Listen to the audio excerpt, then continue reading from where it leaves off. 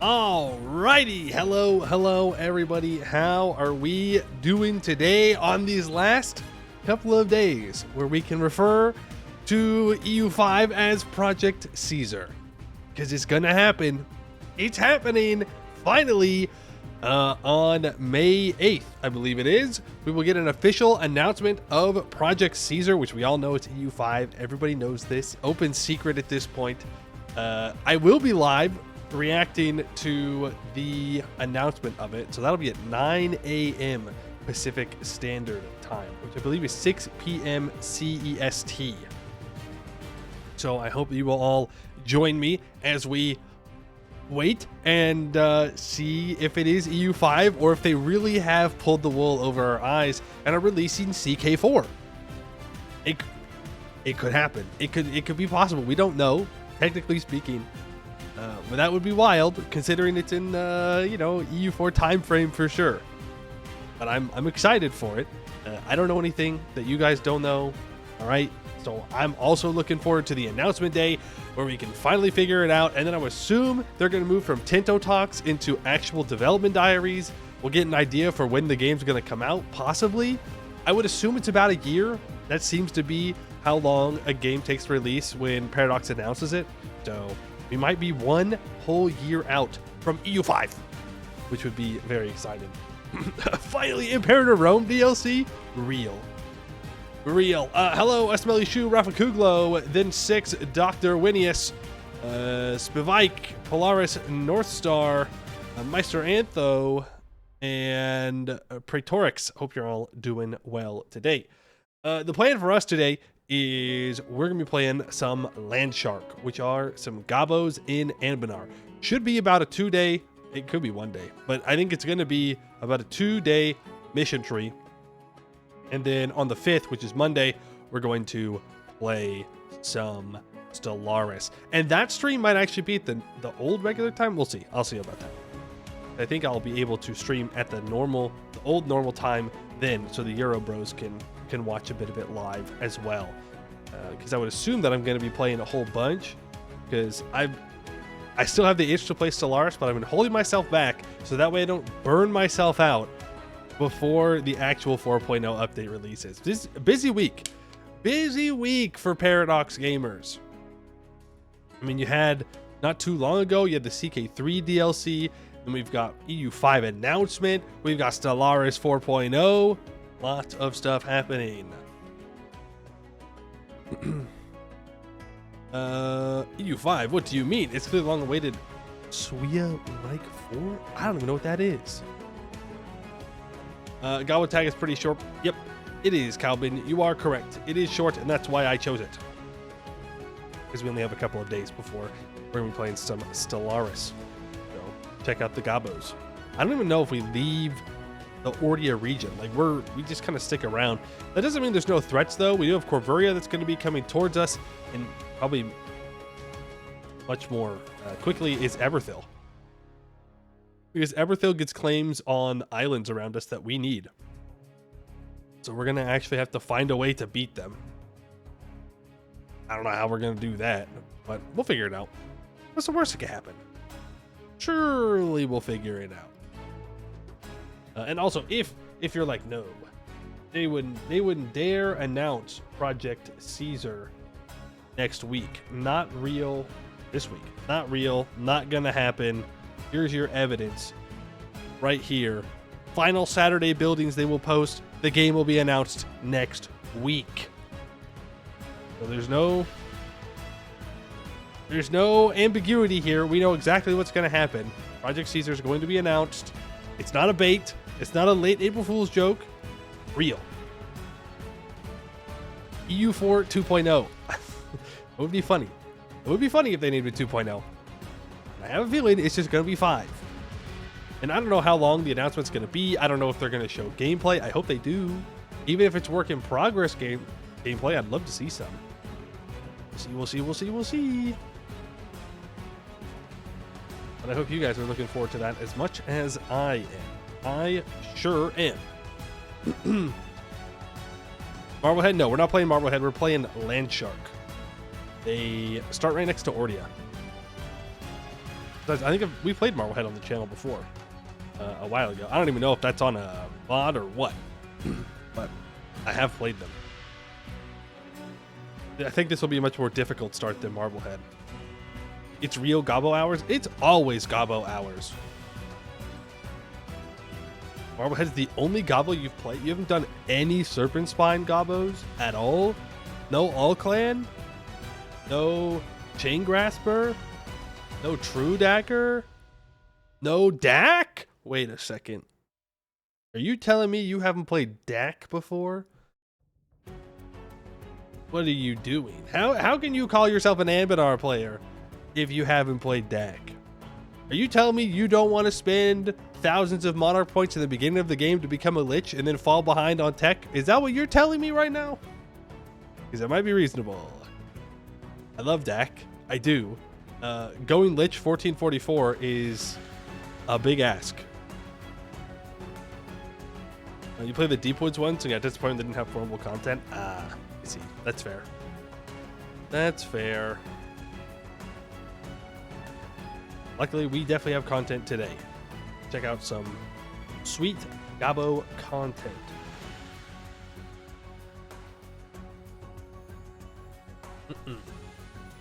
Right, we did go over the last Tinto talk, right? That was the Prosta one, I think. Yeah, we already did. So we're all caught up. We're all caught up on the Tinto talks, so we're ready. Well, actually, I guess we won't be ready.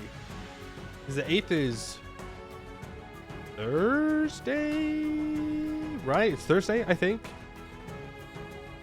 Yeah, the 8th is Thursday. So we'll get our Tinto talk on the 7th. And then Thursday, we'll have the game announcement.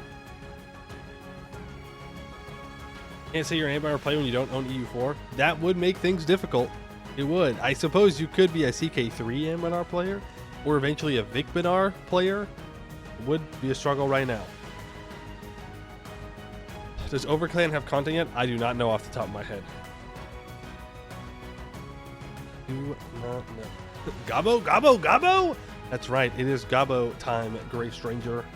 We love our gobbos. They're just silly little guys that sometimes blow things up.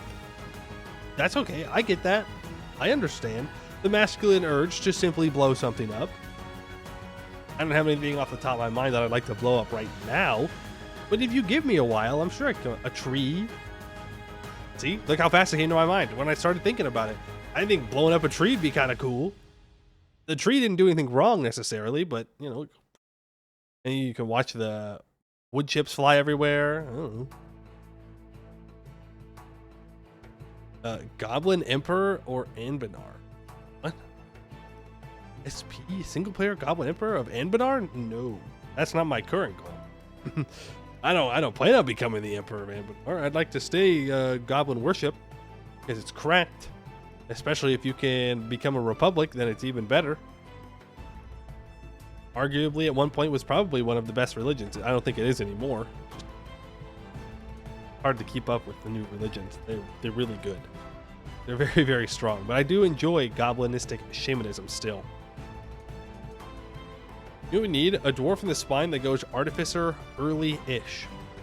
Like, yeah, but here's the thing. Early Artificery kind of sucks. It's only good for getting the inventions early or when you get to the point where Artificery can be good, right? Like if you don't have access to early precursor relics, Artificery can only do so much. Oh. Keep that line of thought as you tangle with the evil of the Fapoi. Okay. Only the purest of heart can keep goblins from falling to that evil, possibly elven-related magic. Radio, thank you for the 31 months. Our resident Gobbo is in fact here. Well, Gobbo / Asgusur Enjoyer. And we'll definitely keep an eye out on the evil Fae. It is definitely elven religion.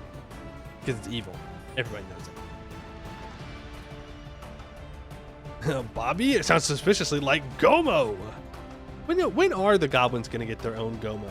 You know? The gnomes get one. Give the Gobbos an international organization of some kind. I think they've earned it somehow. That's the point. You never see Artificery in Dwarf games. They have a special one to dig holds faster that never gets used because the campaign is done already. Well, I mean, that's just a lot of Artificery in general, but I see what you're saying. If there was some way for them to get access to that, it would be good. It'd be very strong. Extremely strong. But if it's for one tag, and that's what they're good at, is digging really quickly, well, yeah, that's not that big of a deal. I'm trying to think about what dwarf would even want to go Artificery early.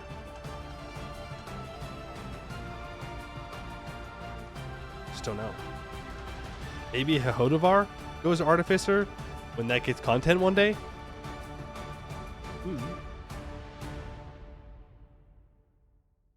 They have one already. It's called The Gomo Owes Us Money. Ah, classic. Goblin extortion time.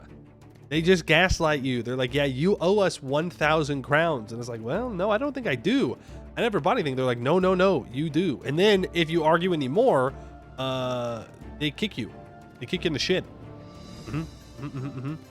They bite your ankles. The only one that currently would make sense is Orc-Hellevar, and they go glass.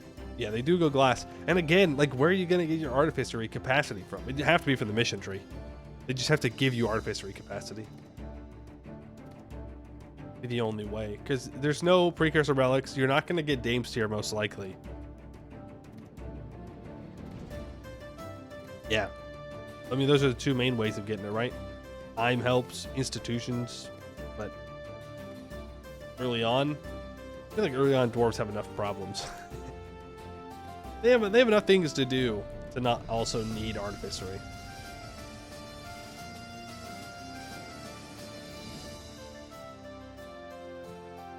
In exchange, you're required to hire 10 goblins and at least 1 kobold for every 10 gnomes. A 10-1-10 ratio? Well, hold on. That's not very cool. Why you cut out the kobolds like that? What'd they do? Why can't it just be an equal number of gobos, kobolds, and goblins? Or gnomes, sorry. No, I said goblins twice. Gnome erasure confirmed. Hoey Mew, known Anbennar streamer, racist to gnomes. Abdel Kanzad maybe too. I think the only thing Abdel Kanzad cares about is big guns. And now if Artificery could help them get there, maybe. But Artificery, that's nerd shit. What do they want? Guns. They want big guns that go boom. That's all they care about. And they get a bunch of bonuses in their mission tree. But I wouldn't necessarily be against Abdel Kanzad getting access to Artificery, but I think it would require a bit of a retcon on their lore. You'd have to tangle it in more, like how they survive is through Artificery, and I don't know, they already got the canon thing going for them. Can't believe I spoiled you on EU5 being announced soon? What do you mean, spoil? It's being announced on May 8th, where I will be streaming. We didn't get a Tinto Talk yesterday? Why would we have gotten a Tinto Talk yesterday? On Friday? There are no Tinto Talks on Friday. Tinto Talks are for Wednesdays.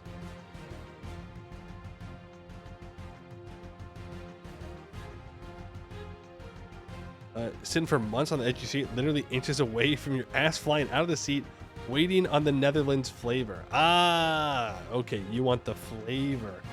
Well, today was the last Tinto building that they're doing. We don't know exactly what that means. So maybe they're not going to do Tinto flavoring. Or maybe they'll just wrap it up into one development diary and they'll do like a regular Tinto Talk and a flavor and a building at once. And then, they'll just do that once a week. Or maybe there's no Netherlands. We haven't seen it yet. It's possible. Netherlands erased. No VOC in this timeline. Where EU5 news? EU5. Well, what we know is to be EU5, but Project Caesar is being officially announced May 8th, 9 a.m. Pacific Standard Time, 6 p.m. CEST. I will be live at that time with the announcement. Yes, 4 days.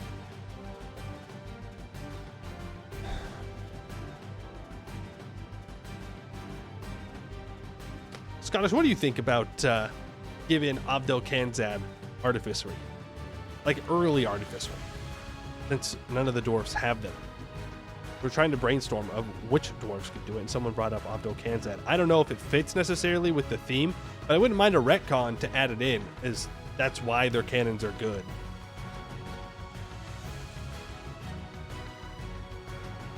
Hope E5 gets extensive Netherlands content. I would assume it would. You know, it's kind of like Britain, or Great Britain. It's a region that people generally like to play in, so the odds are it's going to get a lot of content.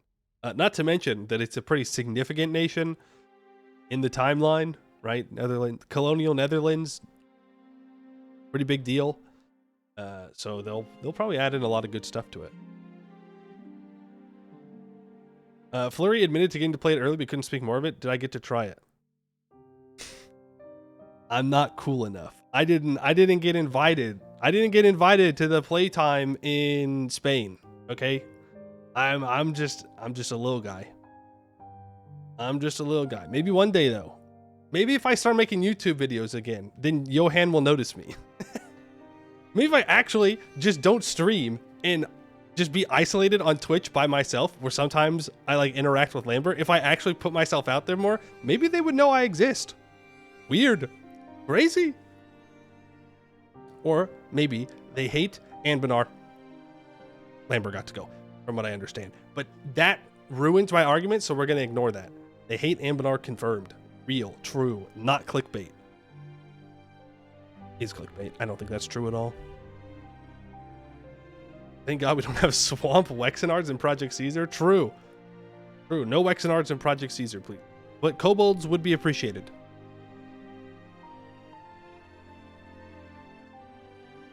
Give a proper mission tree for them that is about rediscovering the depths, restarting the foundries in around 1500-ish, after doing an expedition in like a weird version of artificery that only relates to cannons with strong upsides and downsides. Yeah, I think that sounds good. I don't know of another dwarf that would make sense to get artificery early. I mean, maybe Durvazatun, but it's not really artificery. It's more like just astronomy, which is different. No, Abdel Kanzad would be your best bet. We have kobolds. They're called Welsh. Is that true? I didn't know that. I didn't realize that every single Welsh person is actually a kobold. That's wild. EU5 AMR is going to be insane. Yeah, it will be insane, and I am looking forward to the insanity. I am definitely looking forward to it. I do wonder what start date they're going to choose.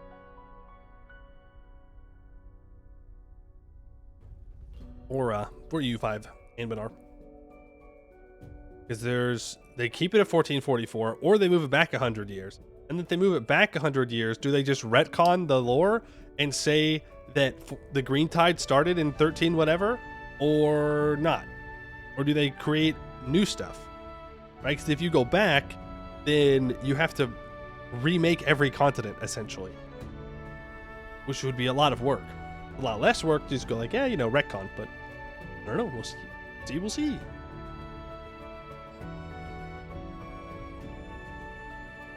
Primitive artificery that Abdel Kanzad would get would revolve around cannons. Then, after taking back Grazamdir, you unlock true artificery. That could be an idea. And, okay, hear me out. What if Abdel Kanzad, all right, you have to sneak into one of the temples, and you need to steal things from the temples in order to kickstart your artificery? You could have, you know, like a dwarven expedition into like a custom-made dwarven expedition, like one of the wonders, into a precursor temple. Sorry, high temple, not a precursor temple, of course. Where like essentially you have a, what's it called, a heist episode. You just go on a heist.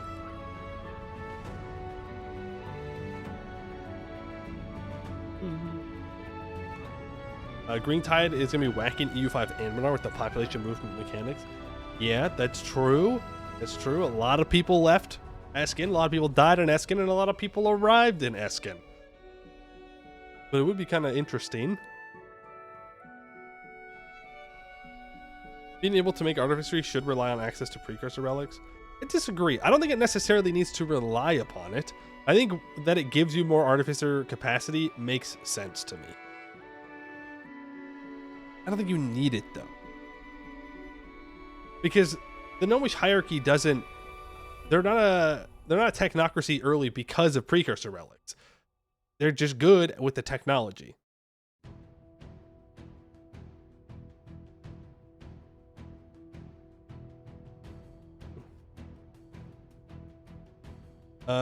Can't we let people play EU4 without having to do silly mission tree shenanigans? I mean, yeah, you could. You don't have to do that. Like, I see what you're saying. But if you wanted to go down the early artificery path, then I think missions are a good way to do that. Plus, I mean, Anbennar is very focused on the idea of mission trees, right?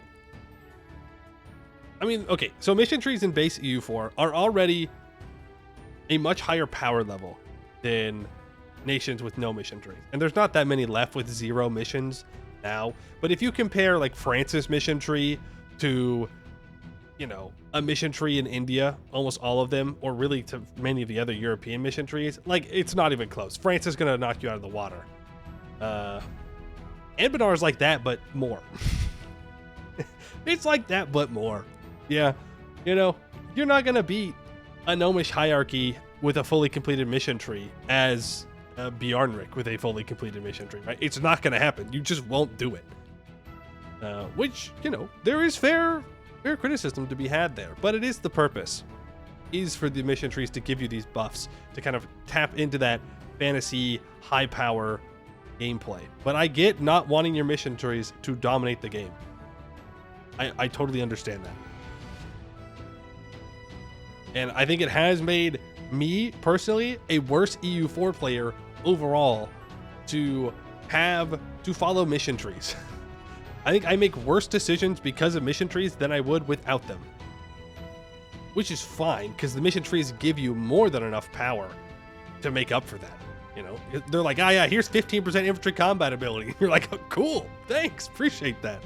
But, you know, when it tells you to develop certain provinces or conquer certain areas, and you're like, yeah, I could do that, but it'd be better for me to do X instead of Y, those habits build up. Bombard crocodillos. Italy, skididdle, skidelf, you're gonna shit yourself, whoosh. Oh my god, we found a gnome. Real gnome in the chat. That's a gnomish spell of some kind. Mission treats Anbennar about telling a story. Yes, true, they are. And they give you strong bonuses for doing the story, which makes sense.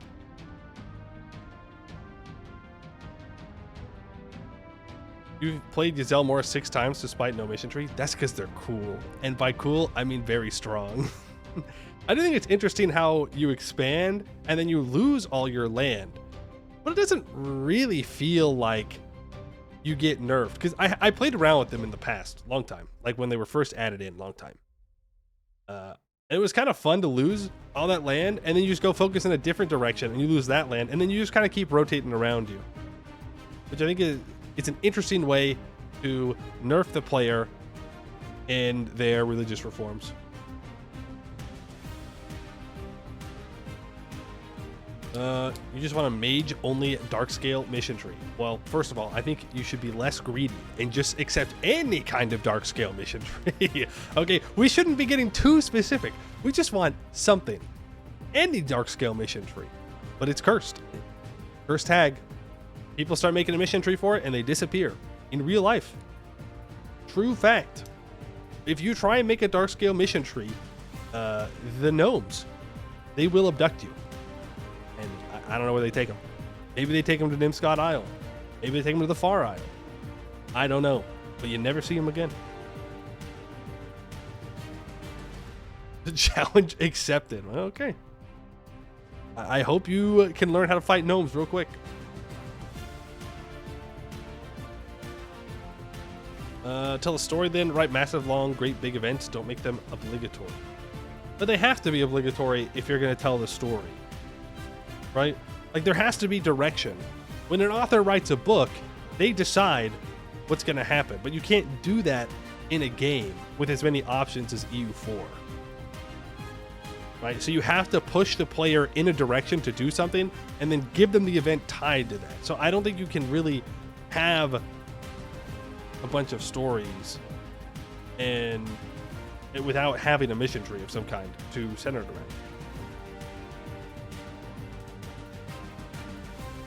around. No, they don't. I get to decide what chapters to write.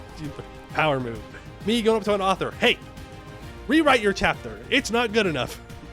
It's not what I wanted.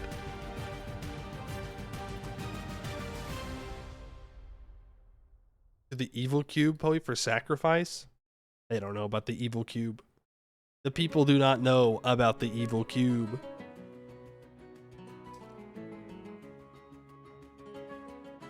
I think we should make Anbennar into TNO. TNO standing for the something? The something? It's a Hoi 4 mod? Oh. Yep. That would make sense why I don't know what it is. Not my game. Not my style. Boom, boom, boom. New Orda? Ordia? That's where we're playing today. Look at that. Good tie-in.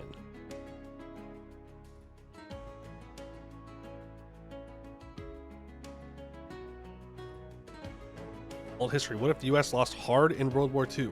And also Russia is anarchy. Like, can you already do that in base before? Like, aren't there different starting conditions that you can click on game start? Or is that just modded? Where, like, governments can have different government reforms, essentially. And that allows you to change the starting conditions of the game. You can guide the AI down different paths. Oh, okay. But then, so is the mod just like that, but their own spin on it? Their own setup of everything?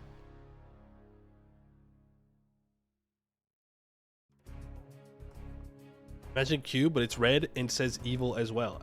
I know about the evil. I understand. And now that we're done playing the Rebellion State, I can go back to saying both cubes are evil. I'm not afraid to admit that.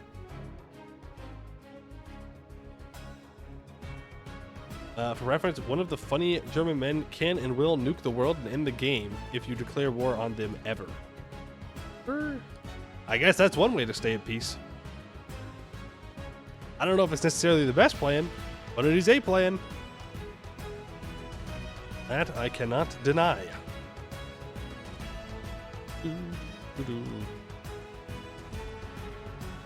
I'll never understand Hoi 4. Not for me. I did play a little bit of CK3 today. I guess it's not all that different from the last time that I played since I didn't buy the DLC. So. It was, you know, it's fine. It's fine. Same criticisms, I suppose, as always.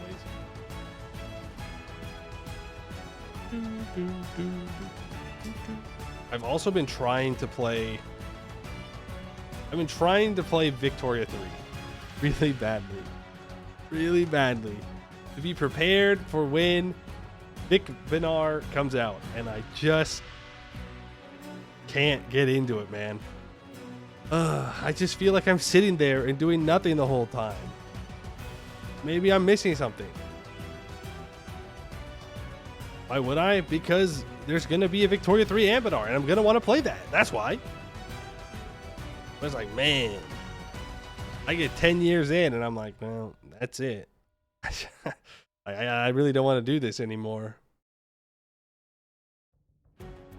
Because you were sitting there and doing nothing the whole time. I know, but I'm still going to play the Anbennar Vic 3, right? Like, I still want to do that, and so I'd like to get some practice in to understand how the game has changed since release, but I can never get in far enough to actually interact with it. You downloaded the demo to Mycopunk. You should play Deep Rock Galactic. So you're for that. I have played Deep Rock Galactic. Just not a bunch.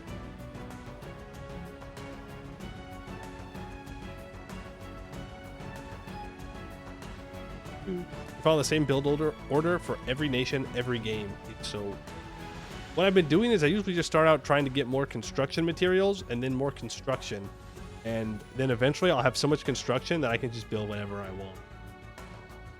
That's just kind of what I've been doing. I don't know if it's correct, but I get bored after about 6 years of doing that.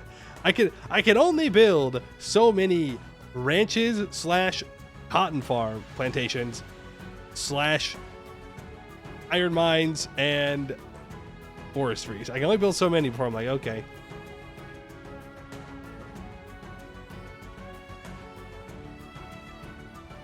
Biggest time we never touched Victoria 2 or 3. They're fun to watch. You think you would die immediately upon playing them? That's pretty dramatic right there.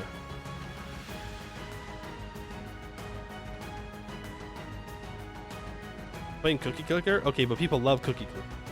People love Cookie Clicker.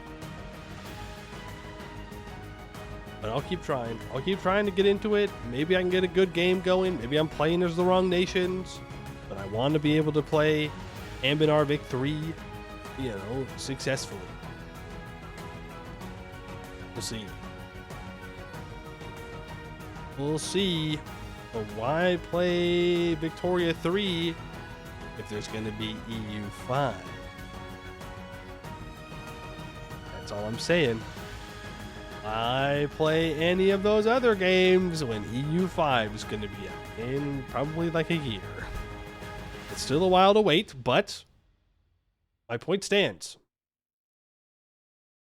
EU5 is seemingly going to be the best of both worlds.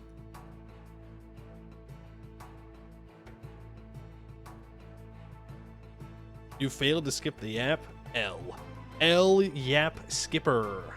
Welcome to the Yap. It's alright, we won't be yapping for much longer. You skip most of it. Have I seen Habibi play it? No, I don't think I've consumed any Victoria 3 content since it came out. From anyone.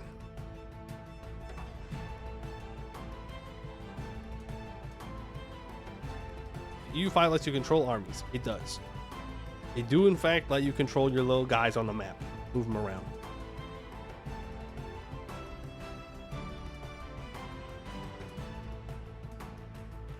In a Europa Universalis movie? You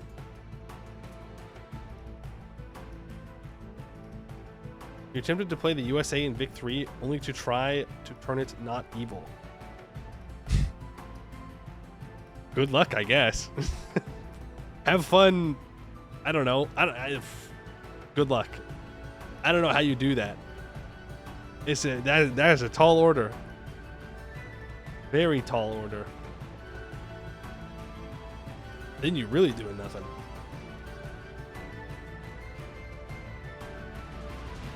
But yeah, I never did a USA run in Vic 3. I never got there. Never did the Civil War. Never thought about who did we play? We played South Africa. We played Mexico. I think those are the only two like content ones we did. South Africa was YouTube, and then I think Mexico was streamed. I think. Did I play Mexico on my own? Maybe I did. Maybe I didn't stream that. I've also played as Long Fang for an achievement, and that was the last achievement I ever did in Victoria 3. And then played Great Qing as well, but I was not good enough to make it work. Like, I did fine, but I didn't get to where I wanted to be.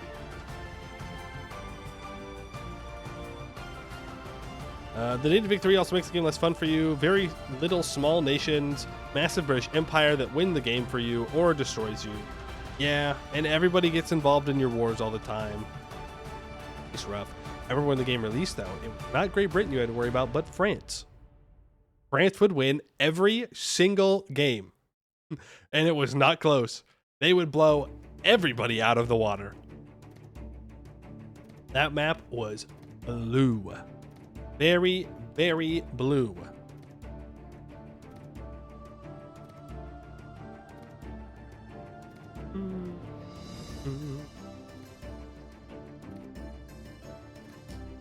I think probably three defenders, they look at what you said and they'll say, it's historical, come on. It's like, yeah, it is historical.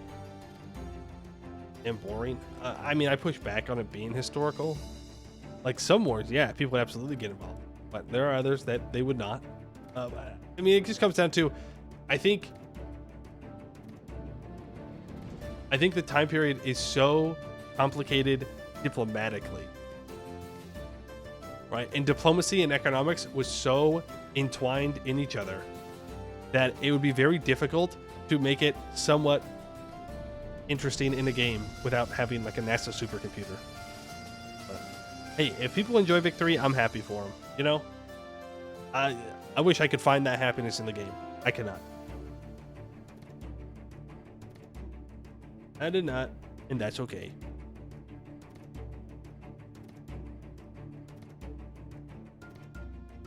The way you look at it is that blobbing is on the graphs instead of the map. That's a fair way to look at it. Anyway, if you want to see that line go up, that's the game to do it in. Mostly because EU4 doesn't have very good lines. It has your income, but you know, you just look at the number, you don't really look at the line. Maybe we should. Maybe we get into min-maxing EU4. I will not. I will not do that. The longer my run goes, the bigger my nation goes, the less optimally I will play. It's because I'm lazy. That's it. That's my answer. I just get lazy when my nation gets big because I know I don't need to min-max to win, and so I don't. Would I be much more effective and successful if I did? Yes, absolutely, 100%. Do not.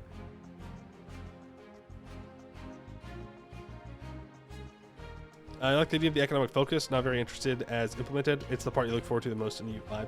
Me too. And the reason I say that is because I'm hoping, oh God, I'm hoping that it gives you something interesting to do at ease. That's the biggest problem with strategy game, is they're so focused in on war that there's nothing to do at peace. I stand by that. I stand by that. And it'd be nice to have things to do. But I understand that the first thing that people will complain about is then, if I have a large nation, I can't manage it. And that's not very fun. And to that, I say, don't play a large nation. Maybe that's gatekeeping. I'm willing to take that. Gatekeeper, Poemu confirmed. But that should be part of having a large nation, is that it does take a lot more work to micromanage. It's kind of the cost of having a large nation. So I'm hoping that in EU5, a deeper economic simulation will give interesting things to do at peace and also interesting decisions to make when it comes to colonization, conquest, trade, diplomacy, and whatnot. What you do at peace is look for the next opportunity to declare war. That's right. That's exactly what you do.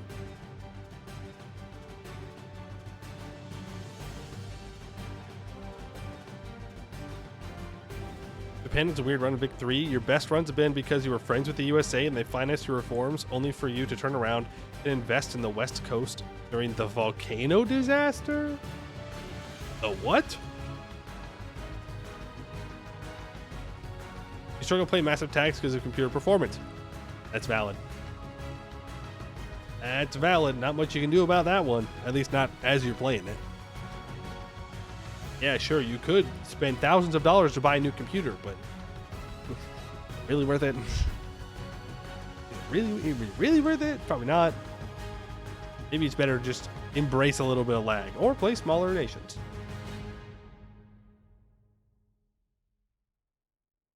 Volcano reduces state construction in all of Japan by 50%? Like everywhere? Like in the entire country, you have 50% less construction? That's wild. But you build 100% in the USA. Right, yeah. That's fair enough. Me, toaster, it's okay. All right. In 20 years, when things become affordable again, maybe, new PC time.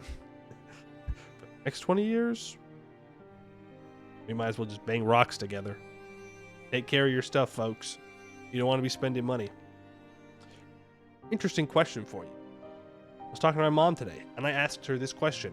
I was just thinking about it. If you won the lottery right now, would you take the money immediately, or would you take it over time? Now, for the non-Americans out there, I don't know how your lotteries work, or if you even have them. I hope you don't, because the scam and very bad. But if you take the money immediately, you get less than you would if you took it over time. What would you do right now? I don't know the exact numbers of how much you get or don't get. How much of lottery money?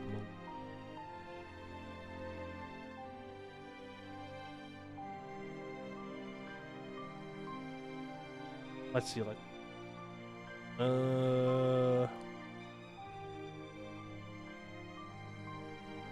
It's different in every state. States will take more than other. That's too much math. Okay. That's too much math. We'll take a lot of it. Would you rather take less now or more over time? Because I think right now I would take the money now. Usually I take it over time. Right now, I think I just snag the money. Take it.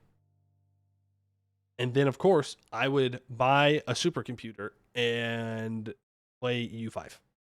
That's right. I would bribe Paradox to give me EU5 early with $1 bajillion, which is the actual amount of the lottery. Real. Don't look it up. It's true. I would never lie to you. Then I don't have to play EU4 anymore, and I can play EU5, and it'll be great. You wouldn't put it into egg farms? That's a pretty good idea. I could buy a lot of chickens with $1 bajillion.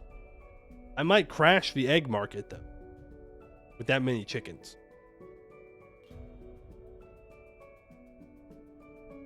Is the MR team actively developing Anbennar and Project Caesar?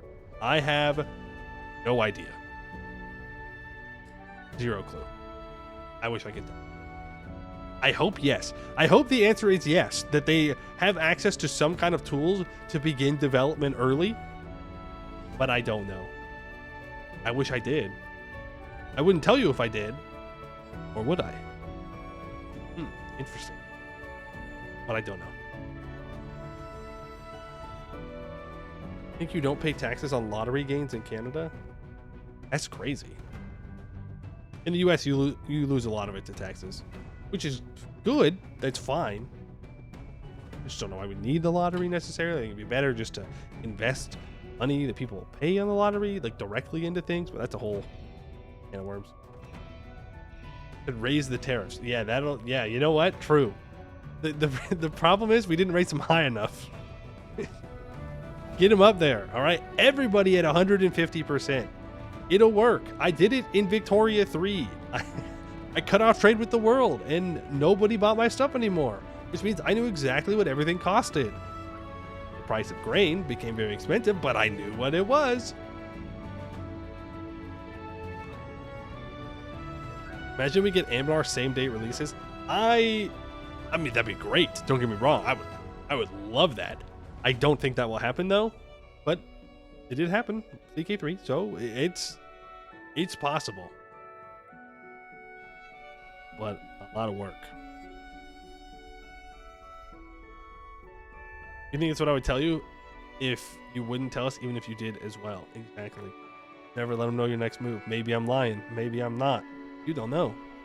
I'm not, though. That's exactly what a liar would say. Watch out.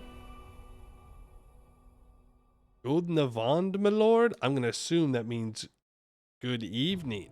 Good evening, Lyndon-based Johnson. Using EU5 style economics in the modern world, what could go wrong? It worked in the video game.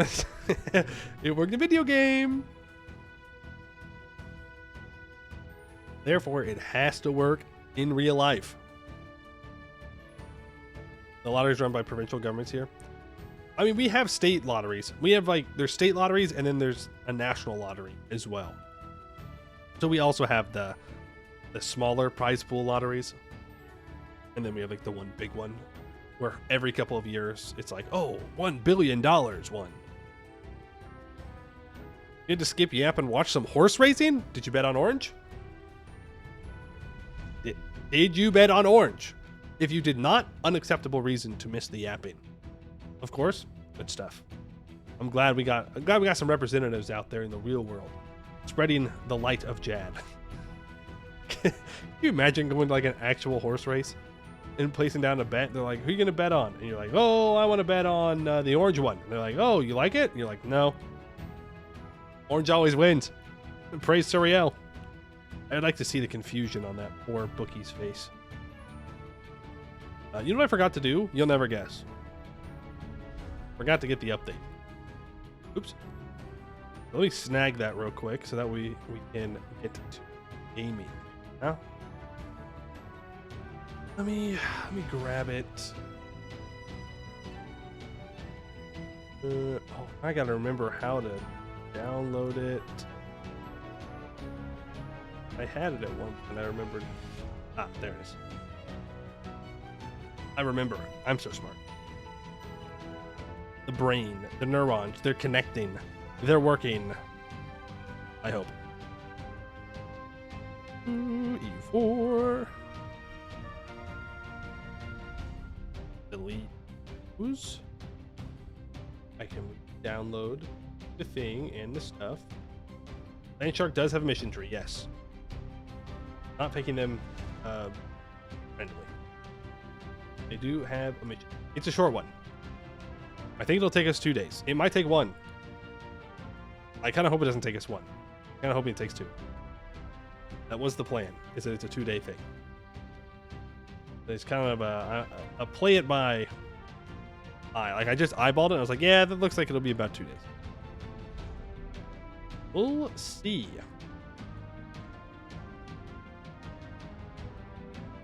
Windows 11 is bad. I stand. And I stand by that. Their UI is trash. I prefer 10. Maybe it's because I'm just used to it, but I don't like the look of 11. Anyone have an update log link? Yeah, I mean I can. I put it in Discord. I don't know if you're in the Discord. Oh, I can just get the link straight to the thing. At the thing. Right? Yeah, what am I doing? I almost just superly overcomplicated. Here you go. I think this should work. That should get you to where you need to go. Right? Yeah. That's where I'm going at least. Thank you. You're welcome. This there, and then I gotta paste it over, and then I gotta rename things.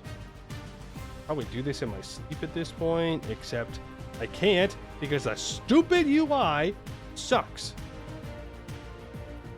And the location of the buttons for copy and paste and whatever keep moving. It's like, yeah, I should just use the hotkeys. I know, but I'm lazy, and actually that doesn't make sense. Lazy would be using the hotkey. I'm lazy in my own special way. All right. That special way is clicking the buttons manually. Who do they think? That's what she said. That's what she said in the year of our Lord, the Cube, 2025. Come on, man. Come on. So basically, it's a skill issue. Okay, well, yes, it is a skill issue on the part of Microsoft for making a bad UI. And then telling me that I have to use it.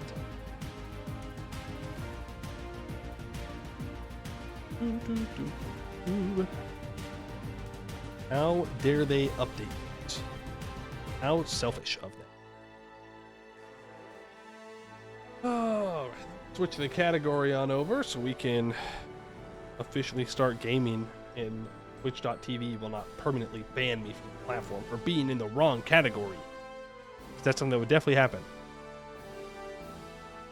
What does the community take on the new Stellaris mechanics been? Loving the current version, you're kind of nervous. Well, I don't know. It comes out on Monday. I've been going through the dev diaries. I have to go through a couple more of them tonight just to kind of get a general idea of it, because I want to make the not tag, not nation, the person we're gonna play. I don't know, whatever you call it. I want to get it made before stream, so that way we can kind of just jump into the game. So I need to go over the dev diaries so I can kind of come up with a backstory and whatnot. So I'm gonna get the DLC. Fine, and that way we can get some new stuff. Civilization, maybe. Yeah, your empire, your, I don't know what they call them. What do you call the thing you are playing? Stellaris.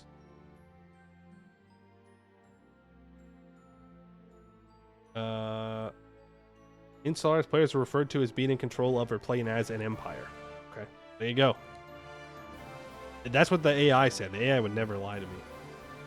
Surely. Is there communism in Stellaris? Yes. There's like a whole thing about it. Yeah, I mean, I guess Empire makes enough sense. Not gonna make sense for everybody, but makes more sense than Tag, which makes zero sense at all. There's no such thing as a tag that you're playing as.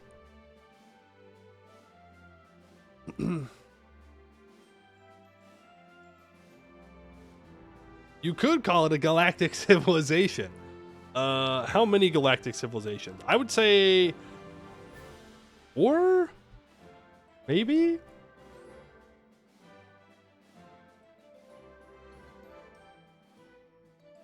Make a species and an empire technically. That's true. That's true. You do make 2 things, not just 1. Your civ is 3 men in a yurt. As long as you can conquer the stars with that, that's fine. Sometimes talk to your non-gamer friends about tags when talking about tribes without states. Damn. Imagine some dude shows up and he's like, oh yeah, the tag. And you're like, what? It's like a real group of people. Sometimes multiple species. That's what I think I'm looking forward to most about 5.0, hopefully, is that you can have multiple species grow at the same time. So multi-species empires are not bad. Since only one can grow at a time. If you have a species with fast reproduction and one with slow reproduction, if you ever have the slow reproduction, it's bad. But now it wouldn't be as bad. We'll see though. We'll see you on Monday. Alrighty. It's time for some gaming. It's Gobbo time. We are going to be playing as Landshark today. Hello, VOD viewers. Welcome in. We're playing as Landshark, as I just said. We are goblins. It's going to be a shorter mission tree. Not going to be a super long one where we're going to 1750 or whatever. It'll be pretty quick. It's mostly about consolidating our area in here, from what I remember. I looked at it very briefly. We're not playing Jeff, though. I hate to tell you this. Ruler's name is not Jeff, but if we get an heir, I will be naming them Jeff. Because, you know, Jeff the Landshark. All right, so let's play on all the normal stuff. No big deal. We'll go with Great Conquerors early. Maybe Everthil will get one and kill us. Or maybe not. It's possible they won't. But we'll see. Will Marblehead try to trick us? Well, the hope is that we can ally Marblehead. We'll see what our starting situation is here. Turn on Great Conquerors. We don't need to disable any regions. Take a look at our missions real quick. This is what we're looking at.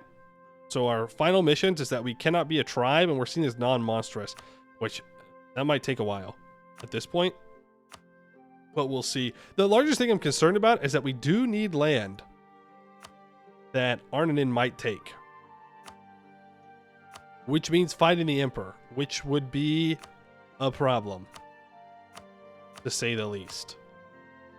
Oh, we could technically fix if I join them. Would be interesting. Maybe we'll get a colonist. Do we get a colonist from anything here? Not that I am seeing. Yeah, that would be... Okay, well, we'll have to deal with that in whatever way we have to deal with it. We get Monstrous Frontiers? Ooh. Okay. When do we get those? That sounds... I'm excited for nice. Gobo time. Irish Ninja, thank you for the 25 months. And Filthy Kitty, thank you for the 18 months. Are we the good guys? I think we're the good guys. We're good enough guys. Let's take a look at our starting leader. Clan boss, Genthib Landshark, a 333 bold fighter. Not bad. Bruno tries, thank you for the 29 months. Appreciate that. Very kind of you. Gobbleheads, we're locking in. That's right. We're locking in. Let's go over our admin and military. Goblin administration, minus 10% military tech cost, 10% production efficiency, 20% spy network construction, minus 5% dev cost. We have plus 10% diplo tech cost, plus 10% advisor cost, minus 15% national tax. Goblin military, 15% land fire damage and manpower recovery speed, 20% global manpower modifier, 10% siege ability, 10% reinforced speed, 15% land force limit, minus 10% land maintenance, minus 10% artillery cost, and 5% allowed artificer fraction. We get plus 10% fire and shock damage received and morale damage received, 20% cav cost, and minus 20% galley combat ability. Rough stuff. Rough military stuff. Very good in the late game. Extremely good in the late game. It's going to hurt early on, for sure. Ooh, Miltech cost reductions is super nice for us to reach Tech 3 and 4. Cheaper dev cost is interesting. That does make it really, really good. Really, really good. Technologies, we do start off Tech 2. We do not have the institution. It is spreading to us, but our best bet is to go and steal it from somebody. Looking at you, Ordia, though they have a level 3 fort.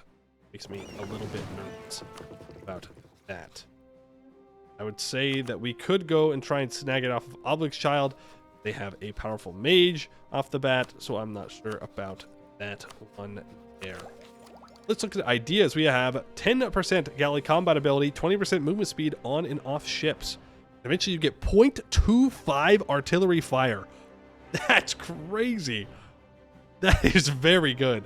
Minus 0.5% yearly army and navy tradition decay, minus 10% dev cost, 10% global trade, plus 1 blockade impact on siege, minus 20% naval barrage cost, plus 1 diplo relations, plus 1 yearly prestige, 15% trade efficiency. That's wild. It seems like they want us to take maritime idea. It stacks really well with our national ideas.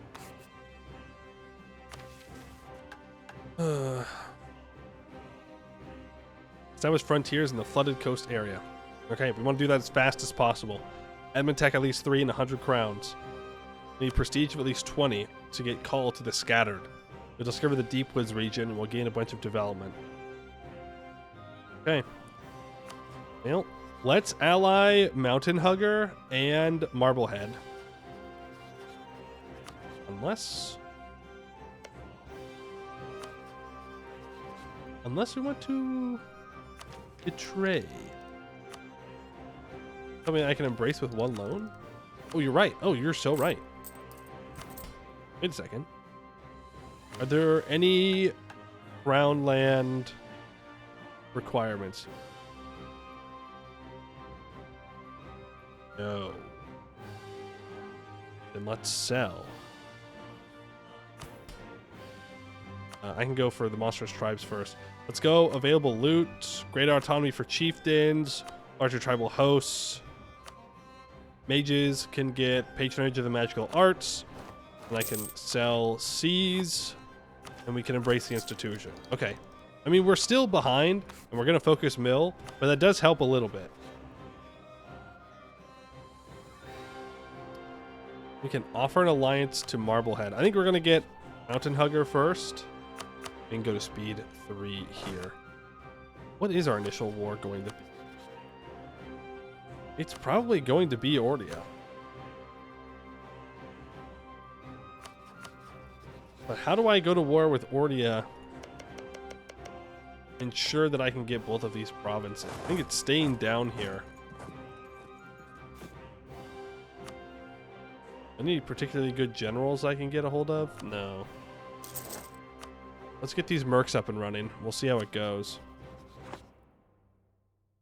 We'll let a day pass, and I will ally.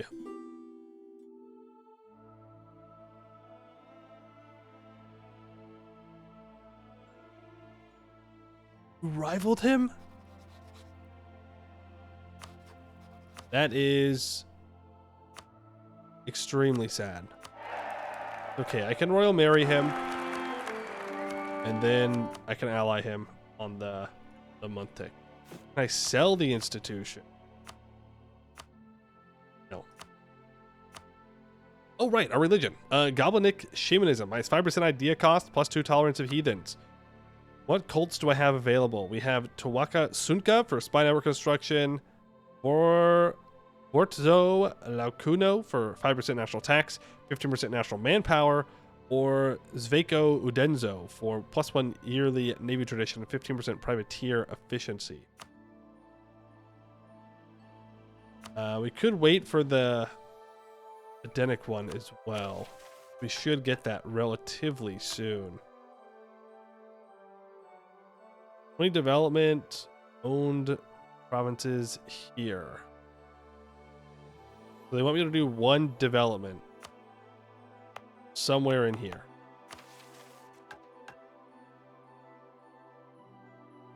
Ah, no, they want me to get 20 prestige. Because if I get 20 prestige, then they'll give me a development up there and it will complete the mission. So let's summon the diet. Well, they're going to have me develop up here anyways.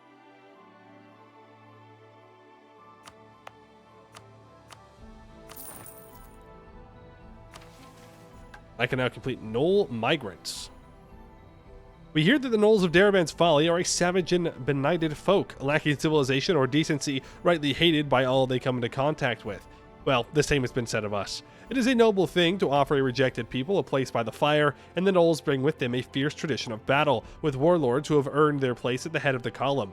They also suffer under a great burden, the utter hostility of the blighted Dreadmire, whose ancient curse still relentlessly harries those who try to settle there permanently. We will make overtures to some of the closer tribes, offering them and their leaders a place by our side. Their strength and tenacity can only aid our efforts. We got a 1523 general available for duty. We discover the Daraban's Folly region. We gain Knollish minority sizes in provinces in the West Overmarch area and a moderate tolerance increase of Knolls. Right. 50. We go there. So we're definitely going to go with a monstrous conquest on these guys if they don't get any allies. I'm not going to do humiliates or anything like that. That would be very stupid. Because Eberthil is on their way. They're going to get claims on me, and they're going to make it my problem. See what happens here with that. Athletes raided my coast. That's fine. I'm going to keep my boats inside for now. All right, I will rival Ordia here. And I'm gonna pray that nobody allies.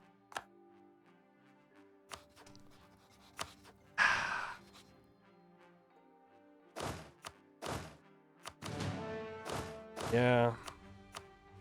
Maybe I shouldn't have rivaled. No, it didn't matter. They're gonna ally anyways. With 12,000 troops and a 5-shock general, do you think I can beat them? The question of the day. Is maybe I should just try and wipe out Krathanor's troops and then piece them out and hope that Ordia focuses on sieging my stuff down in the north. Because if they do that, then I should have enough time. I don't know if I can beat them with their Tech 3 advantage on me, though. It's 0.5 morale. We're going to find out. Oh boy, are we gonna find out. Oh, here goes nothing, you know? I can always promise Mountain Hugger land and call them in. Works to southern provinces? True. Good plan, good plan, good plan. No, no, no, no, no, no, no. Ooh, that was almost bad.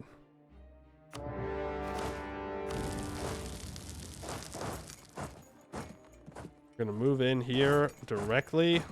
You have a 4-shock general?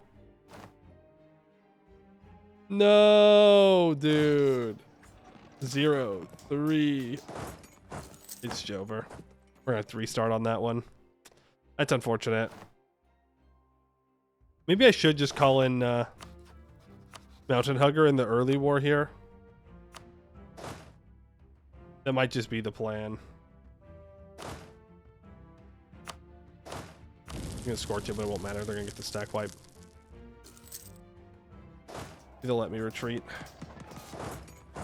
Okay, we do retreat. But we can't wait too long, because if we wait too long for the war, then we'll get dunked on. The other option would be to not ally Mountain Hugger and try and kill Mountain Hugger instead. The only concern with that is that I'll just get decked on by everybody else. Like, they'll just team up on me. I love when my mercs don't move. Nothing makes me happier than when my mercs refuse to move. No, no, no, I don't want to fight.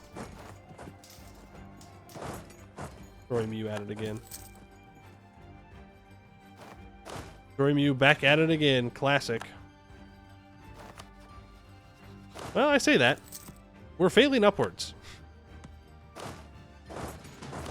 We're failing upwards, folks. It's gonna work. Hold the line. Believe. Be believers. Do not be doubters. Doubters never win. They never do. They never win. Doubters never win, folks. We talk betraying Mountain Hugger while they're fighting the war for his peak goblin. Well, that was if I was assuming we were restarting, which it doesn't seem that I am restarting.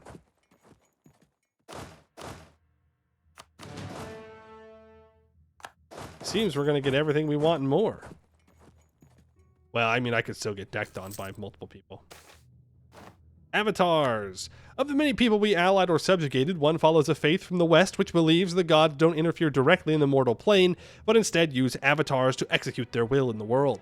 Despite these people clearly not understanding theology, as everyone can see their Dame and Castello separate aspects of our moon goddess, some of our people have begun to take over this idea. Well, that would explain why nobody sees the gods. So that gives +1 yearly prestige and +1 tolerance of heretic. I think I'm going to go for Vorzo Locuno. More national manpower.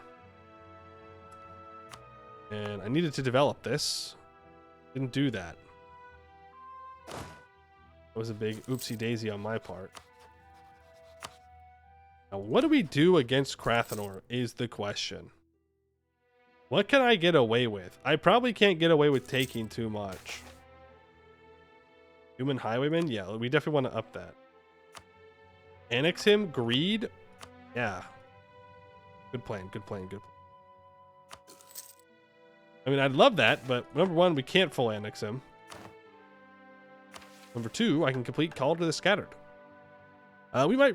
We recount the Exodus as a lonely time, our struggling migrant caravan wandering west with scarce allies and many enemies, and yet the few friends forged in such a time are never forgotten.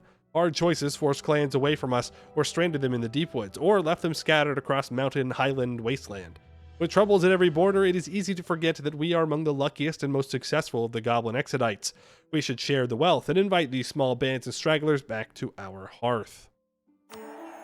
Discover the entire deep woods region. Okay.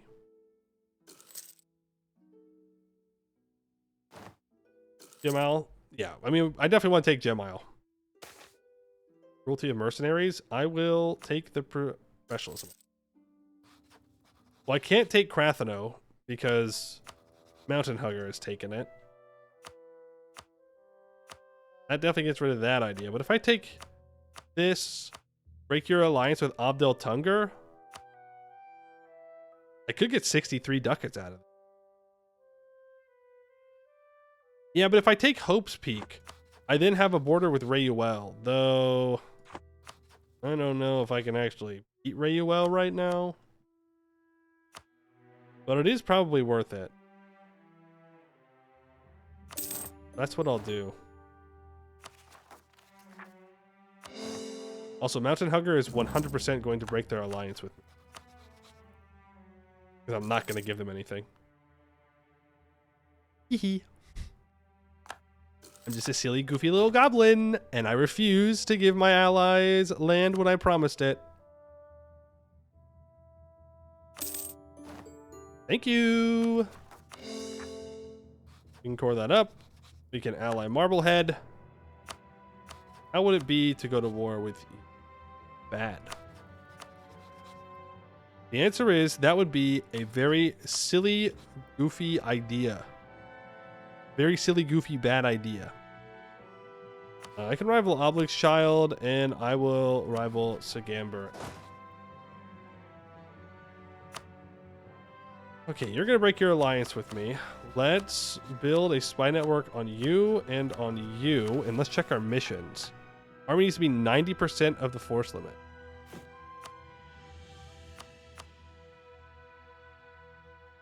Just build one troop for now. Rayuel declares reconquest on Krathanor. That's perfect. That should get us to 90%. Oh, that gives us morale of armies. That would have been nice. Now we need 4 Diplo Dev on 3 fish salt naval supply provinces. Okay. There you go.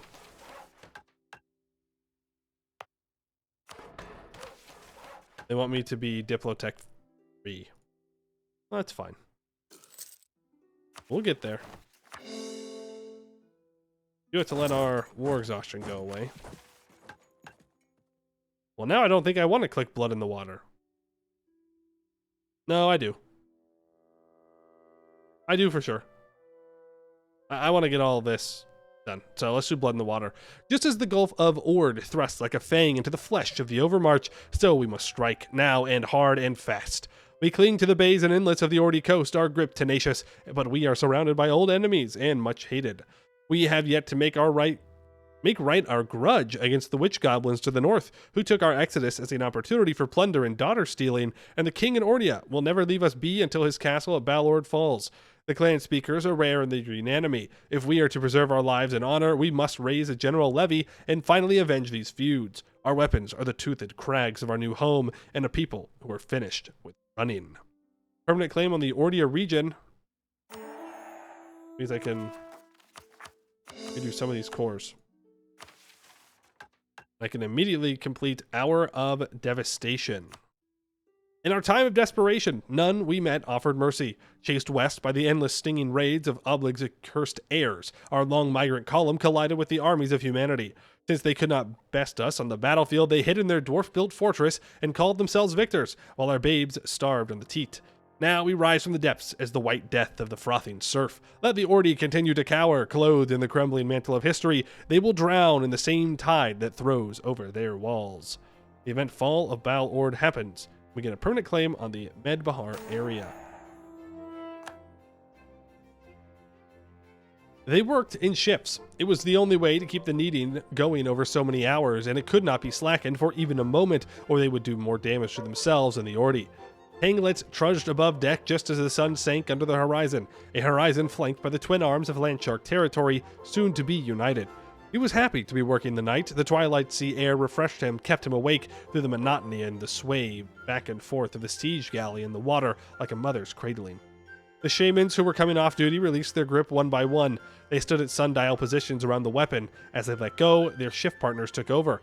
The white-blue orb shook only slightly, not losing any of its compression.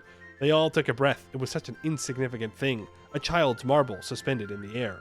"We're close," said Tanglet, mostly to himself. Everyone was concentrating too much to chat. They'd been needing the weapon for weeks now, pouring their magics into this single place, forcing all the spare energy of 40 or so mortal wills into a single, deliberate catastrophe.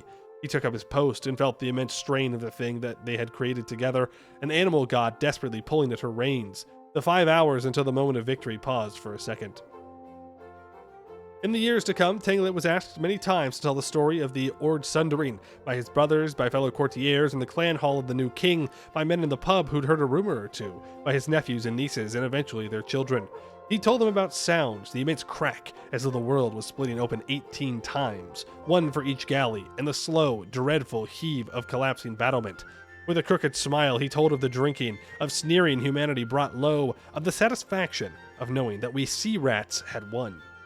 He did not say other things, especially to his grandnephews who had grown up indoors and feared nothing at all. He did not talk about the 17th galley, splintered and bobbing in oil-black water. There were a few sounds he did not mention that went on long after the walls were overrun and which he still heard in his sleep. He did not talk about the morning, a few days after the wall fell, when he came upon a tiny corpse in the courtyard of the Arkwrights Guild and could not say whether it was a goblin woman or a human child. He did not admit that. By then, he did not care. Instead, he gathered the children together in the unhurried, indulgent way of the uncle and held the hand of the most timorous, and let them argue over where to go and what to eat, in the city that was theirs. Never again will our people be homeless. In 1 stability, 20 prestige. Balord, Fatherwell, and South Tower all gain goblin sizes. Okay. Now we need at least 10 galleys. Yikes. Then we need to own these 3 provinces from Obligschild, and we need to have an improved relations from Sent Gift with one of these guys inside the thing, inside the deep. Well, here's the deal. I don't think we can beat him right now. Maybe we get Tech 3 first, but not when he has those allies. I think we just have to chill for a bit. Hey, Moffley, how you doing?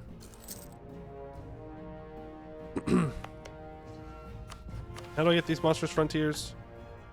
I'm a Tech 3. That's fine. I'm a Tech 3, Diplo Tech 3. I could build more galleys now. Oh, we might as well. We got to do it at some point.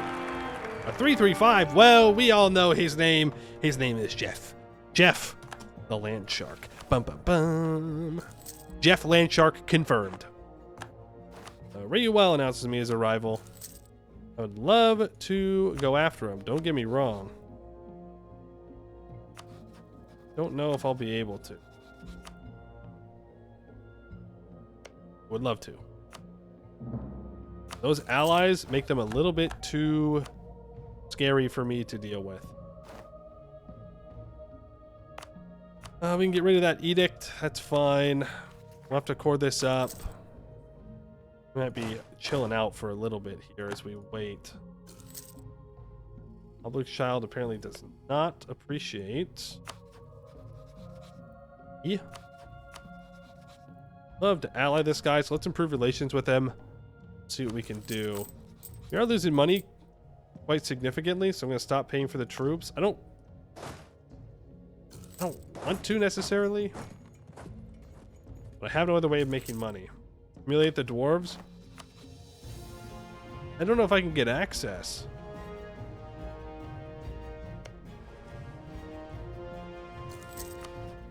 Yeah, I could definitely get access. Look at my war exhaustion. It's pretty bad. We lost a couple of battles there. Times of need. Ooh, Marblehead. I would love.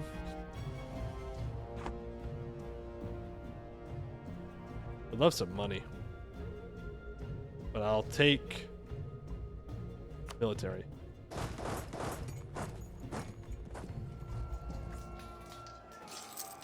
Marblehead is being attacked. Okay. Wow. It didn't give me mill points. Well, the hope, I guess, is that Aska Evern gets too busy dealing with all that. They don't want to join. So let's curry favors with Marblehead. And maybe we can call them in against Rayuel, and that would be enough to hold back Dartax. It could be a pretty good way to go about this. Because if I can annex Rayuel, I mean, we're going to be in a real good spot.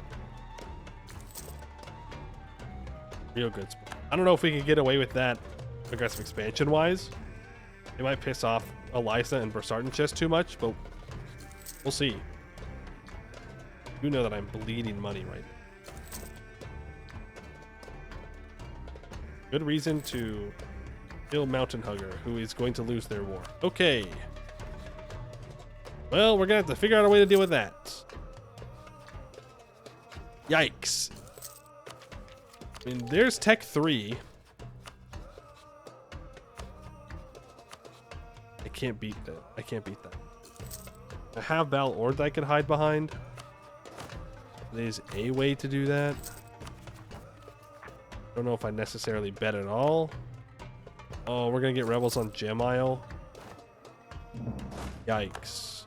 Okay, they didn't fully kill Mountain Hugger. Oh, and I have a mission fulfilled. The first Goblin Navy. Every child who shivers around a hearth fire in early Nerriment begs grandmother to tell once more the deed of the crossing. And our moment of misery, driven from our home in the Serpent Spine by the Orcish scourge and pinned outside the great fortress of Bal Ord, we could have given in. The Landshark clan could have dispersed to the winds, begging for shelter, merging into the nations of others. Instead, we moved west to hard lands on a windswept coast, and with ingenuity and tenacity built, seized and mastered a half-wrecked flotilla of rafts, fishing dinghies, and cocked galleys and old merchant hulks. Taking to the waters, we have carved out a clandom on both sides of the Gulf and survived against the odds. If we truly wish to rule this sea, though, we cannot settle for a tinkerer's fleet forever under repair. We must build a modern navy that can go toe-to-toe with the merchantmen of Catrano and the pirates of Nathalair, and turn this gulf from obstacle into causeway. We unlock a special naval doctrine. For 20 years, we get 10% morale of navies and +1 yearly navy tradition, a permanent claim on the Crathanor area. Okay. Move our guys over to Gem Isle. And Abdel Tunger is going to. And Rayuel is going to. Never mind. That's unfortunate. Very, very unfortunate. I wonder whose fault that is. Could be me. I didn't do that. Was it me? Harpies want to give tribute. I will take the prestige. Can't really afford to do anything else. I want that to rise up. The flying elephant? To this day, our knowledge of interaction between magical spells has barely scratched the surface, even more so for genie magic. From what we can gather of the recent event in Hope's Peak, a prominent member of the mages thought putting an elephant on several magic carpets for a long voyage was a great idea, just missing the common belief that Bahari elephants are affected by a god king's wish as folktales. But even those who hadn't expected the elephant to somehow absorb the carpet's magic and start flying. Urakill, as they have begun calling him, is already the pride and joy of Hope's Peak inhabitants. That is, when he is in his clumsy flight, isn't destroying their roofs. We got flying elephants? Can we weaponize that?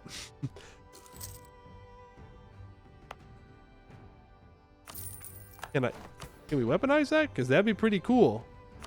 If I could turn that into a weapon of some kind.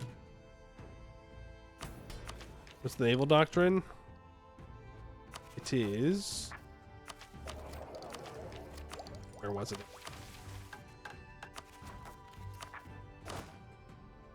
I need more naval force limit. Needs to be the bearer band. Val Ord has been taken. I'm assuming that I'm just going to accept Ordi here. It would feel kind of stupid not to. Is there a mission that specifically says I can't do that? It's not saying That I can't. We need gnolls to be coexisting, and eventually we need humans to be coexisting. So yeah, we're just gonna accept the Orties. There ain't no way I'm playing around like that. Oh, look at that. We can even start to convert things. Wait, I saw something about religion. Ooh, we definitely want to complete this. Get rid of devastation. Am I flipping religions? He's following Cult of the Fae. That's a pretty good sign that I'm going to be following it. Considering they're telling me that I have to do it,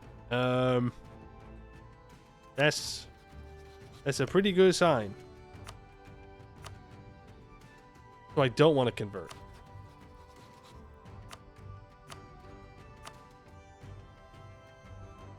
Okay, predicted.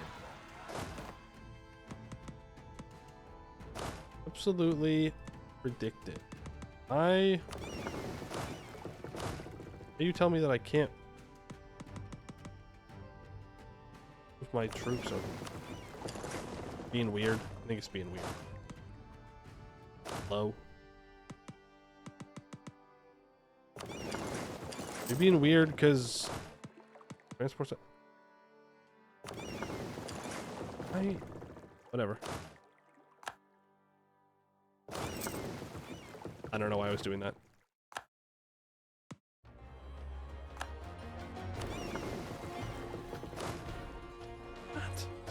What is going on?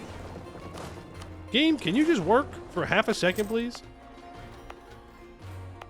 Once this devastation is gone, then be able to complete another mission. Honestly, I think I would have rather have had the Tungies take everything instead of Rayuel. Again, just thinking about that aggressive expansion. If I add Marblehead in, like, it would slow them down for sure. Marblehead is Tech 3. Azka Everin has 16,000 troops?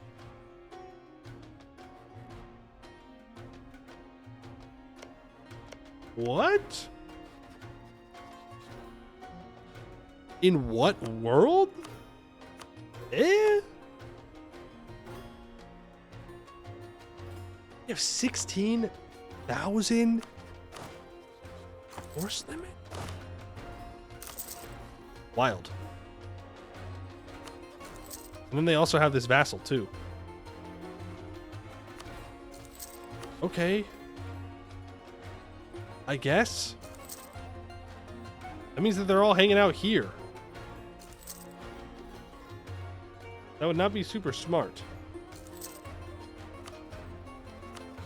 But okay, even with Marblehead's help, I don't think that's going to be it. And I could hire another Merc stack and just kind of go for it. Yeah, no, not now. They've got Tech 4. We got to be a little bit more patient than that. Got a 6 mil, so you'll catch up. You sleep now? Alright, have a good one. There's South Tower. Go ahead and state that up fully. State that up fully. Good stuff.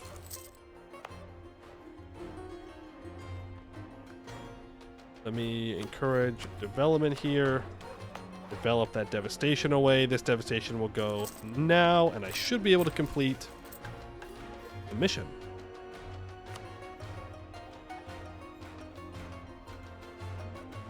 I'm missing a province.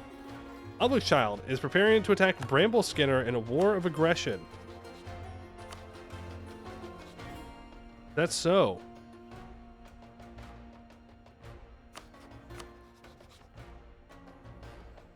Oh.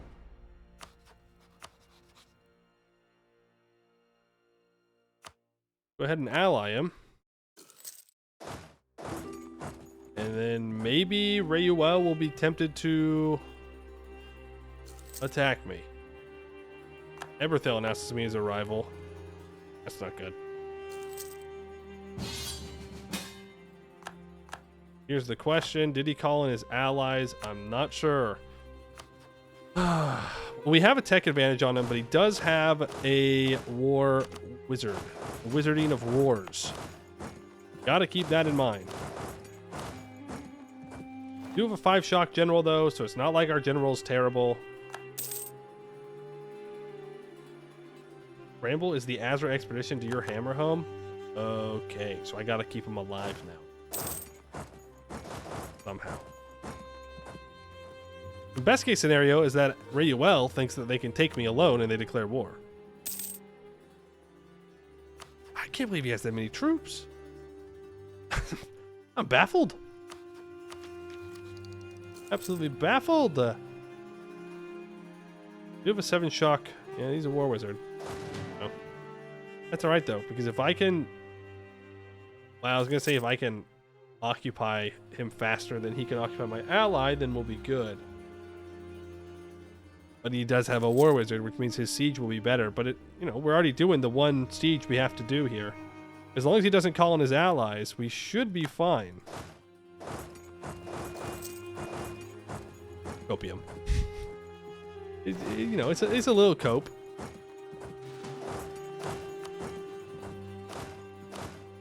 Let's just see if they will let me get away with it. I didn't expect that. I should have. Go ahead and scorch that up. Go ahead and scorch that. Probably shouldn't be scorching so much, considering we need to take X soon. But we can get this guy fully occupied. And now what? Now we fight him. He gets there on the 29th. I'd get there on the 2nd. He gets there on the 4th. I would get there on the 5th.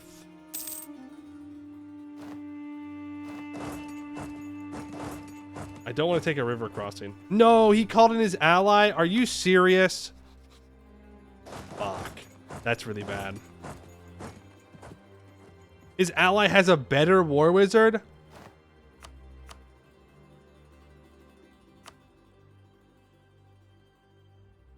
Yeah. Fuck that. I'm taking what I need and I'm leaving. I'm out of here. Ain't no way. Ain't no way. I'm so sorry, Bramble Skinner. I'm so sorry. You are donezoed. That's just the way it's gotta be, man. I'm so sorry. But I cannot beat 2 war wizards. Even if they're down on tech. That just will not happen. The Great Betrayer. Average Poemu gameplay. I know. I always betray my AI allies. It's true. I always do that. I apologize for nothing.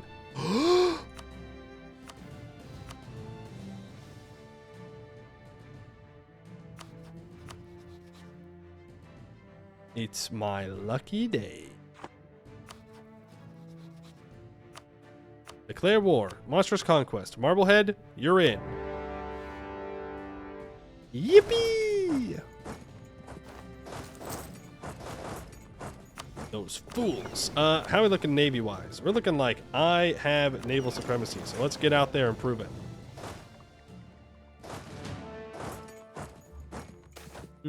The Sun Cult is introduced. The elves and humans of Bulwar have several different religions, but all those religions are the same kind of religion. They all worship light and sun, whether they call it Surakel or Suriel. Then again, the sun is undeniably very powerful. She is one of our own gods as well, after all. The humans and elves don't understand us when we talk about Tawanka Sunka, however, so some of our shamans have taken it upon themselves to set up a separate, more outward-facing cult for Aunt Sun. To properly integrate these humans and elves and whoever into her worship, they've incorporated many of the themes and ideas from the existing Bulwari religions. Nice.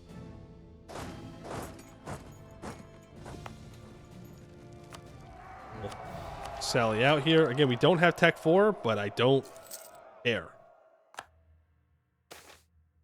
I can't care. I can't afford to care. Marblehead.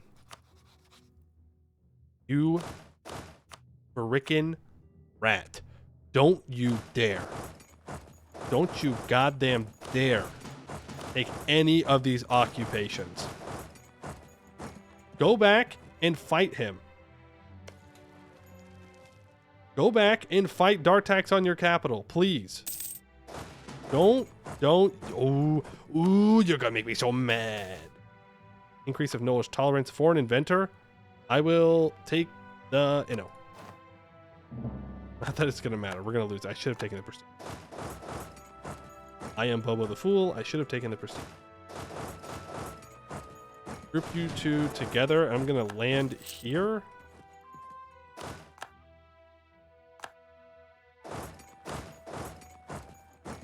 Because then, once we occupy this, he can't cross back over. We'll be able to keep it for ourselves. We are not going to have enough admin for this. That is for sure. That's all right. Eberthil now has claims on us. Zap Chopper has declared war on Oblig's child. Well, let's hope it works out for him. No longer cross, so let's leave the cav here. And that. That way I can siege down their capital as well. Now we're not going to have the admin for this, is the thing. Yep, we can do that. That's only 3 people in a coalition. That's not enough. I will 100% do this. Hey. He kept building troops. Oh, we did win, though. There's Askasel Aska fallen. Let's get the mercs on here. No!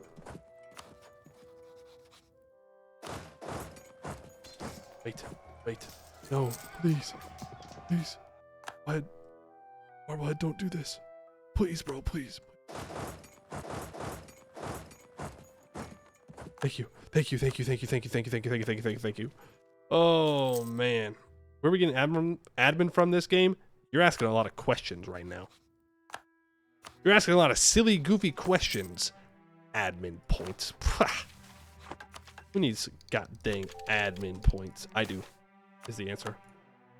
I do very badly, is the answer. I need them so that way I can colonize this stuff. Okay, Arnanen. Alright, man. Sure.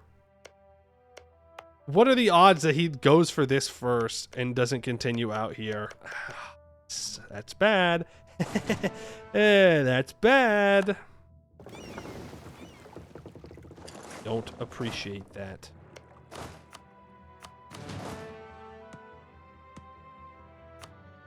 I don't have access. Get access back so we can end this war. Will, peace out. It's gonna happen. Because I said so.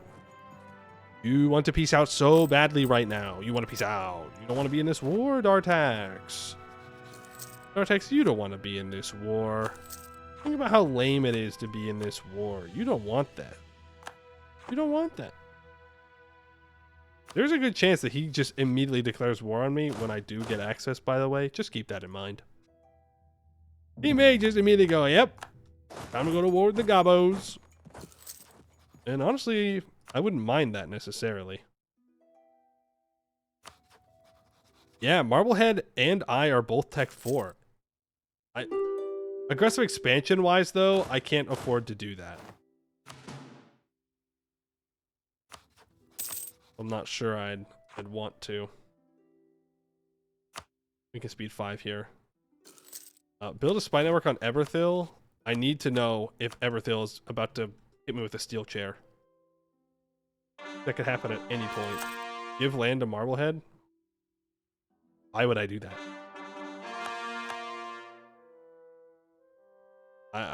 No. I don't know what I need. I know that I need at least this. So, I mean, if this is all I need, then I could give Marblehead these 3 provinces, 4 provinces. That's fine. Again, we don't go super wide here.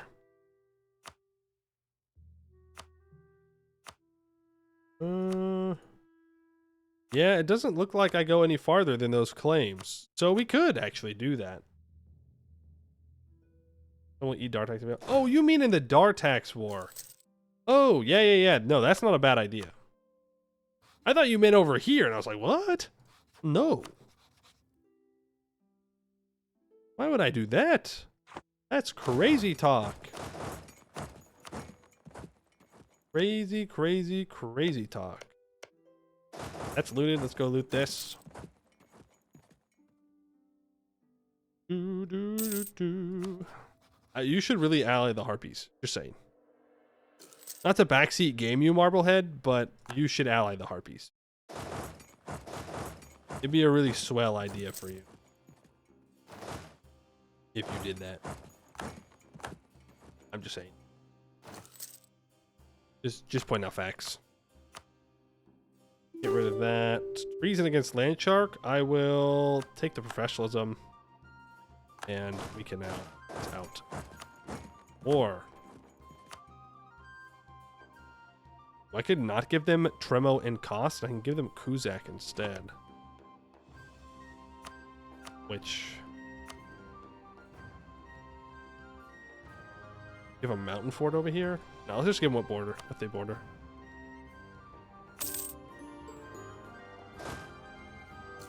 And we can walk home. We'll take all of this. 3 people join the coalition. Nothing they can do about it. Get rid of your core on me. Thank you very much for playing. Have a nice day. I could seize more land. Let's go ahead and summon the diet. Seize land. Go ahead and sell that son of a gun. You want me to get a spy network on Sagamber? I can work on that. For sure. Now we can start the very slow process of coring everything up. Okay. Well, losing 2 ducats a month, which is less than ideal. Fun fact. If you didn't know that. I'd rather not be losing that money. For now, I'm going to not pay for my troops. And we're going to just hope that we get left alone. No. We have to get admin points. And I need admin tech 3 for missions.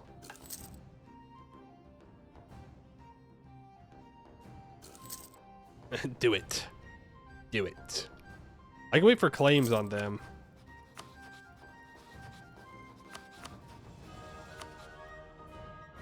He has no allies right now. Would Earlium join? Maybe. For these 3 provinces, like they might.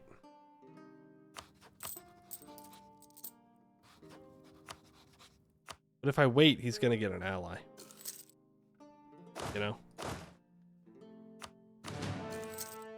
Now, Marblehead. Let's...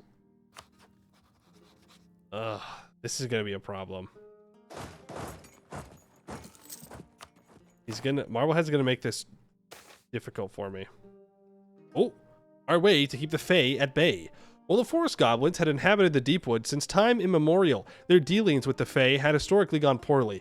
The 2 peoples had initially formed a pact, the goblins of the Deepwoods having agreed to serve the Fae, but whether it was the capricious nature of the Fae and the weaving of some intolerable bargain, or the greed of the goblins, their agreement was broken, goblins and Fae descending into a war of spiteful tricks. Rather than deepening, however, these grudges grew ancient and stale, the malice behind the mischief long forgotten. Beginning beneath the serene boughs of a hain, the river grove, the elves' wisdom shared in fleeting moments of peace helped to mend what was broken. Though they failed to embrace the delicate dance of ritual and appeasement between the wood elves and the Fae, a very goblin solution prevailed. Every village would name a Fae keeper, an unfortunate scapegoat stuck with the short end of every bargain with the Fae, forced to live in ramshackle huts far beyond the borders of the village. These much aligned wise folk serve as intermediaries between their people and the spirits of the deep woods. Keep the Fae away. I could rebuild a Castinorian Citadel, which would be a not too bad idea at some point. Alright, well, here we go again.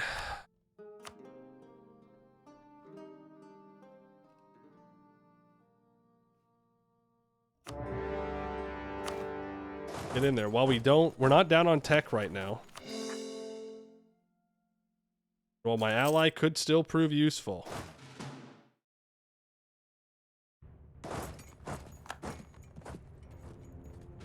You're not going to be dumb enough to try and attack him, are you? Are. Okay. Oh, my boats. Get over here. My boat should be helping. And we don't get a wipe there, but I will immediately pick a fight here. We're going to kill him in time? No, we're not. So we got to retreat. Okay, Marblehead's going after their capital. I mean, it's fine. I'm just worried that Marblehead's going to get occupations on provinces that I want to take. No, go onto the island. You should definitely go onto that island. You should 100% go onto this island right here. I think it'd be a great idea if you went onto this island right here. I think it'd be super scary if you did that. Like, I wouldn't even know what to do if you went onto that island right here, is the thing. Like, I would be so scared for my troops' lives if you went onto this island right here. Like, who knows what I would do? I may just cry. I don't think they're taking the bait. Guys, I think they're too smart. They went to school.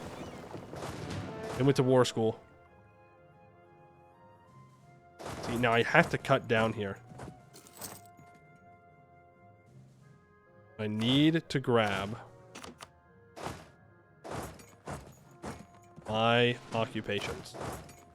Everything else can go to Marblehead. I don't care. I need to have my couple of things. For the game, gobble units suck. It is what it is. Let's send you out onto the islands. We can get that occupied. Is this in a state? No. Bad times. Military divided. The clan boss favors offense. 10% siege ability.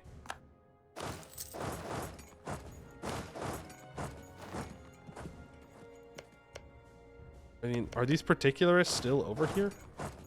We can go check. Elves block progress. That's fine. Let's get some toleration of elves. Are we just not doing these? Okay, we're just not doing the occupations for no reason.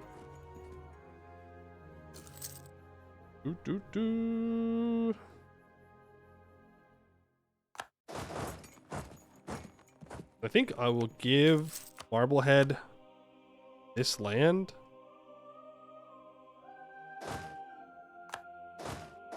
Let's walk you down here. Flip that over to Marblehead.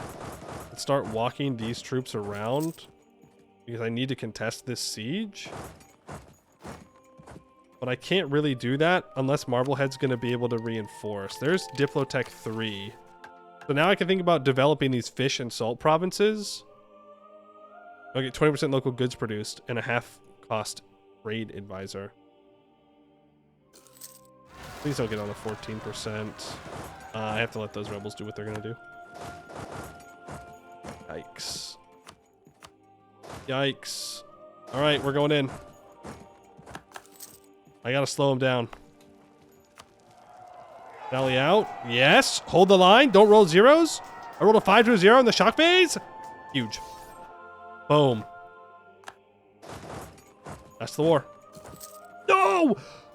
I spoke too soon. Oh no. Surely. Okay, that's the war. Nice. All right, we held the line. Aska sell Aska. Pretty good.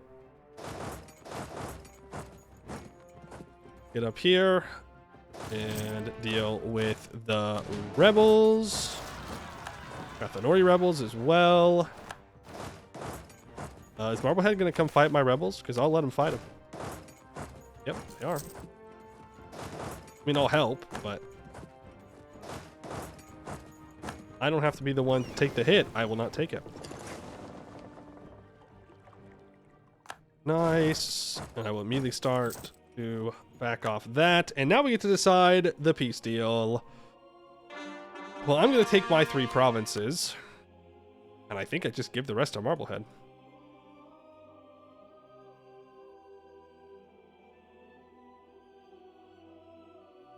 What would I rather have Marblehead get? Well, by doing this, one of us is going to inherit this vassal, aren't we? Which, I don't love the idea of that.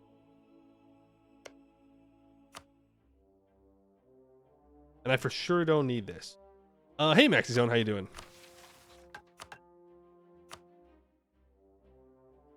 It's not looking like I need it.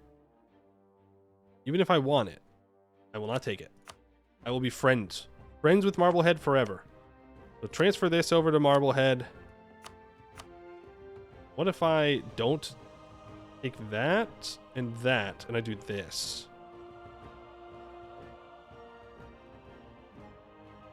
No. Because we want Marblehead to... We want Marblehead to get their claims.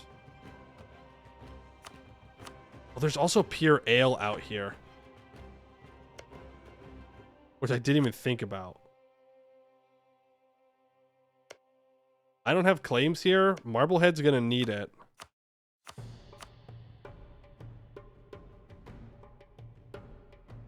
If I do this... There's no good way through this. Wait. Oh, it's too much aggressive expansion. That's why they don't want it. Okay. That's fair. They don't want to get coalitioned. I guess we just do this and we can come back for them later. I can take war reps and money. There we go. Even more land that I can't core up. Oh, I didn't let him unsiege it. Frick. No free help. No free help. All right, we have 66 favors with these guys. Let's increase our trust by a bit, just to make sure that we stay friendly. Giving them land, so I definitely don't want the alliance to break.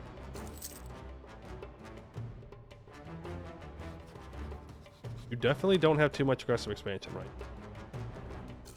Yeah, I could see why they wouldn't want more.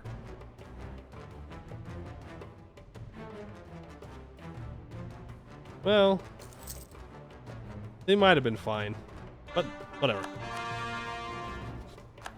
We'll take it. Want to become my vassal? You are a problem that I'm going to have to deal with. Just core up what we can. Rebel Uprising, Ordi Separatists. Well, that's not nice. I accepted you. What do you mean? What do you mean you're rising up in a rebellion? I've accepted you into society. Not very cool. Not very cool at all. I was being nice. Now it's just these guys.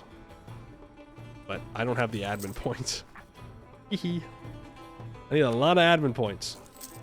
I can't switch focus for another 10 years. Which is a lot of years. So Gamber's dying. Build a spy network on you. And you know what? I will improve relations with Marblehead. Gobos strong together. Yeah, Rayueli separatists at the same time. Fine. Now they should have to move onto this fort, so I'm not too concerned about it. I consider to show strength for admin. Yeah, I could do that. That is absolutely an option. I don't know, though. I think I'd rather just annex him sooner rather than later. But right now, I mean, we're just waiting on admin. So, you know, it would help me core something. I want this gold mine. That gold mine's going to fix my economy. They just, you know. I have a gold mine across the border. I can't help but think about how great it would be if I annexed it. Look, they've even rivaled me. They're asking for it. They do have almost Tech 5 though, so I got to be a little careful. Oh, they're dwarves. What are they going to do? Oh, Marblehead does want all this land, so careful. Ooh. Jethib has been pacing around his quarters lately. Gossip says it's a matter of the heart, making the clan boss anxious. But anybody familiar with the man would know that it's actually the current peace of the realm. A brave warrior such as he feels cooped up like a chicken in his rooms whenever there is no war to strategize over. Then again, he is the clan boss. Perhaps he could do something about it. So I can get 5% morale of armies and 15% national manpower for 10 years and 1% army professionalism. Or I can get minus 10% mil tech cost. I'll take the milk tech cost reduction. That's kind of nice. That will help me take tech 5. I'm not praying for a bountiful harvest. Spring is fast approaching and we have received requests for our assistance from the province of Matarode. Agriculture is essential to the local economy of Matarode, as well as sufficient rainfall. As well as that of the surrounding areas, but during the last few years, they have not been blessed with sufficient rainfall. Surely the farmers are already praying to Vortso Laukuno, the god of agriculture, for aid. However, the local shamans believe in a ceremony led by Genthib would prove more effective. They are stressing how crucial this year's harvest will be for the future prosperity of the region. No. I cannot give up admin points, I'm afraid.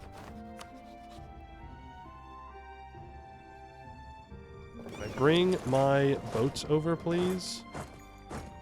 Like, here's the problem, is that I have to attack him on his...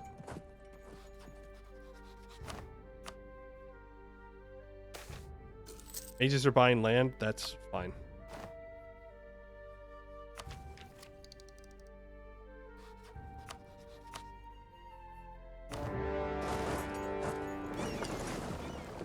I'm gonna say I have to attack him on his hold, but that's not necessarily true. The dwarves we have conquered seem to possess a strange way of venerating their ancestors. Though these wretches are obviously not worthy of any respect, given goblins ruled the serpent spawn long before they arose, it has inspired a renewed appreciation of our own ancestors.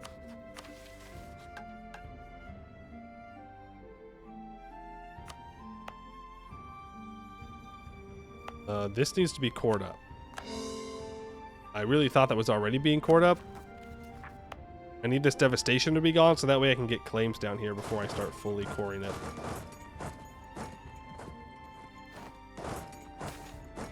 Our prayers had no effect. Well, pray harder, I guess. Skill issue. Not necessarily the fight I would have liked to have taken, but it's a fight I'll take. Oh, we are booming. Why don't you leave some troops here? You stop them from crossing away. Nowhere for you to go. There's nowhere you can run, dwarves. Now I will call in my ally. That way, they can help me with the sieges. Okay, good stuff. And that'll be all the conquests I think we need to do for a while. We definitely want to punch Obligchild a bit. I don't think they're supposed to be my ally. For now, this will do. Need this devastation to be gone. Hey! Stop blockading me. Thank you. They do have 7 galleys. I have 11, though. Marblehead probably also has some. Ooh, Eberthil. Right, that's an... frick. I forgot about that. Oh, it's so frustrating. I forgot that this was also some province that Eberthil gets a claim on. So now Eberthil's going to be here and get anti-monstrous on us, which, you know, it's not the end of the world, but it is kind of annoying. is kind of annoying.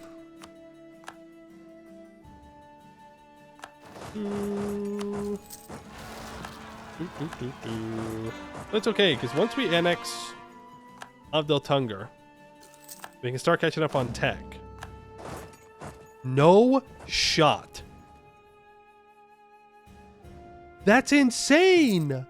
I guess it doesn't matter. We have to fight him anyways. That's crazy. Jeff is cruel. That's so true. Arden's like, I would like to inconvenience the player as much as possible. Who have you allied? Orda Aldresia, Esheniande, and Tellum. They also have Basan as a junior partner? Okay, so we're just having an Arden's best game of all time moment? Hello? Is there any mercy for the little old Gobbo? There's no, apparently. There's not. No mercy for Gobbos. Emulate for Age of Monsters Monster Boney. Oh, that's true. I can't let him live. I can't let him live. I have to kill him. I gotta annex this guy. If you're talking about Obelisk Child, yeah, we could go do that. Goblin's Desire Challenge? Okay, yeah, but how am I supposed to beat the Emperor? That's a little bit beyond challenge, don't you think? I'll have to figure out some way to do it, though. Somehow, some way. Umax Isle? Or like, Lamos Isle. Got him. A real Gobbo would believe? Whoa, are you challenging my Gobbo-iness? Better watch out. Such crimes are not easily forgiven.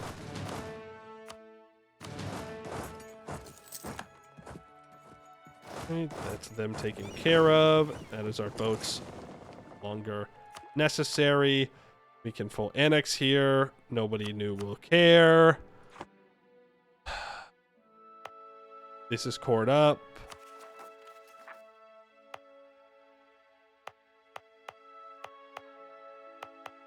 Means if I check my missions,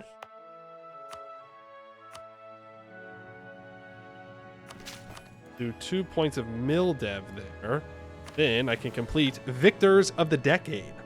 Triumph is not the moment the blood runs from an enemy's flank. It is the day when a clanman taking the coast road from Balord to Matter Road can greet every fellow he sees with an open smile.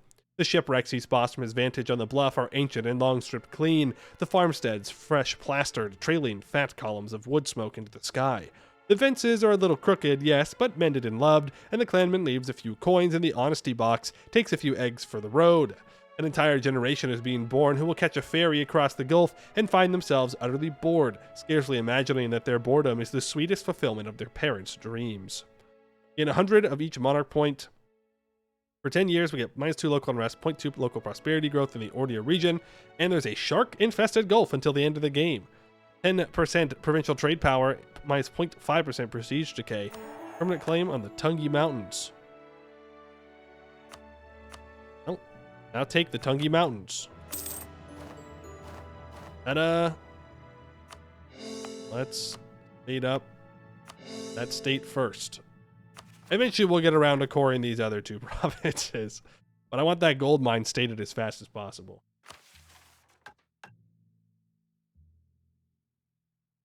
Mission fulfilled. Ah, sharks seeking food. Oh, nice. We took the provinces that we needed. Oh, yeah. Here. He's got 4 Diplodev. Sweet. Of the many great changes we have withstood during our exodus, it is a new life by the sea which is the strangest. Our land is marginal in many places, and we would not survive without fishing, opportunistic seaweed farming, or oyster picking. We can do more with the bounty of the Gulf than just feed ourselves, though. Whitefish spawning grounds and our coastal shoals promise a succulent roe, no less delicious than that sold in Crathanor, and the eastern coast of the Gulf forms miles and miles of shallow flats, perfect for salt pans. We will channel our growing expertise into a burgeoning food economy and bring prosperity to the clans. Okay, every owned province with fish, salt, naval supplies gets 20% local goods produced for 20 years. And for 10 years, we get -10% ship cost. We also gain a 50% off trade advisor. Now I need a trader and a diplomat. Let's go ahead and hire that half-price trade efficiency guy. And we can imitate human trade. Embrace feudalism. We have a trader, 50 government reform progress, and we have 50 spy network and a human administration, which we do on Eberthil right now. Calculate, definitely not an accident. The contempt of human kings does not often move us. They think us little better than animals, and so we know we must be ready for war. It is as simple as that. We have little hope of convincing these higher majesties that we are worth speaking to. They're traitors, though. They are motivated by different instincts, less bound to rigid honor, less easily shocked, more curious, more adventurous. We can move a little to accommodate these people, organize ourselves in ways they begin to recognize, adopt certain guarantees they find palatable. In return, they can give us information and serve as hosts in cities otherwise hostile to us. Our greatest asset is our adaptability. We intend to learn everything useful we can from humans and discard the rest. This enables the burger estate. We get a tier 2 government reform. Plus 1 diplomats, 25% reform progress growth. For 10 years, we get 15% ship trade power. A moderate tolerance increase of humans. Now I need 10 light ships. And Admin Tech 3. Imagine being Admin Tech 3. Right, here's the cartels. Let's immediately grab plus 1 monthly Diplo. We'll grab free enterprise. Private trade fleets. Enforce interfaith dialogue for plus 2 tolerance of heretics and heathens. And cartel economic freedom might not be a bad idea for more provincial trade power. Let's do that. Cartel bookkeeping is always a good one as well. Anything else I needed to give them? I don't think so for now. I will immediately seize to get back up above 20. Too few rivals. I think Eberthil makes the most sense for someone to rival. Yeah. We'll rival Eberthil back. Landshark, great power moment? Yo, look at that. You better watch out, Laurent. I'm on my way. I've got half your development. More than half. We're basically Laurent when you think about it. If you like close your eyes and you ignore what I just said and you pretend that we're basically there. Gonna lower autonomy everywhere. Time to start scaling.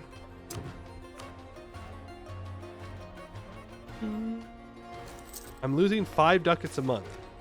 Okay. The proclamation.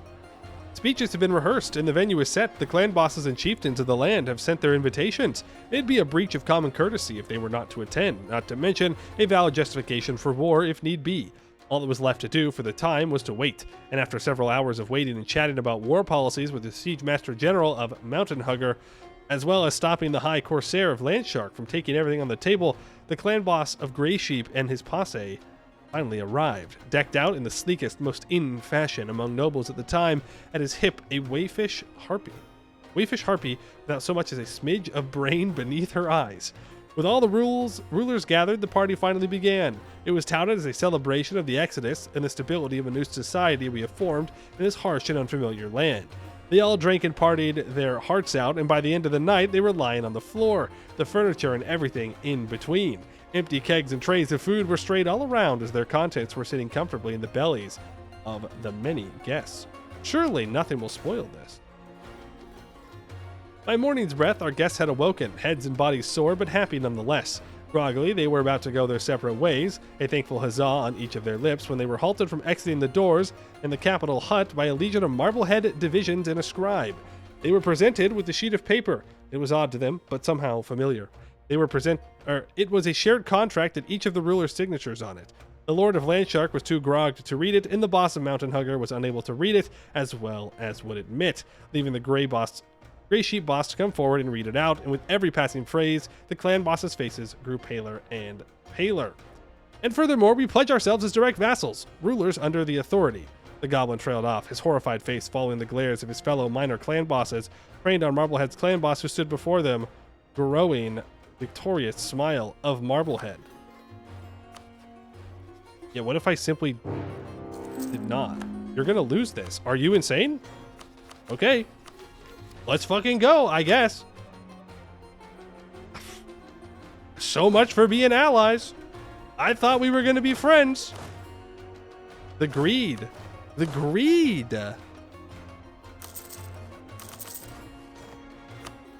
I can't believe it. We were gonna be homies. We could have been friends. We were gonna have the great Gobbo unity. Never trust a Gobbo.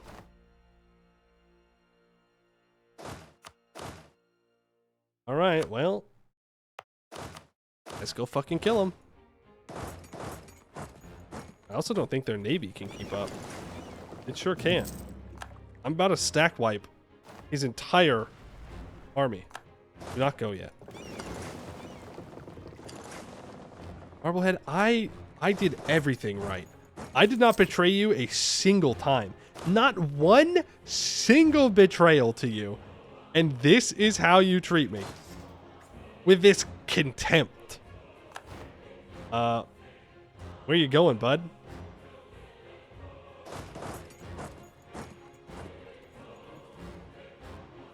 Eh.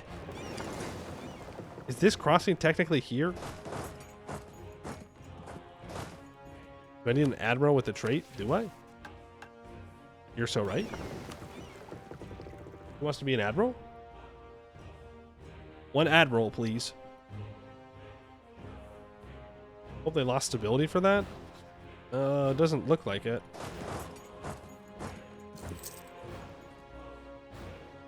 Zombie, let's get you in there. Ooh, pretty good too. Well, I guess so much for the stack wipe. Now this war is going to be a pain in the ass. No one's fault for that.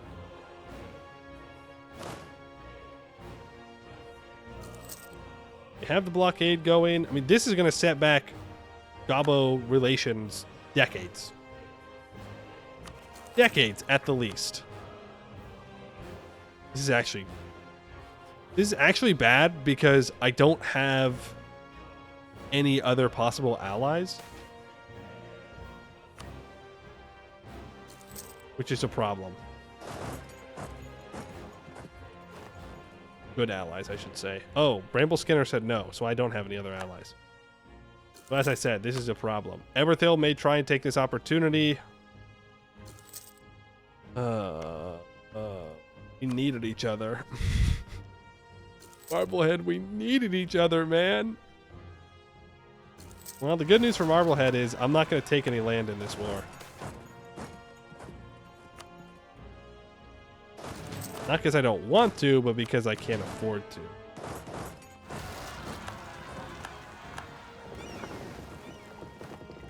Deal with these rebels. Still Tech 5. Go pick this fight here. Arnanen announces me as a rival. Go deal with this. That's 80% war score. Well, I want max money, and I want war reps. But now what do I do?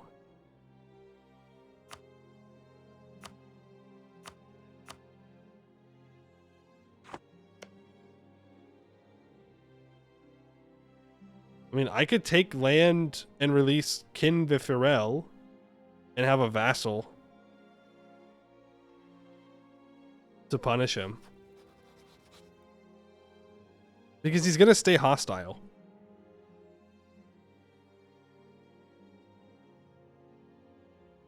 He's going to stay hostile for 10 years. They have trade power where you need it? I mean, most likely. I mean, yeah, like, I wouldn't mind having more trade power here. We could take it.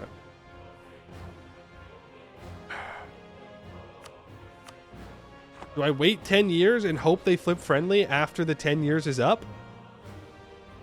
We can do that. That just means I need a peace deal that lasts that long.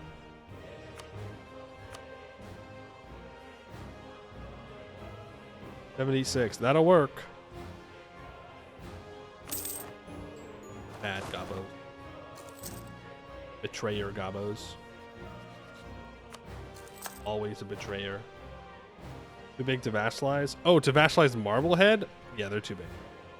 I didn't even think about that.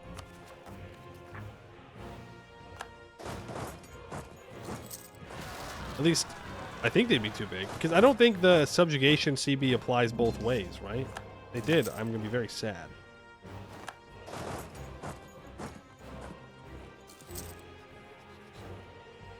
Okay, well, they're going to subjugate Gray Sheep. Fine, I guess. I might actually be able to get him to be not hostile now. Then we could ally him, which would be nice. Hey, I can finally start pouring up Rayuel. I need 5 ducats a month. 3.18 to corruption. 4.34 to army maintenance. So let's just fire these mercs. Don't need them. It's a lot of rebels. Could go to war with the Oblique Child whenever, but again, they have a bunch of allies. Never checked which one way? Yeah, neither have I, because it's not too often that you get declared on with subjugation CP. Orcs are destroying property in Sirnhibin. Unsurprisingly, the orcs within Sirnhibin have caused issues, destroying the property of the local estate after a conflict started between them and some local spokesperson. What initially was only an argument with words soon turned worse when the spokesperson spoke ill about the orcs' families. Also, I'm seeing something crazy in the top left of the screen. Well, it's hard to claim that the spokesperson didn't have it coming. The estates are not happy with their property being destroyed. They now demand the orcs should be punished. Yeah, no. We have to forgive them. I want tolerance. What is this? Tell him? Tell him? Why are you not an OPM? Curious. Very curious. Tell them world conquest confirmed. They're doing it. They're trying it. I think I'm going to make their life pretty difficult, though, because they do need to get over here rather quickly. I'm losing 4.48 ducats a month. I'm gonna get the event so fast. I'm gonna get radical reform so fast. It's gonna be worth it. Just you wait and see. Just you wait. It's gonna be great. Radical reforms incoming. 3, 2, 1. Boom. Would've been cool though. Would've been pretty cool.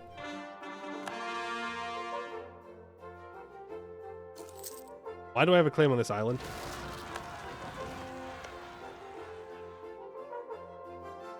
Okay, it's just a regular claim, not a permanent claim. We're good. Losing 6 ducats a month. I'm getting some from gold. I should at least half state this. I should accept the copper dwarves. Really.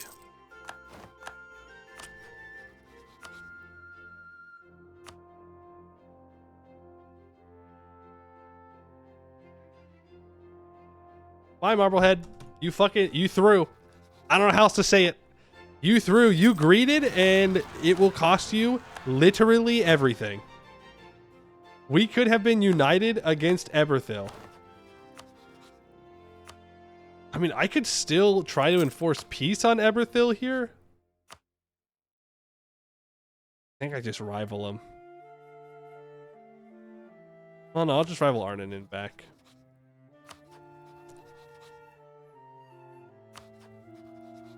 I don't think I can just let Eberthil take this stuff, you know? Like, it feels like a pretty big mistake. If I just let Eberthil take it all. Well, I think we're gonna be sneaky here. I'm gonna enforce peace. I'm not gonna let you. I may have my disagreements with Marbleheads, but Gobbo's got to stick together. No matter what. Through thick and thin. Now the question is, can I beat his navy? The answer is no. Can I beat part of his navy? The answer is yes. But I can't beat the whole thing. Can't beat his army, though. At least for now, but he'll be Tech 6 soon.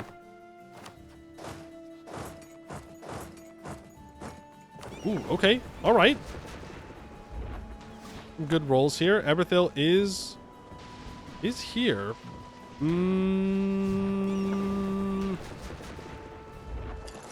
Gonna retreat. We sink 5 boats. That's fine. Not worth losing my whole navy over. I'm sending him down here because it'll be easy for me to pop out and attack him. Remember, Eberthil has crazy, crazy, crazy morale navies. 10% extra. There are also already 2 exploration ideas in. I can start to core this. Oh my goodness. Real. Eberthil has a heavy. Ouch.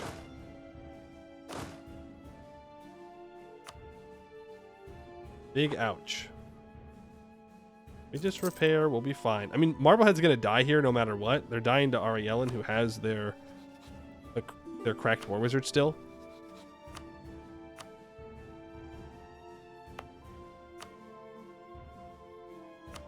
No, I need to take admin tech. Before I full state anything, I need to take admin tech. Still losing 4 ducats a month. Let's go to 30,000 troops. Oh, that's bad. If Eberthil moves all of his troops in 1 stack, that's going to be a problem. Or his boats, I should say. Moves all his boats in 1 stack. I cannot get to Pure Ale. This is anti-monstrous. So if we can just win a couple more land battles, we should be good. Should be. Special Navy thing? I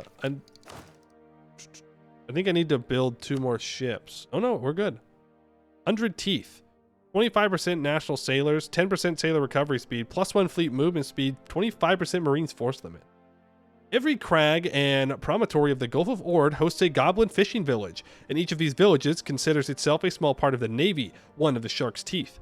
They know which knots to tie, how to pack the hold efficiently, which households have sons ready to fight. To defend the water is to defend the hearth, and the people of Landshark volunteer freely and ferociously. I don't know if it's worth my money right now. Well, it'll never get cheaper. We're gonna have to go indebted to the merchant, which feels bad. I don't really have a choice.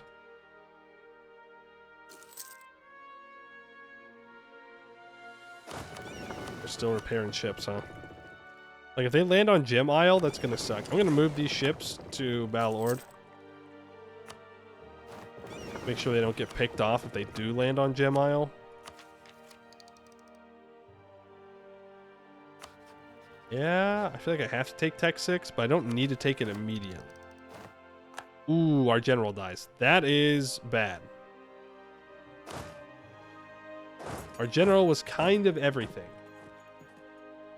So I guess I need to hire a general?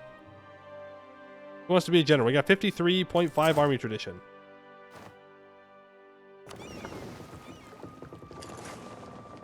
Ooh. I thought I was going to be sneaky there. Was not being sneaky at all. Alright, Dragon, let's get you in there. See what you got. Wow, okay, a 2-5-4-2. Not bad. Not bad at all. I don't know why I moved my troops up here. I wanted to move my boats up here. But Landshark particularists are gonna... You know what? I guess, yeah, we do want to move up there. I'm looking for a good opportunity to move my boats. Ah. Perfect. He's landing troops, which means he's going to commit to landing the troops. War maneuver versus their something. Gives me time to try and smack down the Shack's boats, but they're too fast. Gotta get into a port. Oh, Tech 6. Too expensive now. I lost the cheaper tech, I think. Ouch. I should have just taken it. Native's not assisting, somehow. Alright, there's Tech 6. That'll be a little bit better. Marblehead is dying. I probably shouldn't have even joined this war. Amber, no longer a valid rival. Tell them took their land, which is embarrassing. Don't really want to allow them to unsiege Pasha. Be unfortunate. Pretty well cored up. Which means I can half state this now. Another rebel stack dealt with. What do with these rebels? Pop out immediately, destroy those Deshak ships. Okay, crew transports down. You love to see it. Anywhere here that I can stand. Yes, here will work. And deal with these. Okay. Well, we keep bleeding out Eberthil, making their life more and more difficult. We're no longer a great power, though. That's not great for us. But we're so close. Okay, we're not even somewhat close to admin tech, which is super disappointing. We're gonna have to focus admin here in a couple of months. We can speed 5 for now. Wait, do we have taking war score? No. Not. And I'm going to focus admin because we need a lot of it. Yeah, they are trapping my boats in. We can't beat their navy. So we just sit here? Is that the plan? We're just gonna sit here and look at each other? Then against the fleet you can take them? I don't think you can. They have a heavy and 8 galleys and 10% more morale of navies. At least. They have exploration, which means they probably have more naval tradition than we do. Makes life even more difficult. Take those admin points, please, and thank you. Should I restore this Castorian Citadel? Don't like this. No, they're not going to attack me. They wouldn't be stupid enough to attack me right now. I have Tech 6. So I wouldn't mind attacking them.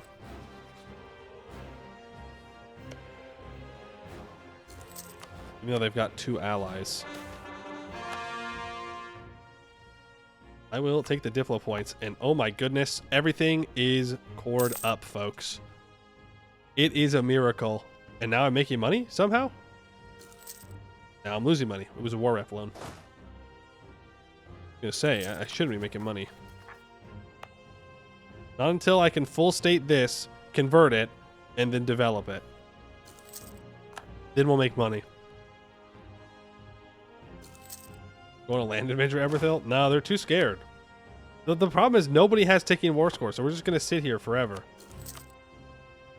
I think I just have to abandon them. I don't want to be paying for my troops. It's very expensive.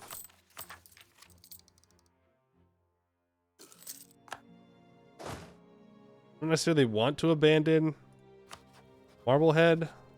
They have 12,000 troops. Eberthil can't land that many. They can only land 8 at a time. Yeah, I think we're going to peace out. Because we're literally going to sit here forever, so. Good luck, Marblehead. I bought you time. Cannot be upset with me. I bought you time. Number of loans less than 1. A cheaper master of mint. Yeah, we'll figure out a way to do that. Sure. For sure, man.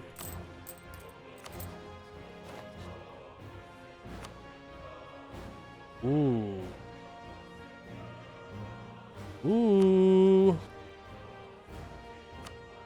Are you at war with someone? You are.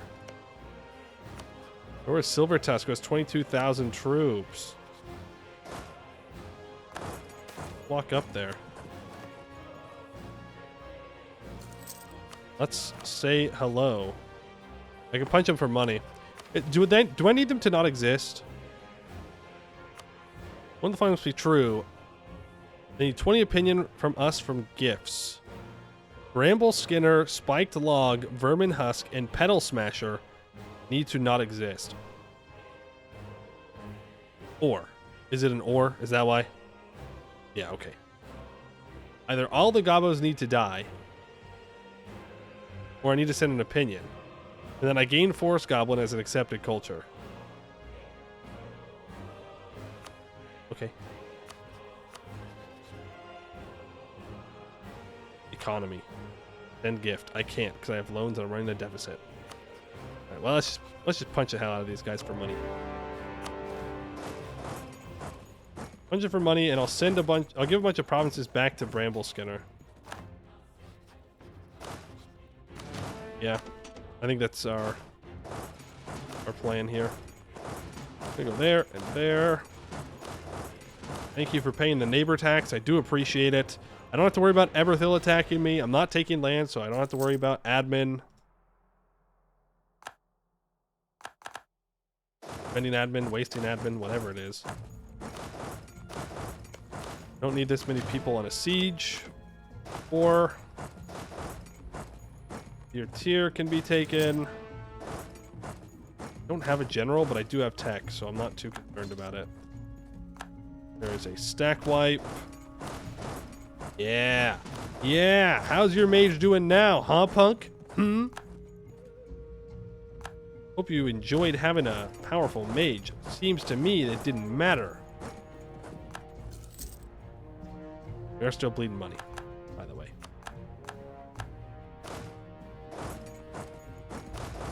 Move in. Man, Obelisk Child did really well. Don't think I see them do this well too often. Too bad we have to ruin it. But apparently no Gobbo friends allowed. Gobbos only betray. And that's not me trying to project that. That's just what happened. I can't believe Marblehead clicked that mission. Actually, I can believe it. I do the same thing. But we had everything. We had it all. I think he's going to beat Eberthil. He has taken war score now. I'm hoping that we weakened Eberthil enough, or we allowed Marblehead enough time to recover for it to be okay. That's my analysis.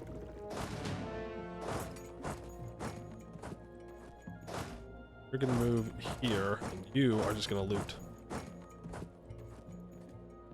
My trade ships are out. They're just back at home because of the war.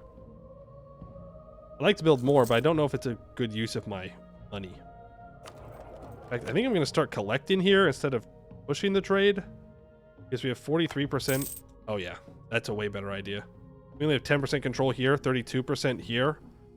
Now I can actually collect money. Massive. Where's my other merchant?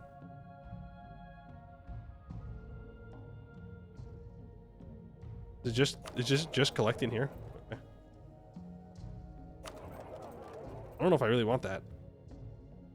What if I transfer from here instead? I go from 5.09 in trade. Hold on, that doesn't count. I'm gonna wait for him to get down here. 5.09 to 5.09. Well, when you put it like that, it's not too different. Grand scheme of things. Hello, Petal Smasher. I'm going to take war reps. I'm going to take your money.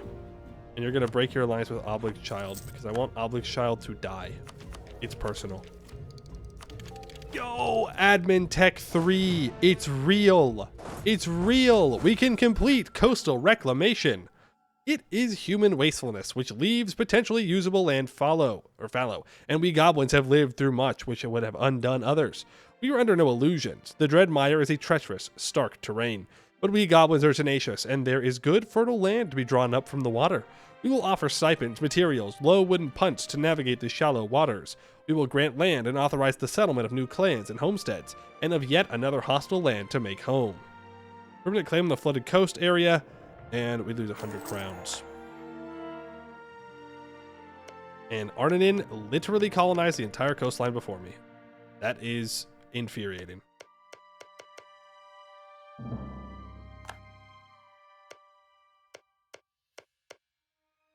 Does it not give me the decision? 1,000 manpower, 10 crowns. The event coastal reclamation happens.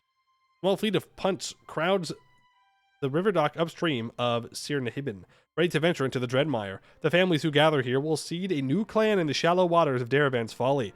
There are a few shamans among them to aid with earth shaping, but mostly it is simple people. The unlucky looking for a fresh start, the bold in search of adventure, the broke gambling on prosperity. They will go and turn small cleansing outposts into settlements, raise townships, and eventually cities from shallow waters. The only question is where to direct them.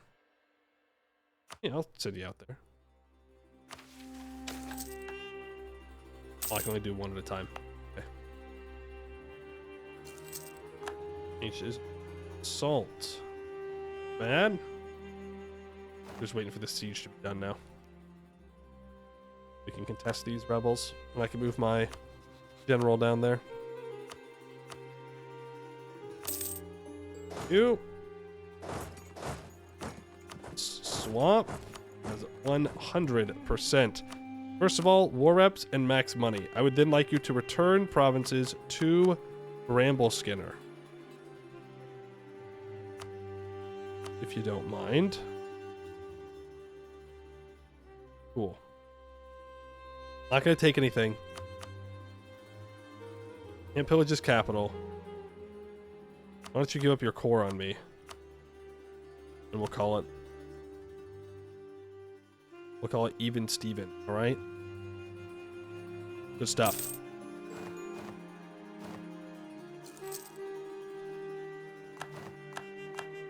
Now you should absolutely love me. I will ally you. I will pay off what loans I can. I only have one loan left.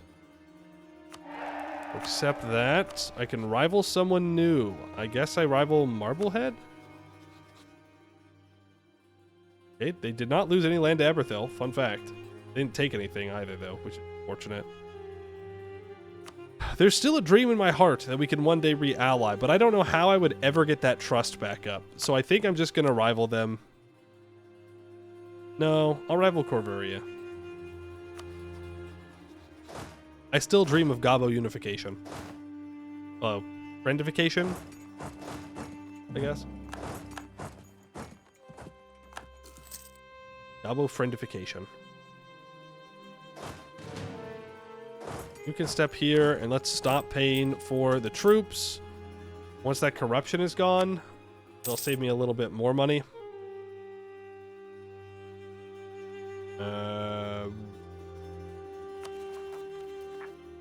We'll state this. Take the mercantilism. Forced religious unity. 59 months. Do it. It is worth every single penny to convert that. Bandits fleet monsters. Any chance that I can get money from you? 4 ducats is not exactly the money I'm looking for, so let's just increase trust. Now, how do I prevent mass loan taking forever? Is the question. Well, the answer is I just convert the gold mine and then we'll be fine. Lower the autonomy in the gold mine as well. Pan-goblinism. That's what I'm saying. Pan-goblinism for the win.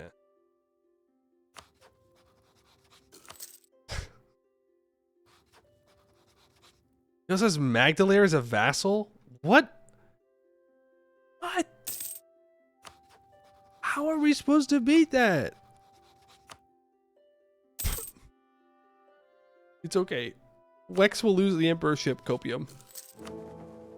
He's gonna lose it. Isralor's gonna get it, guys. It's gonna be fine. Isralor's gonna become the emperor, and it's gonna be fantastic and wonderful and great. Mm-hmm. It's gonna happen. The sale of titles would be really nice. You know what? I'll take a little bit of autonomy.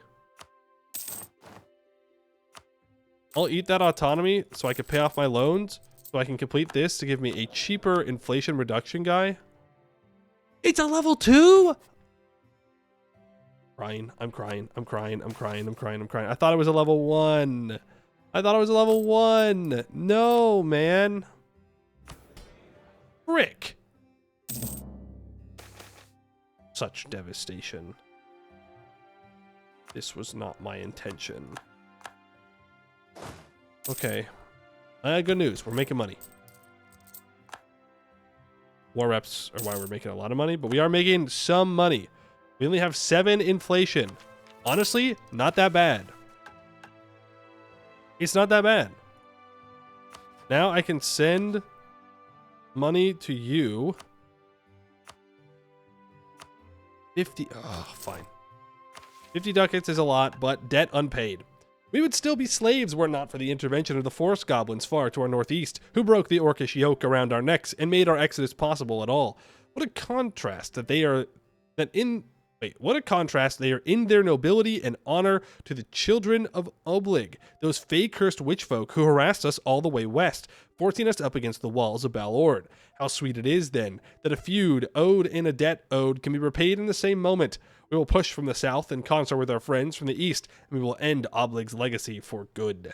In Forest Goblin is an accepted culture. For 10 years, we get +1 Diplo rep and 10% improved relations. I now need to be following the Cult of the Fae, which I would love to do. Don't get me wrong. I would love that. That sounds great. Balord needs to have a repaired Castinorian Citadel. So let's go ahead and rebuild the Castinorian Citadel. Restore Balord. The town of Balord has grown around a great white tower, though it has always been known that this tower was once part of an even larger fortress. The foundations are still there, and they are sturdy. Our engineers see great potential to restore the fortress to its former prowess. They argue that if we rebuild this fortress, it will greatly increase the defensive potential of the site. Our enemies will break upon splendid white walls. Wait for weak emperor, I guess? Yeah. I don't know what else I'd do. I need to also build more boats. Oh, I need to develop Renaissance.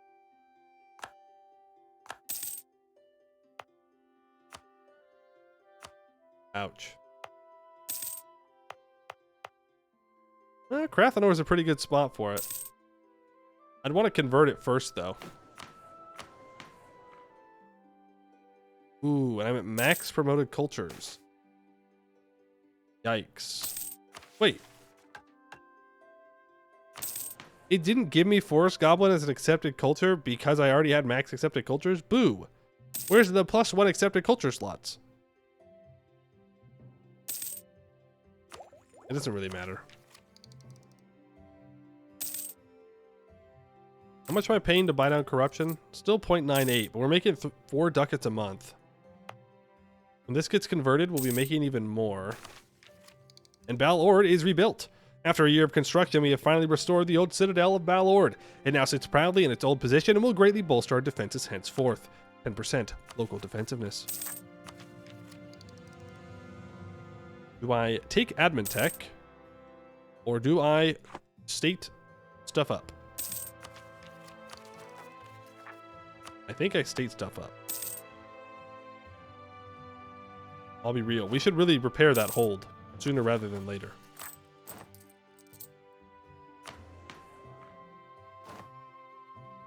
A little bit more development, we could become a kingdom as well. Is Jeff in power yet? No. Jeff is not in power, but I do want him in power. So let's turn our leader into a general. We do want Jeff the Landshark to be our clan boss, because then we can follow the cult of the Fae. That would be very useful. Go over this cheaper land maintenance guy. Death of a merchant. I will take the money. All about the money, Batman. Let's see, what else could I do? Mage Tower?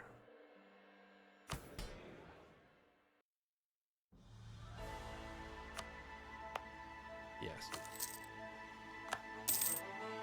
I took a loan for that. Could have exploited. If this is where I want to develop Renaissance, and this is where I should build a Mage Tower, it'll save me Monarch points in the end. One temporary loan is surely worth that. And I can make another ducat a month if I just take this admin tech. One trick the banks don't want you to know. Ooh, well, I'll lose its stability when my ruler dies, and that will be very sad. We're now back up over 20%. You want me to build a marketplace and gem aisle? You want me to fire this guy to get a court mage? Monstrous Tribes wants stability 3. Let's not go for stability 3. That feels a bit unlikely. I can establish... Nope, I cannot. I apparently cannot establish a Monstrous Frontier anywhere but on the coast. Which means I don't know why I'm allowed to build one there. I don't have a frontier in please. I don't have a frontier in project or in progress.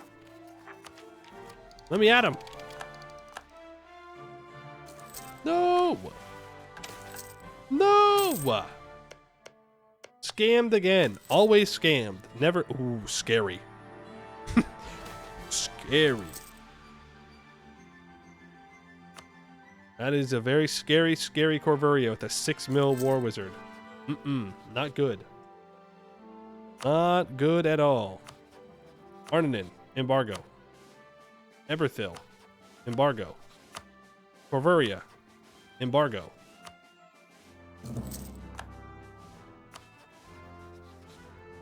Marblehead is afraid of me. Is anybody else even close to willing to ally me? Yeah. You know, Karakanbar, there are worse allies, I suppose. Yeah, I mean, we might as well. Better an ally than an enemy. They are drilling. I should probably just not be paying for my troops right now instead of drilling. I have Monstrous Conquest against Masked Butcher.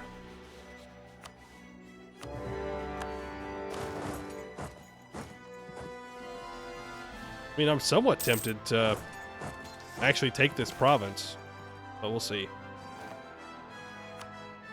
The Dukin cult is introduced. Across our history, the relationship between orcs and goblins has been contentious to say the least. Since the Green Tide, however, we have been less cramped up in small spaces with them and have been more able to observe them from a distance rather than be hunted and enslaved by them. In their zealous worship of Dukin, be it the old one or the new one, they are driven to extraordinary feats in battle. One group of shamans has decided it would be worth it to make some effort to keep him on our good side, through rituals where goblins act like orcs so that way we may achieve similar things during warfare. Wow. I get that now. I understand that reference now.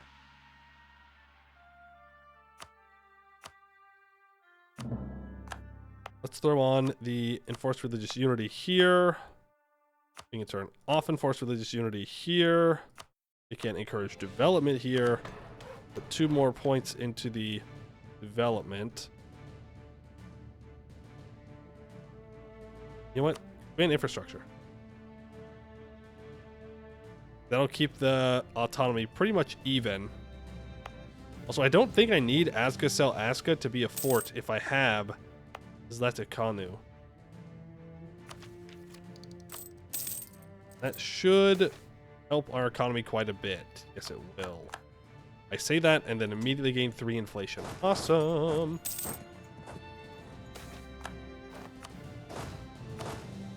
Yeah, I'm kind of tempted to keep this province. It's a hold, and we can repair holds because we're gobos. You know?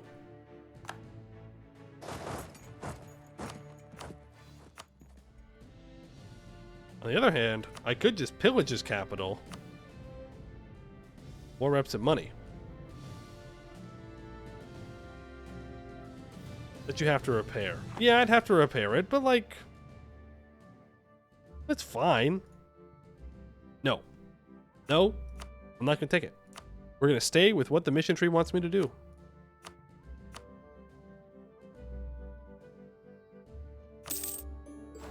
Farm some money off of him.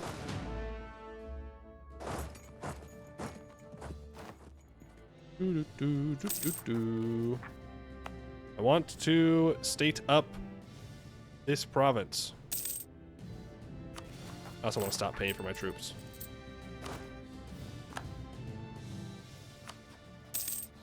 Do I proclaim a guarantee on Marblehead? I think I do. You can just proclaim a guarantee on him. Okay, alright. Right after I stop paying for my troops, you're like, yeah, now's the time. Now we gotta rise up, boys. I mean, yeah, to be fair, yes. That is a pretty good time to choose to rise up. But I don't appreciate it. It's not very nice. Pay off that loan. I can stop paying for my troops. I can make 3 ducats a month. Very good. I can at the very least mothball this fort. I don't think I need it at all. I cannot sell titles here. We got to get some more development going. The mage tower is built here. Maybe I should have focused on converting this first. How long is it going to take to convert Catrano? Probably forever.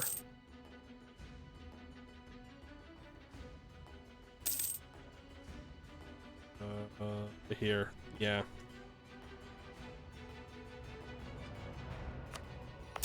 $333 months because we don't have it as an accepted culture. When do I get my next accepted culture? Like 8.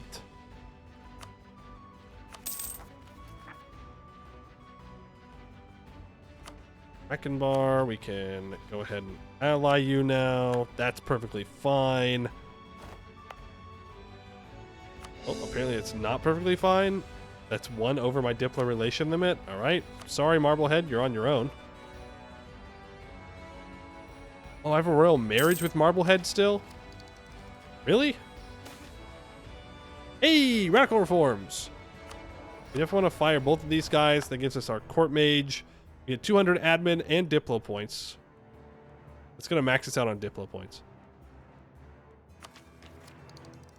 Take the tech. Grab that. I want that half price freighter back, and I want this all power cost guy back as well, preferably. So now it's cheaper to click this core button, which is exactly what I want to do. Oh yeah, core all. We are over our gov cap though, by quite a bit. I can't really give that out, so we're just gonna have to eat the gov cap. It's not a huge deal. I will lower autonomy where we can. Yes, please. X is re-elected emperor. It is not preferable.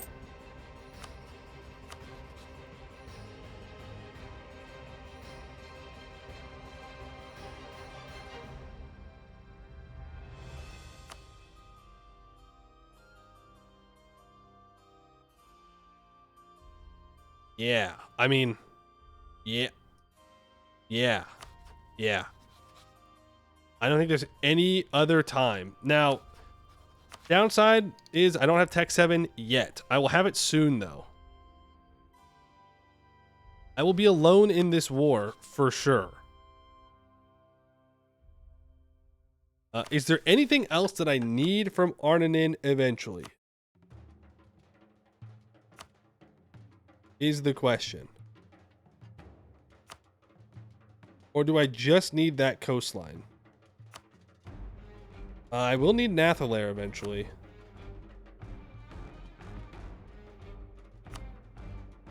I will need those 3 provinces. Okay. Well.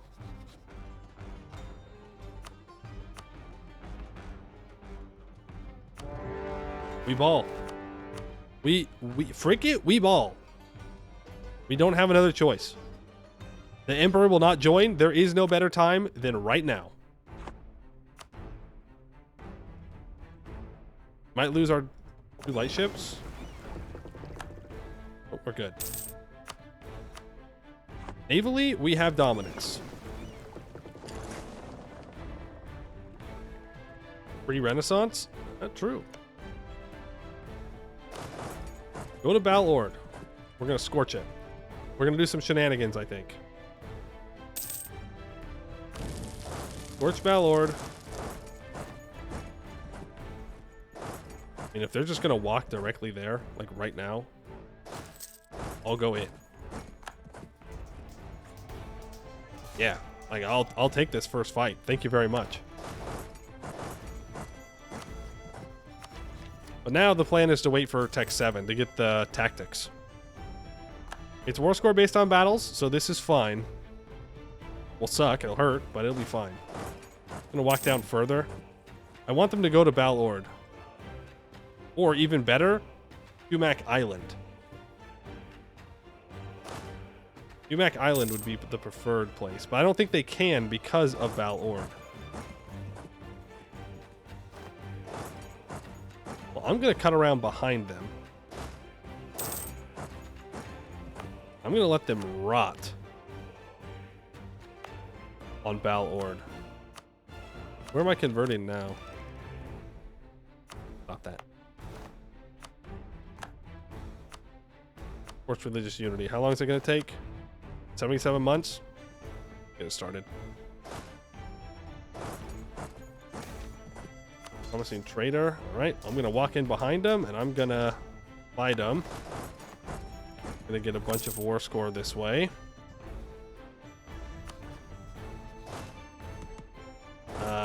Can I get access through you, please, Tornanin?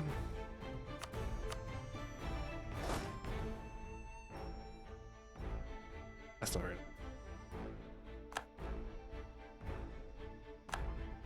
I could try to siege race them.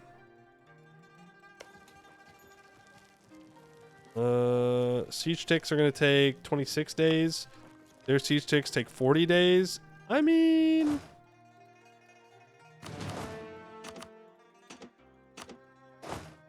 we can try it. I do need to take a fort at some point, so... might as well try and take it now. And their boats are trapped here, so they can't blockade me either. Spying? Ooh, I could spy and try and speed it up a bit. Yes.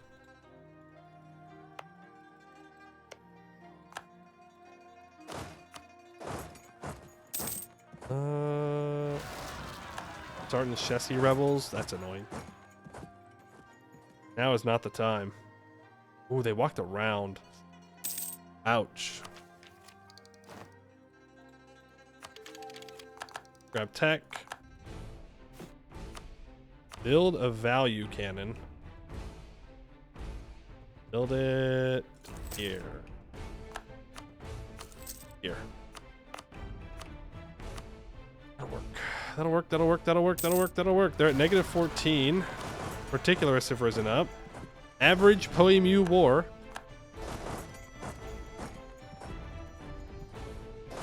Average Poemu war. All the rebels, all the enemies, everybody, everybody, everybody. If I can't fight them all, then what's the point of fighting, you know? Greed pays off. It will eventually. Combat width is 24. Let's take these troops out of here. Send those 24,000 guys in. We do have Tech 7. They do not. That gives us 0.25 military tactics. Ooh, I could hire... I can't afford that. That's fine. Look at that. Damage difference. Ooh, who said gobos have bad troops? Evidence? Evidence? I don't see any. I see no proof. There goes Tellum's troops. I gotta deal with my rebels.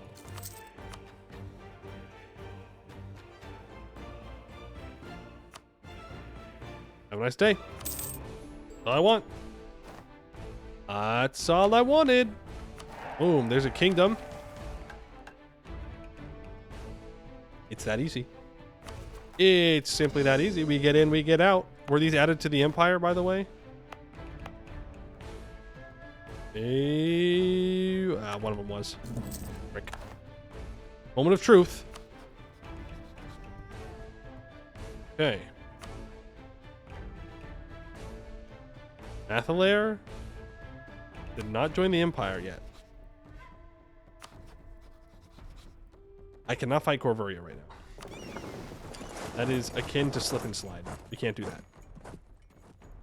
I can't make any more frontiers. They're gone. I think I was just supposed to get these 3 provinces, but it allowed me to make this one for some reason. I don't know why, but I appreciate it.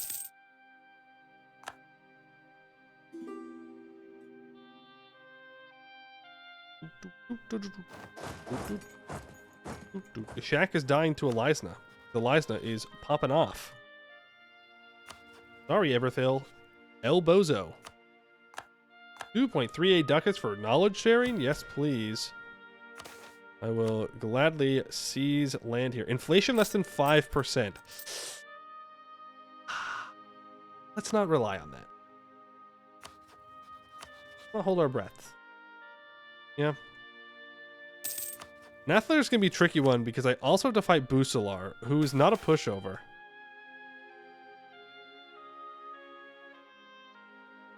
Yeah, do that too. I might want to buy this down a bit. Like, I do want to, but I don't know how worth it is in the grand scheme of things. Copper Separatists, we can go deal with those. Oh, Everthil might lose this island if Rosart and Shish can go occupy it. Marblehead, can you please frick off? All I'm asking. For you to frick off.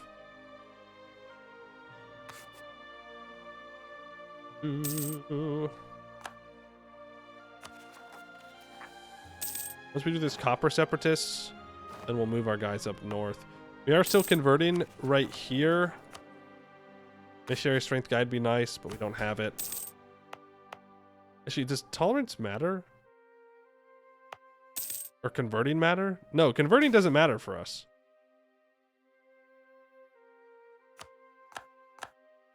Because we have enough tolerance of heretics and heathens. So I can stop doing that. We can stop converting.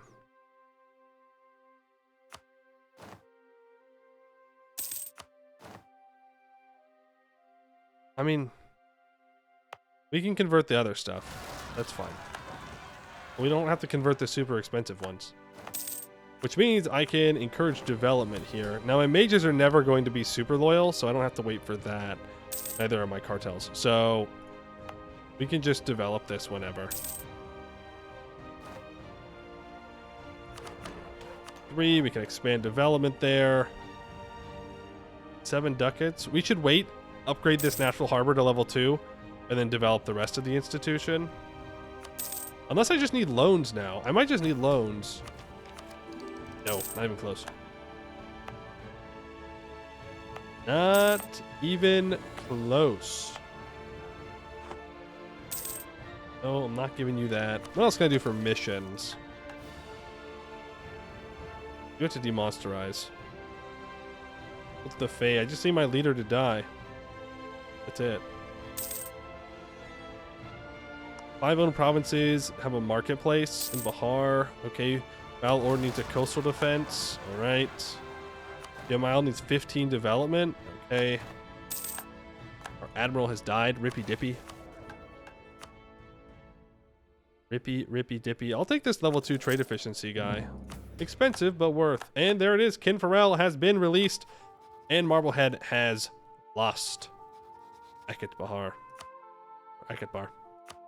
Let's improve relations with this guy, and maybe we can get an alliance with Ariellen. I would not mind having another ally that's actually useful. Though I'd need to get one more Diplo relation available somehow. I don't know how I do that, but we'll figure it out. We're going to full state that bad boy right there. We're about to get another government reform. Ooh, am I going to get here in time? Those copper separatists have still not risen up. Probably waiting for me to move my troops somewhere else, and then they'll rise up. How it usually goes. Yeah, I wanna upgrade that before we develop anymore. Our heir's a 335. Truce with Marblehead is up. Bribes are growing more accepted. Come on, it's time for our ruler to die. Get him out of here. Get him out of here.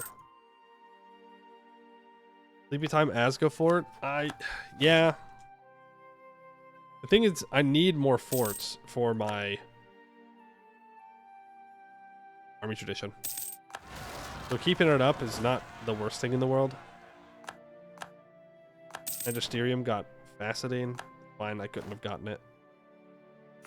Not a big deal. Look at that, we have 51,000 manpower, 43,000 troops that I can build. I could have more troops than the rent, which seems a little wild. Has Eliza taken this? They have. Just wanted to check. Oh, my general's dead. Rip. Tier 3 tribal religion. Embrace new thoughts. The reform will prevent all stab losses from demonsterization events. Yes. Well, actually, I don't know. Let's go force evolution. We tried to do this as a Korsic, and then we got swapped over to a theocracy. So let's try the faster one here. I don't know how much fast is faster. I don't know what it means exactly.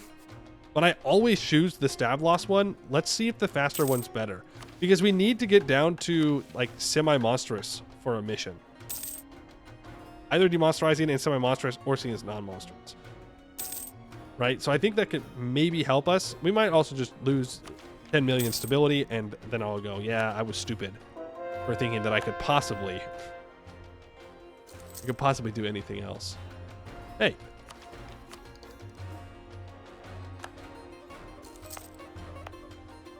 Okay, first of all, this needs to go to enforce religious unity.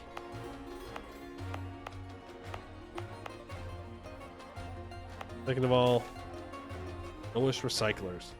I don't really want to do that. Can I just get money? Am I asking for too much? I get 45 crowns from my ally there. Let's do that. That should be enough to upgrade this center of trade to level 2. Then get some real development done. Ban that again. I don't really care about my Diplo points. There we go. The Grand Captain has died. He died because he was so happy to see us find success there. I can turn off that. How much is it going to be to embrace institution? Gonna have to get more stuff done there. You know what? Why don't we go for a centralizing edict here for some monthly autonomy change reductions? Because that is pretty important for us. Get that down lower. 37 development. I don't really want it sitting there at 50 autonomy. Excellent supplies. Cheaper light ship cost. All right. Build a couple more ships. Ooh, I never replaced that general. Let's see. Rafa Kuglo, you wanted to be a general. Let's get you in there. You're going to be great. I believe in you. 6-3. Not bad. Not bad at all. I move you up here, closer to where the rebels will be.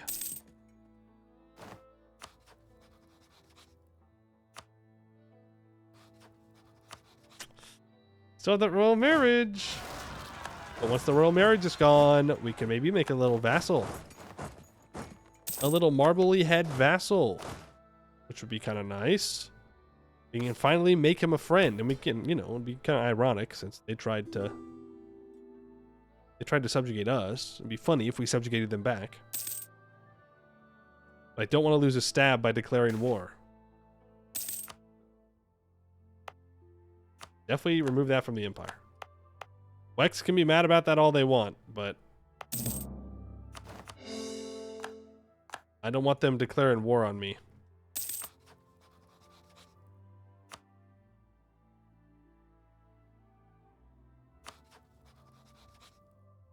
I gotta build a bigger navy. If Corvuria didn't have this 6 mil war wizard, I might consider the war against Nathalir, but until then, I just can't do it. A very, very bad idea. Because they'll just walk down with their war wizard and smack me. I do not want to get smacked like that. No thanks. I'm good. What's a little subjugation between friends? Well, you'd assume that if you were real friends, that you wouldn't subjugate each other. I know that might be hard to believe, but last I checked, real friends remain friends. Abdicate? I hate abdicating. I hate losing the 50 prestige. I do. I really, really do. You know what I can do is grab this cannon. We can drill. And hopefully that kills our ruler.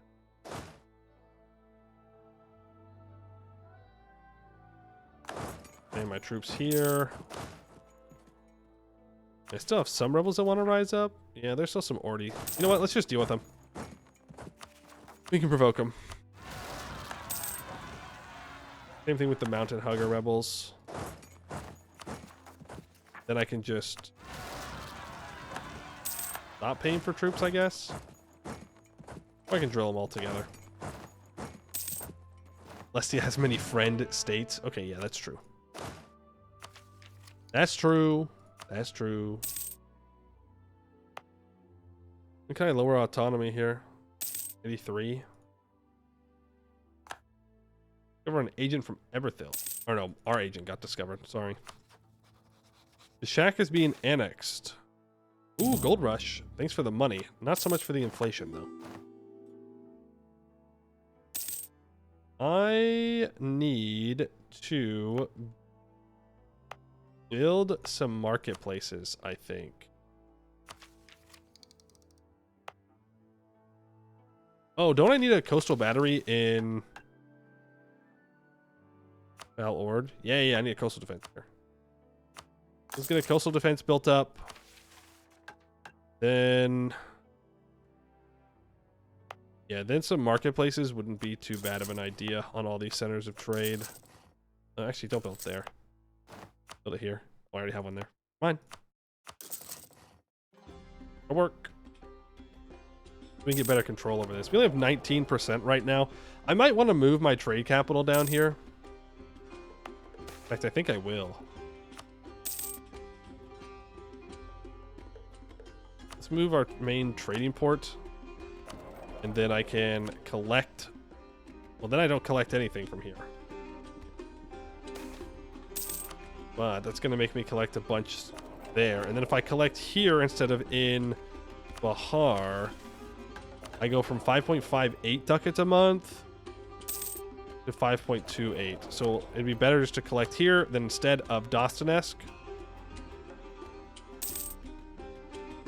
Cool. Make more money that way. Hopefully the autonomy here goes down at a decent pace. Now, first idea, I do think we want to take maritime ideas. That seems to be what most of our missions are about, is having trade power and whatnot. And maritime's going to be the best way for us to do that. Also naval tradition. Which, again, maritime. We get more naval tradition from protecting trade. So I think that's going to be the plan. I got 8 ducats a month. Whoa. Leg, yeah, that's fine. We'll deal with that. Okay, we're converting there. How close are we to 9.8%? We just need this autonomy to go away. Please. Please. If we can get rid of that autonomy, we'll be in a good spot. Also, I might want to build a coastal defense in Gem Isle. Yamachis. That way all of my coastline... Well, I guess Abdel Tunger would also need one. Because then my entire coastline is protected by coastal defenses. Which would be pretty nice. Then it would help in our wars against the other shippies. At least if I don't have my ships on a coastline, they can't immediately start to ruin my day. Oh, what happened to all my money? Oh, corruption. That's fine. Risks of trade. I'm going to not do that. It is going to make our cartels very upset. And I will build a spy network on Arnon to make up for it.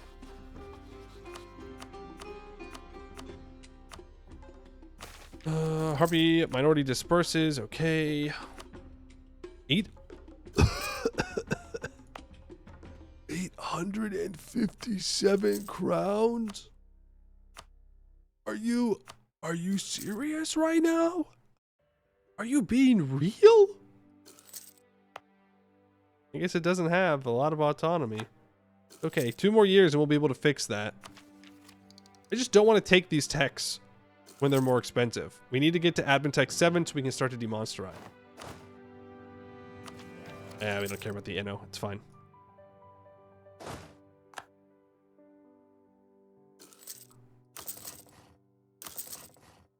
I'm going to build up to our force limit. Like, I do have one ally that has a decent amount of troops, but he's Tech 6. So I can't really rely on him to keep me alive. Though I'm Tech 7. It's not a huge discrepancy. But if I'm going to have to fight Corvuria and Bucelar, I'm going to need a good navy, and I'm going to need a better army. Look at that national tax guy. Maybe he can help pay himself off. Take the risk. Smack him down. Get him out of here. We've converted that whole area. Please. I need my leader to die. He's such an old man. He's such an old guy. 72. Do not kill Jeff the Landshark, damn it. I know that's what you want to do, game. I can sense it. I can smell it. They want to kill Jeff the Landshark, and I cannot abide by such a thing. 95, I can embrace, I think. So get to my capital. I will have lowered the autonomy here by then. And hopefully that'll be enough. I still need to repair this hold, by the way. Yeah, that's not gonna happen for a while. That's 1,000 crowns. I'm good.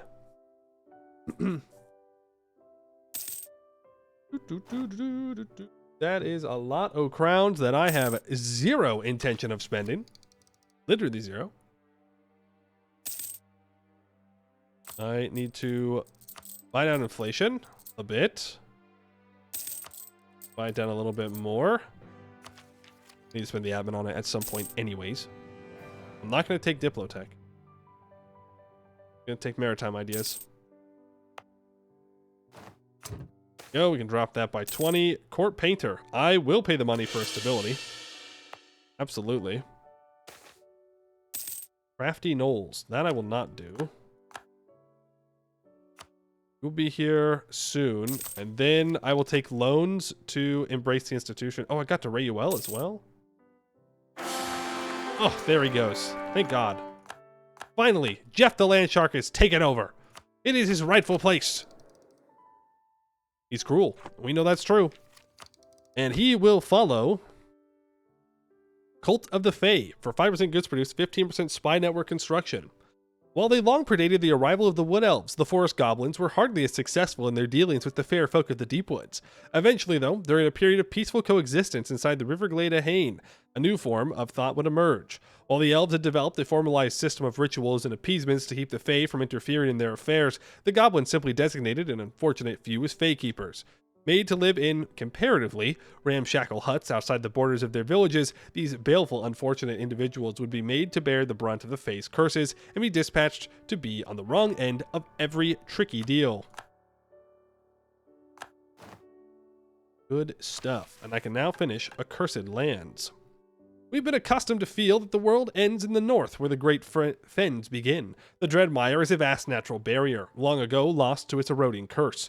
Since we have begun to settle here, we have hunted and haunted our efforts at construction, stymied by a miasma which eats at the works of sentient beings, undermines foundations, fells cottages, and subsumes them into the acid stink of this ancient bog. We have set ourselves upon the ending this curse. To do so, we will require a magic we have generally put aside in our pursuit of wind and wave.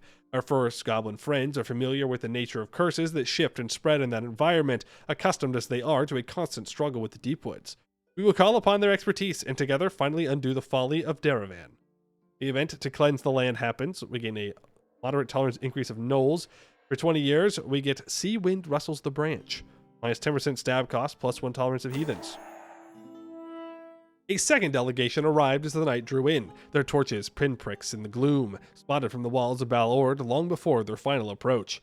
The speakers considered not allowing them entry at all, and stood muttering in small groups in the great stone hallways of the clan hall, yawning and dithering in their night robes. In the end, though, they relented. In dealings with the Fae, it paid to be polite, even, or perhaps especially, when one intended to turn them down. This oddball group of charlatans, warlocks, and outcast goblins came unbidden.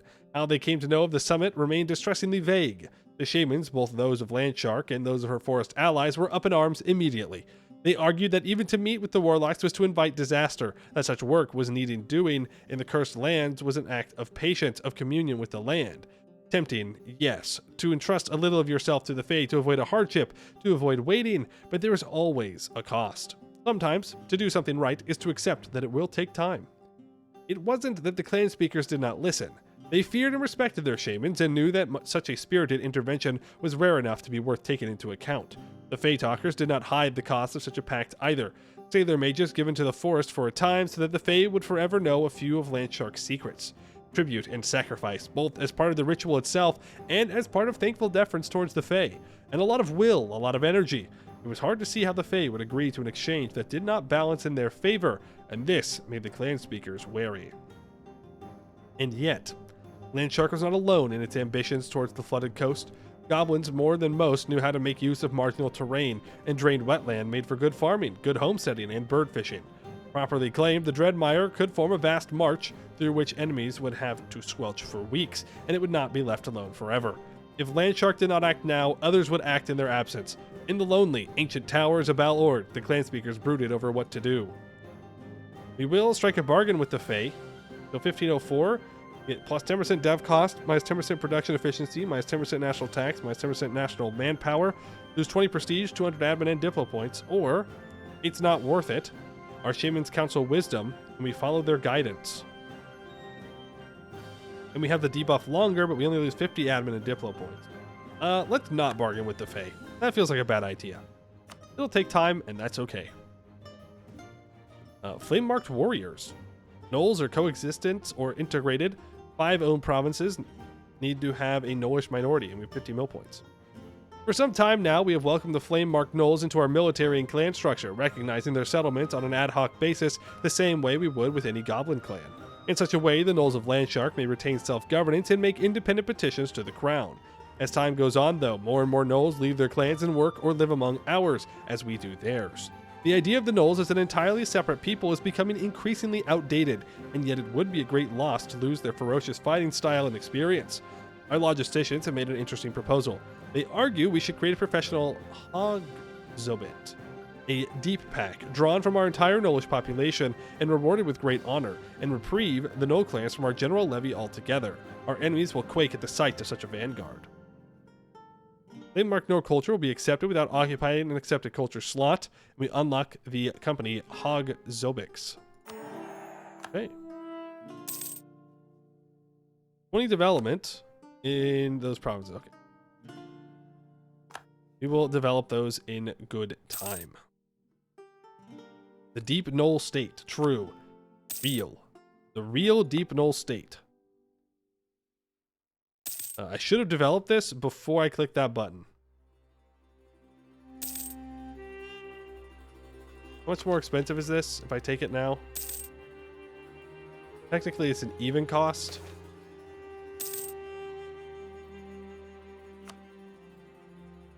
I kind of just want to wait till it's super cheap to take. And not take loans.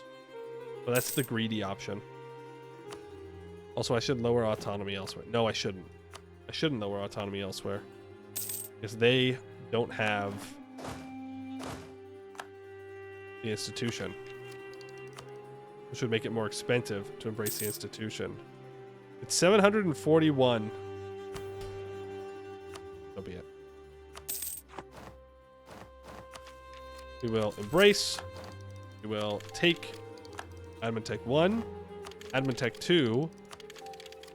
Sorry, Admin Tech 5, Admin Tech 6, Mil Tech 8, Diplotech 6, and then we will take maritime ideas. That's what we'll spend our Diplo on for now. I just don't want unbalanced research. We are once again a great power, and Eberthil is no longer a valid rival. I will rival Elisna back. Because apparently we are rivals with Elisna. What's our spot? We're number 6 great power. Ooh. Once again, ask. Offer knowledge sharing. What?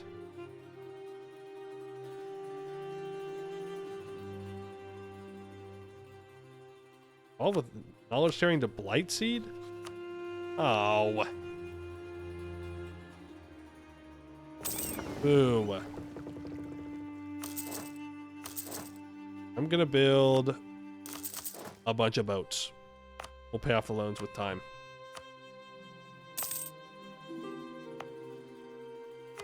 Turn off this edict now. That's fine.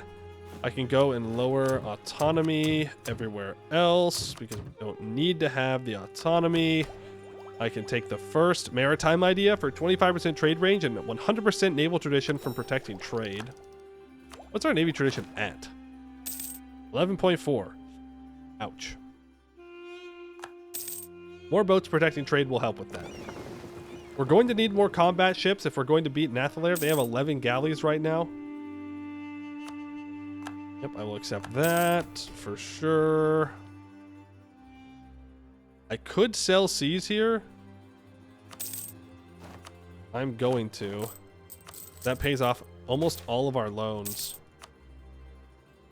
And now we're making 11.85 ducats a month. Hey, Edelbeck, how you doing? Magical experiment has gone wrong. I will gain loyalty with the mages. That's fine. Gotta stop drilling. We can deal with rebels. That's the true enemy. Rebels.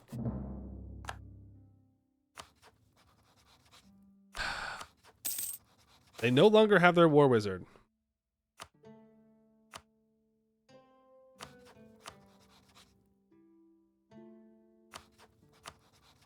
Now here's the thing. Corvuria is a harder land fight, but an easier maritime fight. If I want to annex Nathalir, and I do. I actively want to do that. That being said, I can probably just punch Busalar enough times until they leave. Keep my navy hidden for the whole war. Just keep punching. You know? I think that's what we'll probably do.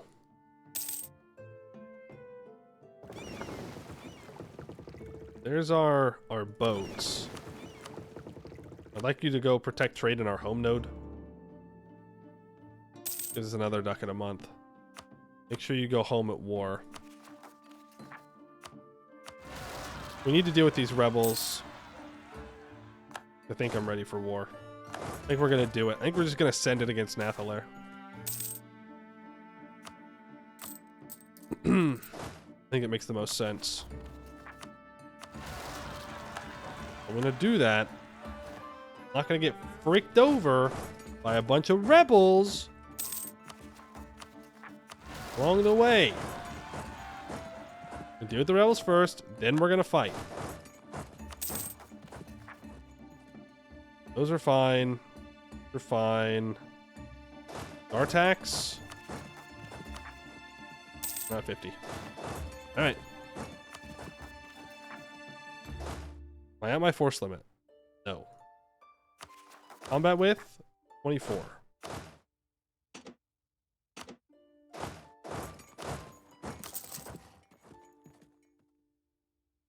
Two to 24. Let's get 2 cannons here.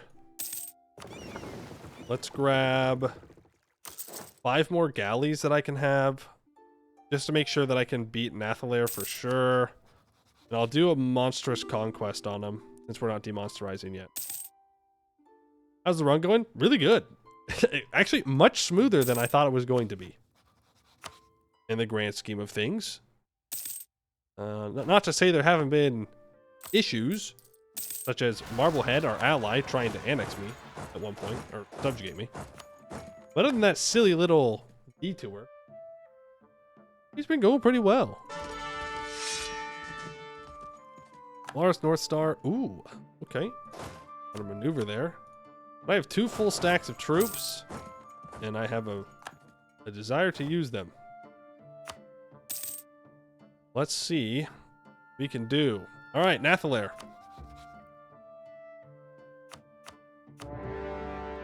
Monstrous Conquest. Shoot. I got 2 of my boats. Not cool. Not cool. Pick trade here.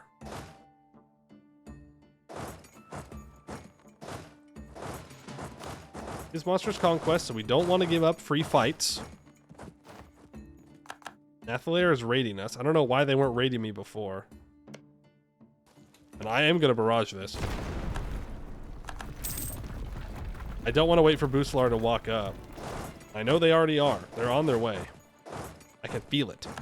I can feel it in my Gabo soul. That's a real thing. Real thing, by the way. Luckily, we do have max spy network in Corvuria, so we are sieging like crazy. Fine.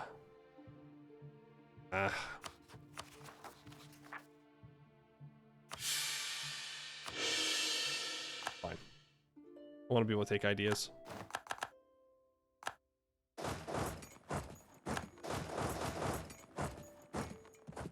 All of you together.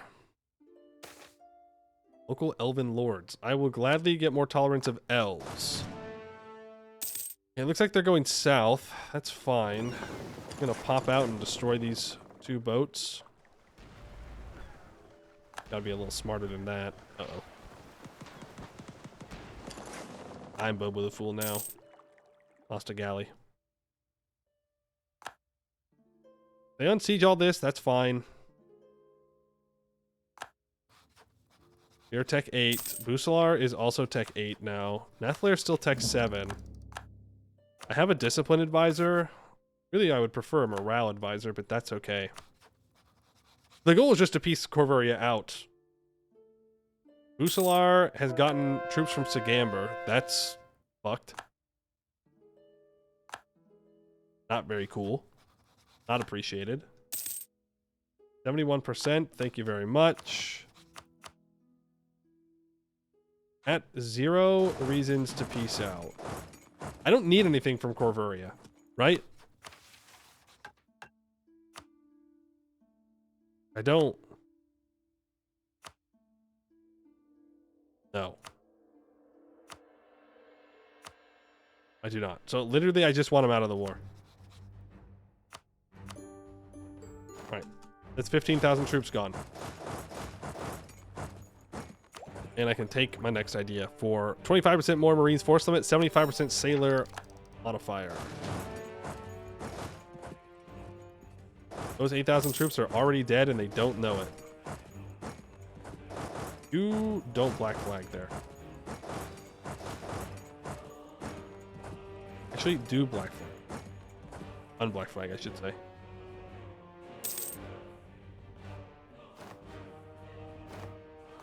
Okay, that's a stack wipe on Nathalair's troops. There goes Sagamber's troops. Let's pick off this one cannon, and now we're going to make our way down towards Usala.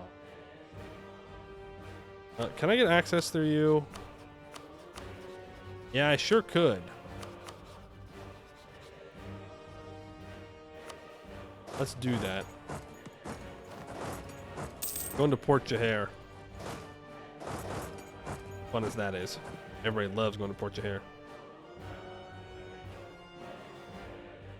Can I beat this?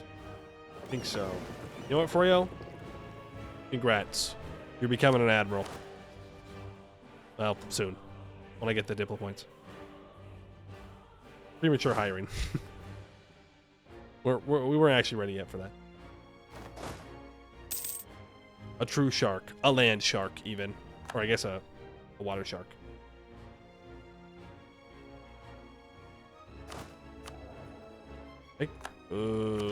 I think I want to stay focused on admin until I can get to admin 7. Then I can flip over to diplo focus. I think we can speed 5 here. Uslar's gonna go and try and take Bal Ord. To that I say good luck. Yeah, have fun. Oh, they are gonna kill my boats though, aren't they? Shoot. Alright, Froyo, you're up. You're bad. You're bad, and that makes me very sad.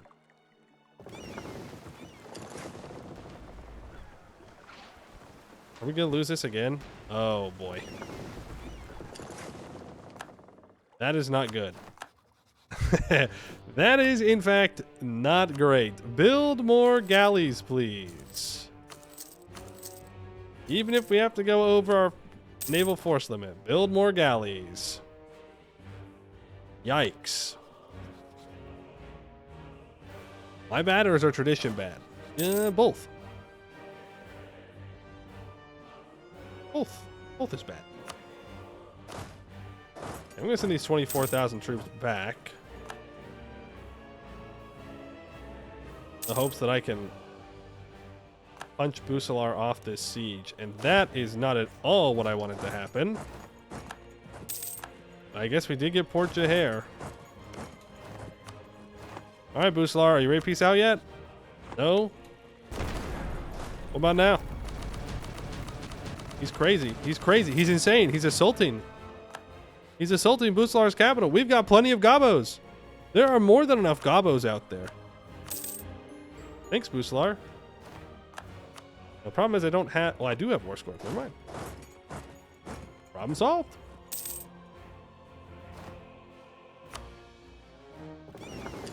So now the hope is that he's too scared to bring his full navy out. He is not. Fun fact. Here. I will repair for now.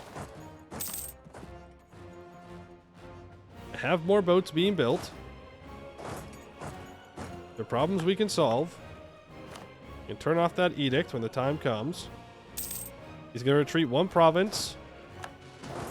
Fine. Retreating a bunch of provinces. Back wipe that ship. Cross. War. Nathalair will, in fact, be ours. And you know what? Go ahead and cancel Cancel all those galleys. We don't need them. Eberthil is doing slavery. Average Eberthil moment.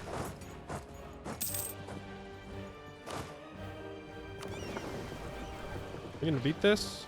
Nope. Our boats suck. What? Okay, that's a bug. It didn't actually wipe all of our boats. We're good. It just wiped one boat that I had sent in there, and so it says that it wiped them all, but they're all fine. I was like, huh? Yeah, I mean, we have the 10% galley combat ability in our national ideas, but that still means we're at a minus 10% galley combat ability, and there's a pretty good chance that he has taken the... what's it called? The naval doctrine that gives galley combat ability. So he's probably kicking around. I mean, I guess I could check. It's free to check. Free to check the boats. Oh, can I check galley combat ability?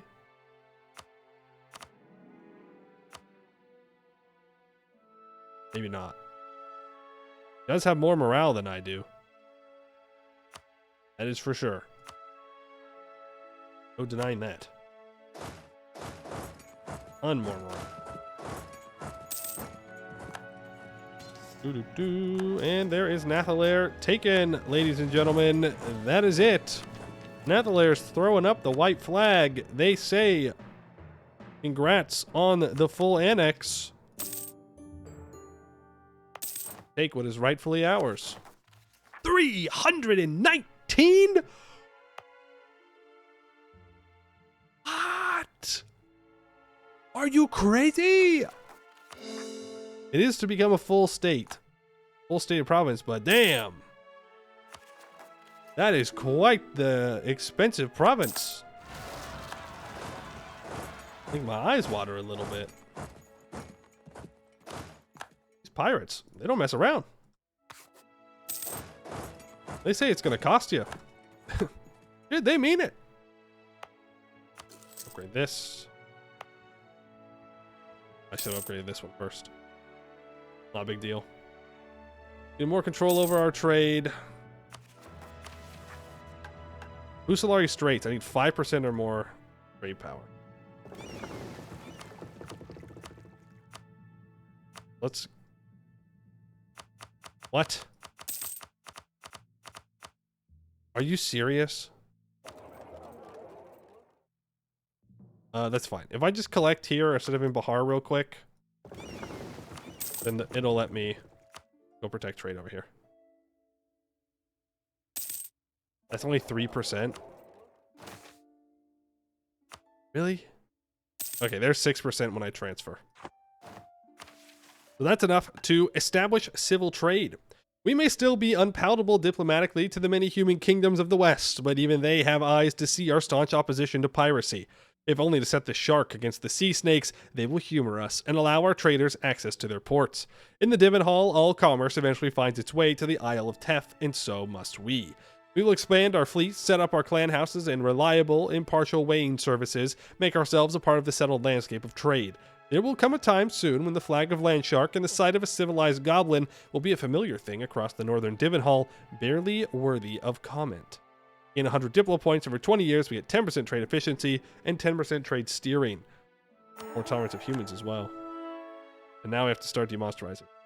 We need a positive opinion with at least 5 non-monstrous nations in the select region. Busanor, the Borders, East Ameshead, Bahar, Harpy Hills, or Bulwar proper. That's gonna be difficult considering they all hate my guts.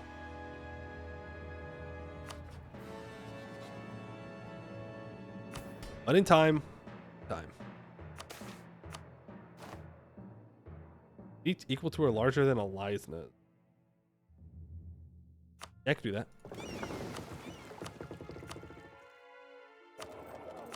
Back to collecting trade here. Cottage industry, I can dunk on their loyalty and gain a bunch of development, so I'll do that. How close are we to tech? Here's That's fine. Encourage development. Get that up to 15 development. What else do I need on Gem Isle? Ooh, I need Bal Ord to be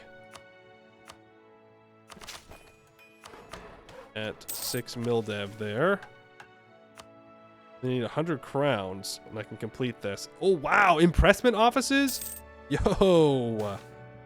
Massive. We love impressment offices. That's what we need. We need more sailors. We need them. We need them real bad. That's what I'm always saying. I'm always talking about how I need sailors so badly. Back to collecting here. We're making 4.93 ducats a month. Rooting out corruption is spending, costing money. Fort maintenance as well. Fine. Overextension doesn't help trade at all. We have more boats than we used to. Hey, including you two. Get over there. Back some trade. Still out with Bramble Skinner, even though they do not deserve our alliance. But unlike some gobbos, and I don't want to name names. Not gonna name any names. I do not betray my gobbo friends. No names though. Peaceful protest. I'm gonna say no, because I don't want to lose 50 diplo points. Sorry, elves. The Nathalari Prosate. The rediscovery of Aelintir meant the incredible demand for labor for the colonies, in this case orcs. While many in Canor see it as a distasteful trade, it has flourished greatly in the city of Vertesk, and many of our underworld contacts have started to peddle slaves amongst their stolen wares in the auction houses of Nathalar. Indeed, our links across the Divin Hall have begun to draw gnolls willing interested in partaking in this new burgeoning trade, and have set up an official gnollish slave district in the city, which the locals are calling the Krazate, after the gnollish word for Kra. No. Not interested in slavery. We deal in honorable thievery, sir, and not even that. We don't even do thievery. We're good guys. Naval stronghold can be completed.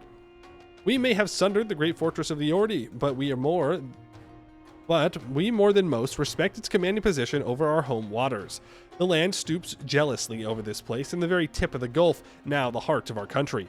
We will make a cove of it, a place for our sharks to circle and brood before the next terror raid. Wave breaks, a walled harbor, emplacements for our cannons, and when we are finished, Bal Ord will be as impregnable by sea as we found it by land. We gain a permanent claim on the Rayuel area. To the end of the game, we get plus 25% local sailor modifier, plus 1 possible number of manufactories, and plus 1 naval combat bonus off of owned coast. I need one more marketplace, that area. For 20 years, I'll get 20% trade steering. Kind of crazy. We want to build a marketplace in Gem Isle next, is what I'm seeing. No, the Harpies rivaled me? Why? Why must monsters hate monsters? Also, Jad lost. El Jad. It could have been a monstrous bulwark. I mean, it still could be, technically, but it doesn't help if you start rivaling me. Come on. We could have been friends. Look, Zaka and Telect are still allied. What if we made like an alliance chain of monsters, and you could have called me in against Persardenshus and Eliasna, and I'd help. And we'd win. We'd have a fully monstrous bulwark. It'd be funny. No jokes allowed. Maritime ideas. 10% global ship repair, minus 10% sailor maintenance, and the completion of our first national idea, crossing the Gulf of Ord. Landshark is part of the group of Exodus goblins who chose to flee from the orcs via the western route. Despite defeating the human armies, their great citadel of Bal Ord forced us to find an alternative path to flee.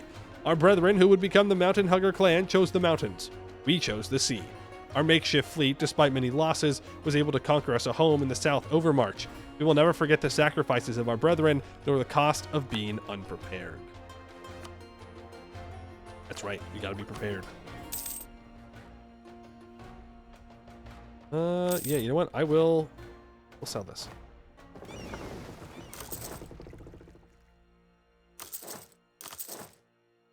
We'll do that, so that way I can build a marketplace here. Then I can upgrade this center of trade for cheaper. You know how hard it is to get a goblin on a boat unless you impress upon them how cool it is. I guess I never thought about it. There's Tech 7, victory. We can now start to demonsterize. Boom. Okay. We start the demonsterization process. We're very monstrous. We've taken the reform. More uniforms, come on, man. We've taken the reform that makes it faster for us to demonsterize instead of not losing stability. So this is a medium decrease of monstrosity. We take us from 197. So it gives you one extra progress. I don't know if that's worth it.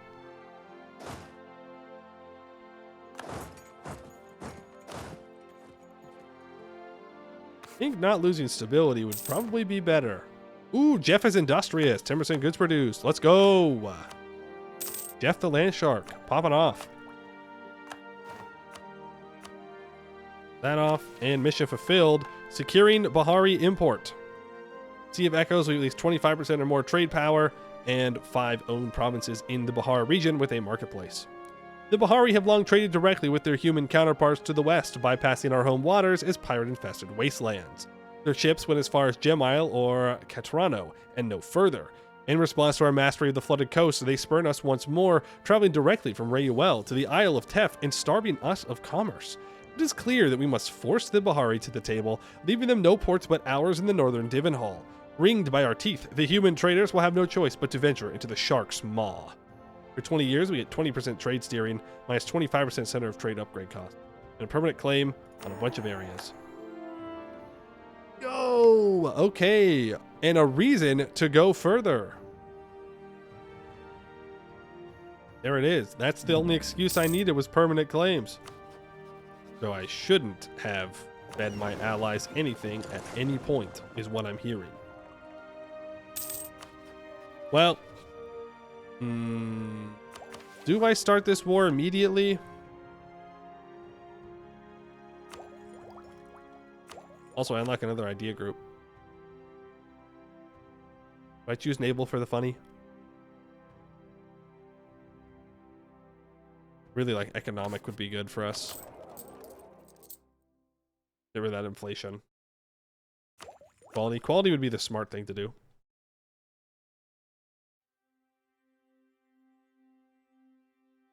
Quality. I want to take this tech though. Need to develop colonialism. Ouch. I don't think we'll be doing that. I think we'll be taking tech before colonialism. Get this center of trade upgraded. Very nice, very nice. Good stuff. Nah, we need our upgraded troops. Yeah, it's a pretty big upgrade. Language lessons, that's fine. We're now behind on tech. Not a big deal. Not hiring a general because I don't want to. Don't want to spend the mill points. But the naval memes, free barrage. True, free barrage.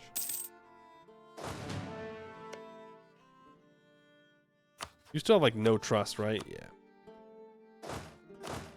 What's my force limit? 57 now. Okay. Get a workshop built here. Get a workshop built here. Any other decent workshops I can build? Oh yeah. I'll build Tunger. Heal up the economy on those spots real quick. Do I start spending admin on conquering? No, I don't. I just wait. I just wait for the admin tech because it gives me governing capacity, which is what I need anyways. So we'll sit here, we'll drill, gain some professionalism. We'll take the mill tech, which is a huge, huge jump for us. I think we want to go for hilltop short bows. Well, no, we'll go for mountain huggers. Why not? Yeah, it's between the Gray Sheep tribe and the Mountain Hugger tribe. Let's read this. As its name would suggest, the Mountain Hugger tribe lives on the mountain sides of the Serpent's Reach, where they used to bypass the fortress of Bal Ord. The warriors of the Mountain Huggers are well known for their skill in navigating the mountains of their homelands and are highly agile for goblins. During the wars against the alliance of Rayuel, Krathanor, and Abdel Tungur, roving bands of Mountain Huggers would travel the hills and mountains of Bahar, destroying or pillaging everything in their wake before the Bahari could find them. It's a pretty big upgrade for us. Oh.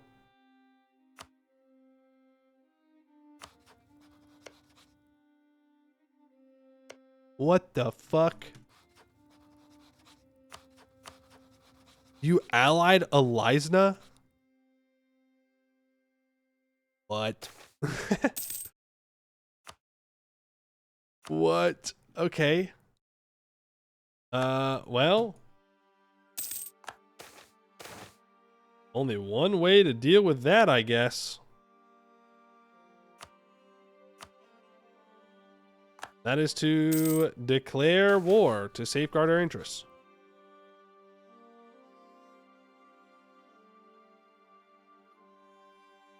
That is something. That is something. There's no one in Bulwar that's going to want to ally me. Well, shoot. That's not very cool. We have to figure out a way to beat Elizna. Well, I have Tech 9 right now, so now's the freaking time. I think we need to do a monsterization. I think we need to do a monstrous conquest on him. I know that kind of sucks. It undoes monsterization progress, but I don't see how else we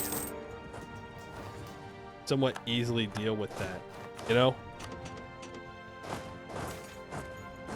Okay, I need to just bleed Elizna out on Zletikonu and Abdel Tungur. Just let them walk up here. Just fight them on mountains and hold and until they leave. Control the trade. Gem Isle has their workshop built. Our scrabbling incline for purchase is over. This land is ours, and we may finally lift our eyes to the western horizon. There we see the levee ports of the Krathanori, bleeding our traders dry and denying us the freedom of the sea, to say nothing of the piracy that these feckless and decadent trade guilds allow to run rampant in their waters. If we are to do more than simply live, if we are to thrive, we must trade on our own terms and tighten our grip on sea traffic in and out of the Gulf. Important above all else is Gem Isle, a wealthy port and strategic position from which to defend our shipping lanes. We see a time not long from now where every Landshark trader will know this. He is guarded by a predator more fearsome than any petty raider. Gem Isle gets a level 1 center of trade. We gain 5 mercantilism. Okay. Naval tradition of at least 50. Yikes. Well, it's going up quite a bit. There is...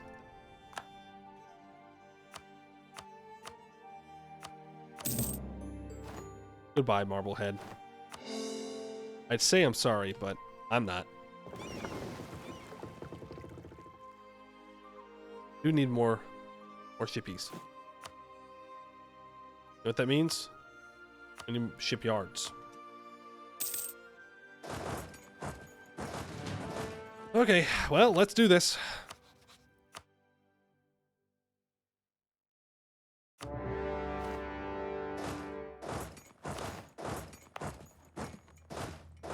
Let's do this.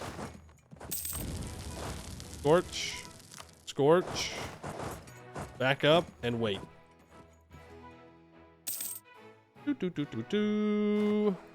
Elves expanding to Catarata. I think this goes beyond expanding. Like, you're not wrong, but I think this is beyond expanding. I think this is taking, conquering. Though the Knolls are not doing... I thought that the Knolls had joined, and I was like, what? Why? We're good. I should improve relations with some people. People like Tellum. Earlium. Like Vern. And the dwarf. And I bait them into moving onto my territory. Apparently not. I definitely cannot beat Eliza's navy, so we're just going to have to suffer. Which means I should definitely get my coastal defenses built up. I was talking about. That is Eliza. Tech 8. They have the first quality idea. Yikes. But I'm not going to really want to fight them until that first quality idea. They're not going to... I mean, I'll take this free war score. Thanks. I also unlock the hunt. Thanks for the war score.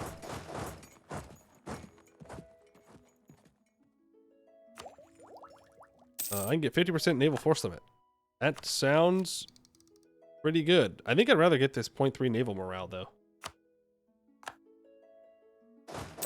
It's pretty important for us. I'm gonna back up. See if I can bait them to just move onto here. I don't know if that's possible. I can purchase an age ability. So monstrous rule is gonna be pretty good. Adaptive combat terrain is hopefully useless. Because if we're fighting on this fort, things have gone bad. So let's go for monstrous rule. It's very good. We know it's good. If it works, it works. Don't fix it if it ain't broke. A loan offer from Tluct. Thanks, Tluct, but no thanks. I can choose a government reform. Self-sustaining troops. Experienced leaders for +1 land leader fire and shock, -5% morale damage received, or early naval focus for 10% morale navies.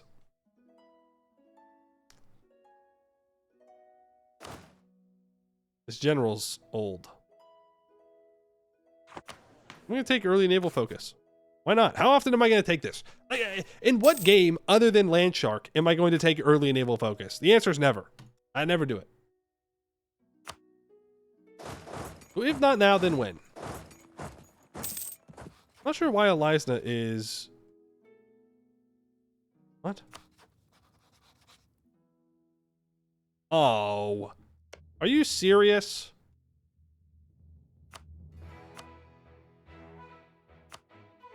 Wait, Eliza's already on medium? Heal? There's monstrous rule. 50 crowns, 20 reach monarch point. Always good. Always, always, always good.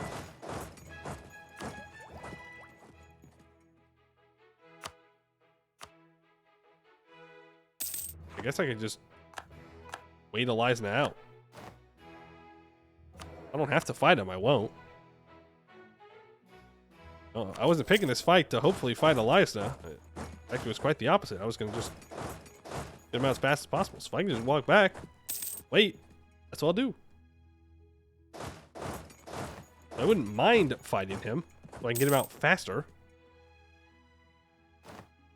It was isolated. Yeah, I know, but he'll get there in time. And I know he'll get there in time.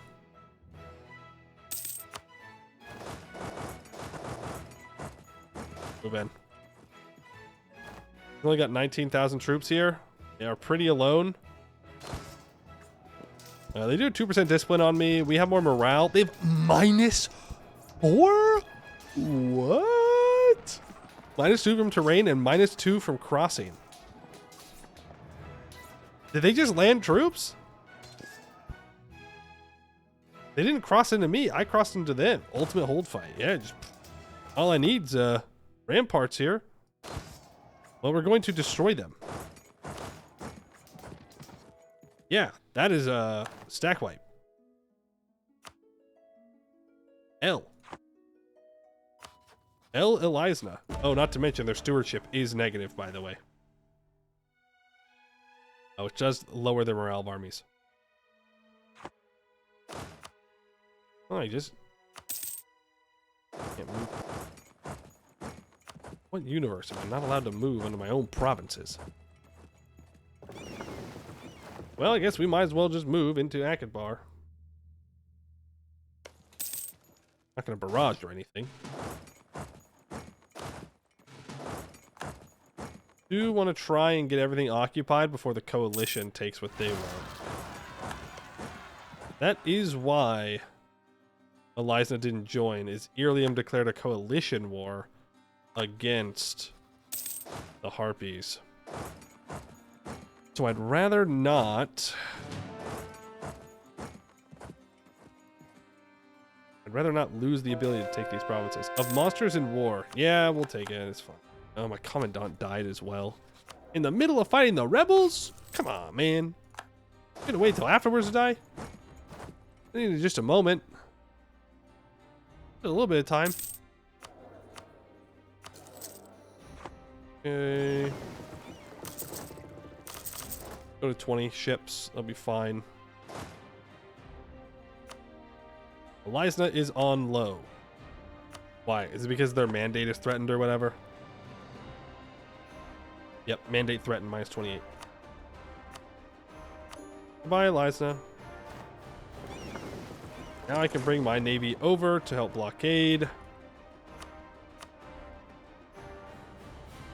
This is what I want. I do see this war wizard that's going to blast through these forts.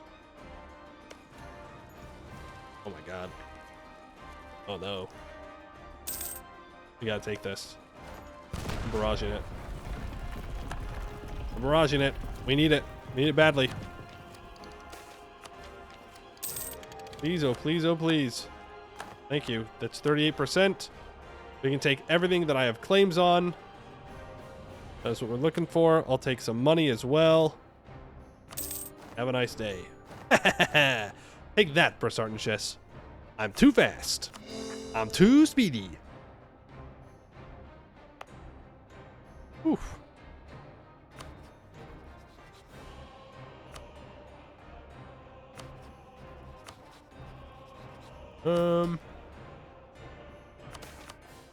Get that up.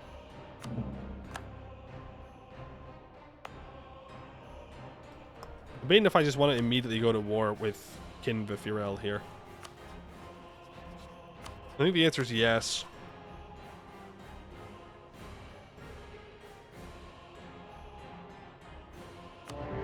And we know that Brasartanchess has that war wizard, but if not now, then when? Right? Am I just gonna sit around and wait for Eliza to ally other people? Also, Brasartanchess is currently distracted. You gotta go back and do with rebels wherever they rise up. Oh, and I should get another general. I just don't want to spend the mill points. Especially after I had to do that barrage. Feels even worse. Neighboring countries again. Athanori separatists. Oh no. Oh no. How good's my air? Not very good. I don't care if he dies here. Hey Amy, how you doing? Like, fucking middle of the night? Well, what are you doing awake? Hope I am winning. I am definitely winning. In fact, I'm winning so much I need to spend my money. Build those temples. Build that marketplace in Dostoevsky. Yeah, that works. Build that manpower building. Kittenish Slinky, thank you for the follow. Appreciate that. 4:13 a.m. You woke up 5 minutes ago. That's crazy. And it should be illegal to wake up that early. You should not have to ever do that for any reason whatsoever. That's too much. Sometimes 7:15 is too early. 4:13? Having 2 cats? Oh, L. The pets say it's time to be awake. Chains for the vanquished. Oh, they want me to do slavery so badly. They won't stop asking. They won't stop asking me. And I keep saying no. Which, thanks for the free prestige, I guess. But no, I'm not going to do the slavery. We are the good guys. Need to repair my rupees really badly. Sergeant chest, I'm going to take war reps and money from you. I don't particularly care about anything else. I want you out so that way I can take my claims. And then we have to go to war with Eberthil, which I feel like will not be too bad. Maybe I'm speaking too soon here. What's new? Ooh, just in time. Just in time. Sergeant was going to try and contest their capital siege. Glad they're not going to do that anymore. Now we can get the full annex. Boom and boom. Full done. Bing bang bang boom. Whatever other sound effect. Pour those bad boys up. And now it's just Eliza who holds things that I want. But I can wait for admin tech to do that one. Admiral Froyo has died. Rippy dippy. Abandoning me in my time of need. As usual. Average leader in EU4 just decides to end it all. Amy, you want to be a leader? You know what? Yes. I'm going to do that. I'm going to be an admiral.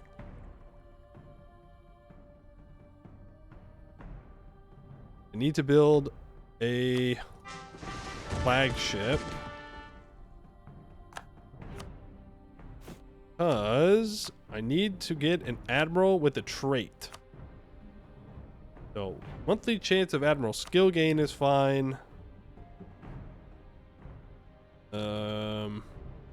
What else do I need to do with this? Ship trade power and movement speed. Good. There you go. Gotta get an admiral with a trait somehow. Hey, Paler. How am I? I'm doing pretty good. Doing pretty good. We got most of our missions done here. I do need an admiral with at least one trait. Super nice. Just saying, if I get up to 2 stability. Ooh. No, I need the tech. There's these shipyards. Okay. Do not have curse cleansing. That'll be gone in 3 years. All the following must be true. Landshark core. There's a marketplace and a workshop. Okay. That's fine. Garcia is non-monstrous and we're not a tribe. Okay, well, we don't have to wait for them. That's not bad. New commandant. Cool, cool, cool, cool. I'd love to do the banquet event, though. But the demonsterization takes forever now. We're at 79 of 100. It's not too bad. It's not too bad. Athelair needs some work, though. Or was it every province on the flooded coast? All provinces. Yeah, they do. They all need a marketplace or a workshop. Okay. I can do that.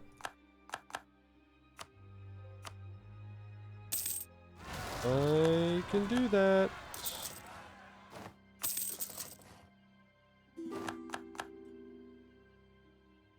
Well, that already has a marketplace. Whoa, would you look at that? Fancy. Got a workshop built up. It's just those 3, right? Yep. Just those 3. Then, naval tradition of at least 50.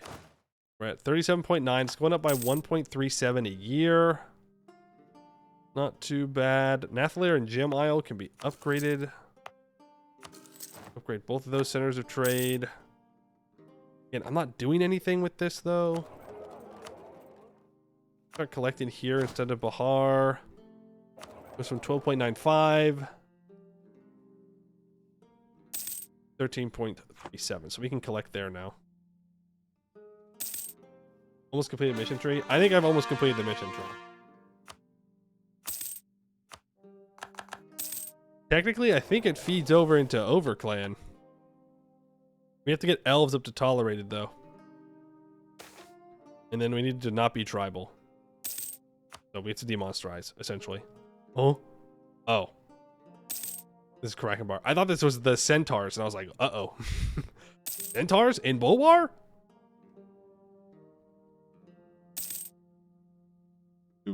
Can I take tech? Yes, admin tech.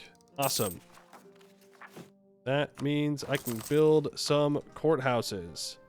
That means I can state some stuff up. Halfway at least. It also means that I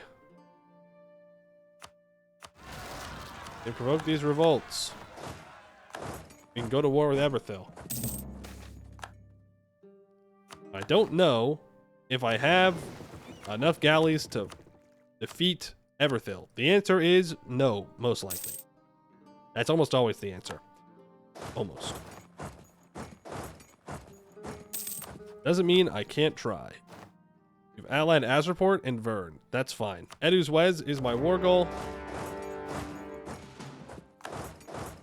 Let's quickly occupy everything over here. Both need to go home. Yeah, I definitely cannot beat Vern and Eberthil. There is that.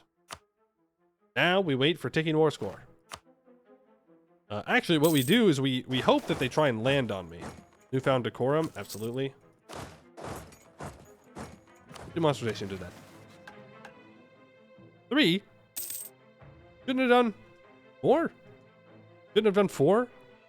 Since we have more demonstration progress? Interesting. Oh, uh-oh.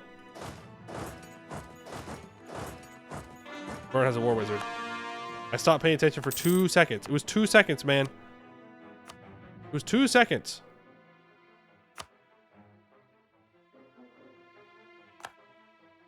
Uh-oh, uh-oh, uh-oh, uh-oh, uh-oh. Get that 5-shock general in charge. You're gonna go in there. 5-shock, 1 maneuver. Actually, I'm gonna take the 2 maneuver. I don't want a crossing penalty. You're gonna do great. I'm a believer. I'm a believer. I'm a believer.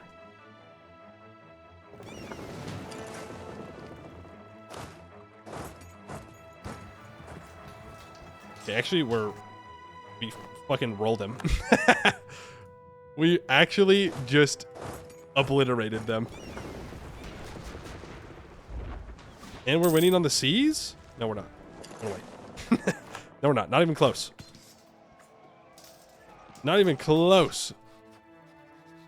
Vern is out of troops. L Vern. L Vern. Mod the Hoff. Exclamation point Anbennar. A-N-B-E-N.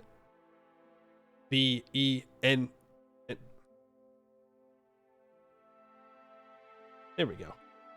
I know how to spell it, but you know, once you ask me to do it out loud, that's a whole nother thing. That is the mod that we are playing. It is a total overhaul mod for Europa Universalis 4 with a custom world, custom mission trees, custom idea groups, custom nations, custom lore. Looks cool. It is very cool. Right now we're playing as goblins. There's all kind of fantasy races. Dwarves, goblins, gnomes, elves. These weird fantasy races called humans. Okay, Eberthil just let me cross. Right now, we're playing as Gobos. We're very coastal focused. I don't want to say we're naval focused, but we are coastal focused.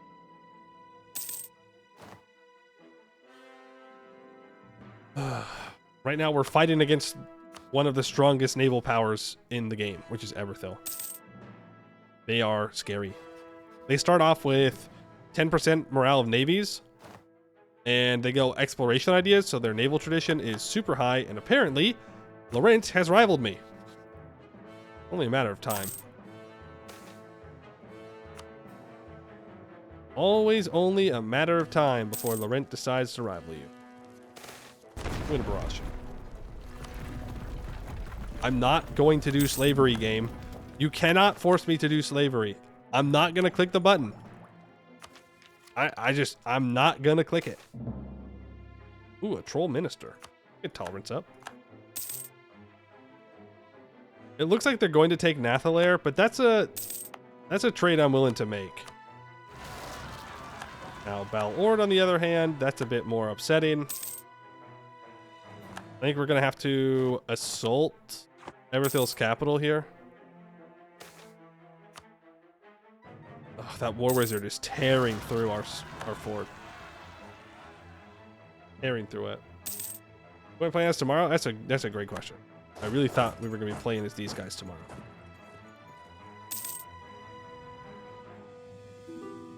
We're going to get to the point where I do take his capital and he's going to be like, no, I don't want to peace out. Ooh, hold on. Vern is getting obliterated. Pearl's Edge is being smart and has declared war.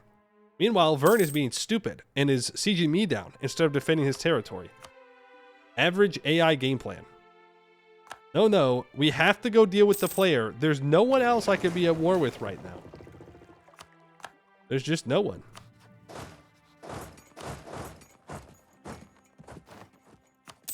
Alright, bye Vern. Dumbass. We'll take it.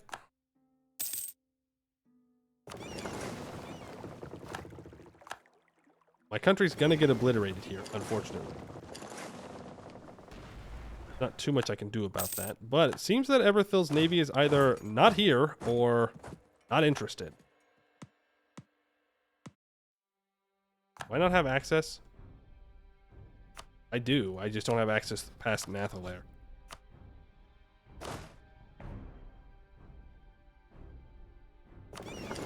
Also, Amy, you already died.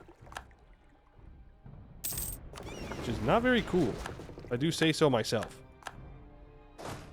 I just lost a siege to rebels as well. Oh, and they came back with a vengeance for my boats. Come on. Don't be like this. Thank you. Oh. There's no way, man. There's no way. There's no... This sucks. This sucks because it was just Vern's War Wizard. Like, that's literally the only reason. And now I've lost 2 forts to rebels.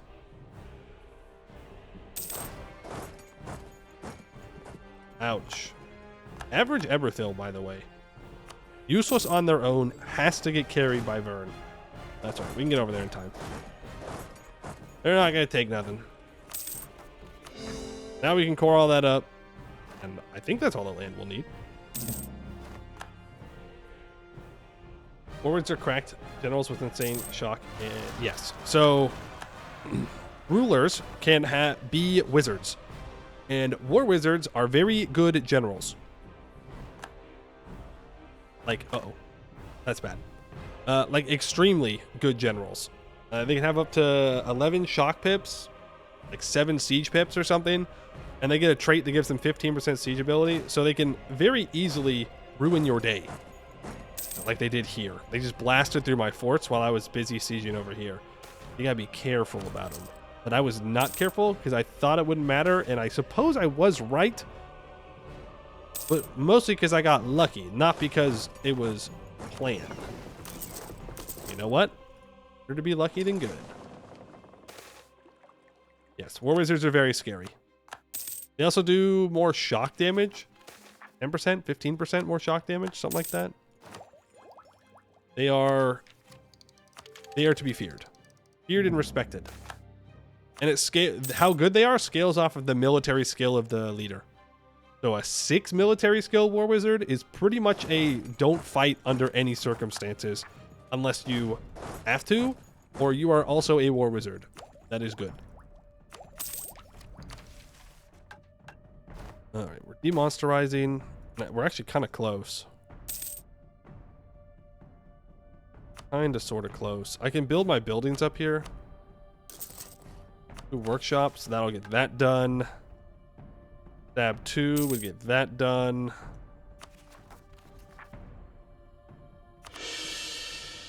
Go. Coveted lands. The dream of the great clan boss Genthib was simple. Forge for the people of Landshark a home of our own, unthreatened by the whim of orc or human or dwarf. The people of this world look on us as savages for demanding these things which they see as their natural due. A warm bed, a life lived free of siege, for our children to grow up unscarred by war. This is what we have carved out for ourselves, our gift to our descendants. We invest the trading wealth of Bahar in the security of every village. Our clan councils mediate disputes with impartiality and fairness, and even those who hate us can no longer simply swat at us unthinkingly. We have become masters of the Northern Divenhall, a country of thriving homesteads. A complex, a capital. Since the time of the Great Western Exodus, we have been accustomed to peripatetic rule, largely defined by the military need of the moment.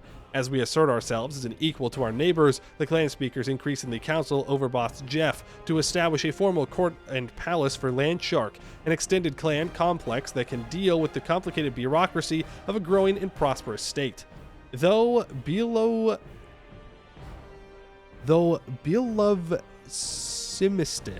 has established itself as a gathering place for our quartermasters and logisticians, there is no overwhelming consensus that it should be our capital or the site of our ruling complex, and this has become a source of intense debate. Speaker Mekcha's shark tendency is arguing for the complex to be built at Bal Ord, the traditional center of authority in the Overmarch and a key strategic fortress and port. She argues that invoking the legacy of Bal Ord is a good way to legitimize the state and impress envoys, as well as keeping the extended family of the Overboss safe. It is a place with ancient history, visually impressive, and a symbol of our successes on land and at sea. It also already has a significant goblin minority who knows the city and its byways intimately. The open trade tendency led by Speaker Agdak is arguing for Catrano, a city and canton surrounded on 3 sides by water, the old capital of the Crathanori. They view a Catrano capital as a chance to stamp Landshark identity on a city not quite as long-lived as Bal Ord. Catrano is also the country's economic heart, sitting along every major sea route in the northern Divenhall and gazing across the water at the trading hub of Gem Isle. It is a green and pleasant land, perfect for construction and expansion, which favors no existing clan and allows for a city truly in our image. Of course, there is always the choice to formalize and expand our court in wherever that is. It has the weight of tradition and represents our pride in the Exodus and making do with the resources available to us. It is also a place firmly under the control of the Overboss, regardless of where we hang our cloaks. This is a clear sign that we are no longer a straggling band, but a country, ready to formalize our state bureaucracy. I don't really like our current capital. It's kind of bad. So really it comes down to Bal Ord or Crathanor, and I think Crathanor makes the most sense, simply because that's where I've developed. You know, it's a 37 development province. So I think we're going to go for Crathano. Or Catrano, sorry. It also becomes Exodus Goblin and Goblinic Shamanism. Nice. Download the mod now? Nice! Yes. We love new Anbennar players. You just started Mayo and Taxes, talking about overwhelming. I also enjoy Mayo and Taxes quite a bit, but yes, very overwhelming. Anbennar is a good... Like, there's a lot to learn in Anbennar, but it's nowhere near as overwhelming as Mayo and Taxes because it's still just EU4 at the end. If Catrano falls, the war is over. Or not going well. Yeah. Bal Ord is more of a first line of defense. It also moves our capital into Bulwar, which should give us the better adventurer organization when that comes around. Could do the lower dev province to make deving an institution. That's true. Yeah, we could have moved it up here for the cheaper institution, but next one's printing press.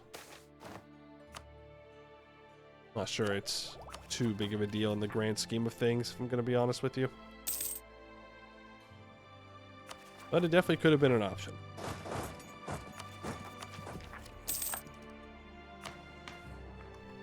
We are going to accept Sun Elf. I'd rather not. I'd rather accept Bahari because it's a larger culture. But if I want to click the Form Over Clan button, I need my tolerance of elves to be much higher. What I will do. I can do that once I full state those. What else can I do to get some missions done here? Oh, I can click Folly No More. Our buildings have been built.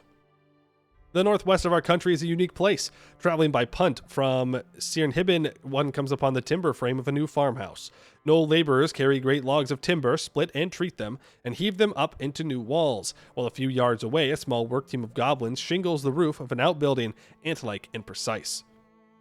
Move a little further into the fen, and one passes a gorgeous stand of pear trees raised on a small hillock island. Their forester dozes in the afternoon sun, one of the happy few who moved here from the deep woods to cleanse the place, then stayed. The villages of the Dreadmire are practically ports, drawing up land in narrow reinforced strips to plant great marrows and oilseed, and yet the yields returned on even these small plots are astonishing.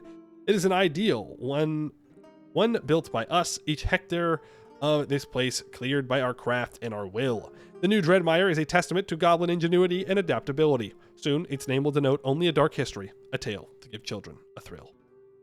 That's right in this state. Culture in the flooded coast area will become flame-marked Knoll, and it will change to Jazub Cult. Okay. Renewed lands until the end of the game in the area, minus 50% local dev cost, 20% local production efficiency, 50% supply limit.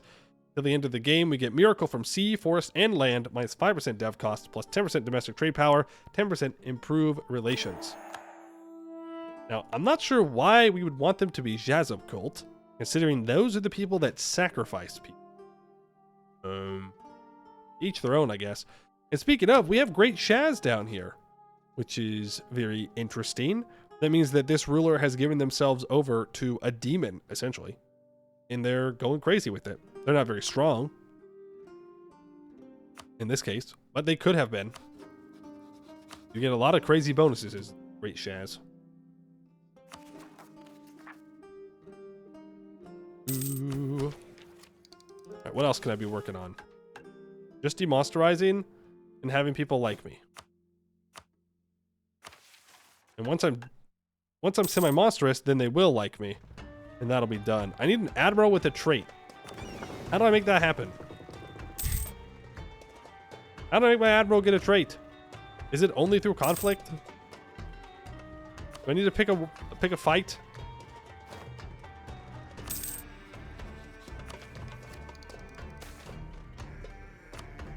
Raid conflicts. Oh boy. We're gonna need more boats. We're gonna need a lot more boats. 20 galleys is not gonna cut it. Security through force. We will upgrade our naval doctrine, apparently.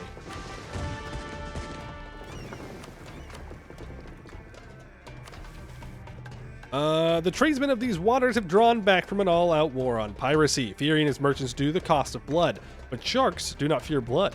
As long as the raiders have their dens, they will return again and again, perhaps weakened, but never truly defeated. The path ahead of us is simple. Drown these rats in salt water and take their city for our own, turning their shadowed refuge into a base for our purge. Our children will never again fear a sail on the horizon. Ooh, we own Nathalair, have 20 galleys, and a naval tradition of at least 50. In 10 prestige for 30 years, we get minus 10% naval maintenance, plus 20% blockade efficiency. And we get placid waters till the end of the game for 25 trade power in Dostonesk. Harpy abduction. Please don't steal my advisor. Well, actually, I don't care. It wasn't that good. Harpies can have them.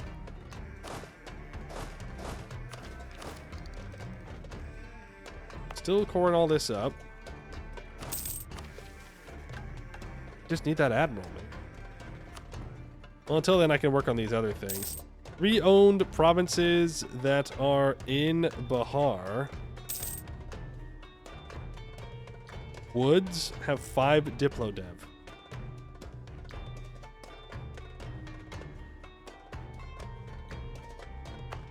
One, two, three. Wait a second. Wait a second. Yeah. Okay.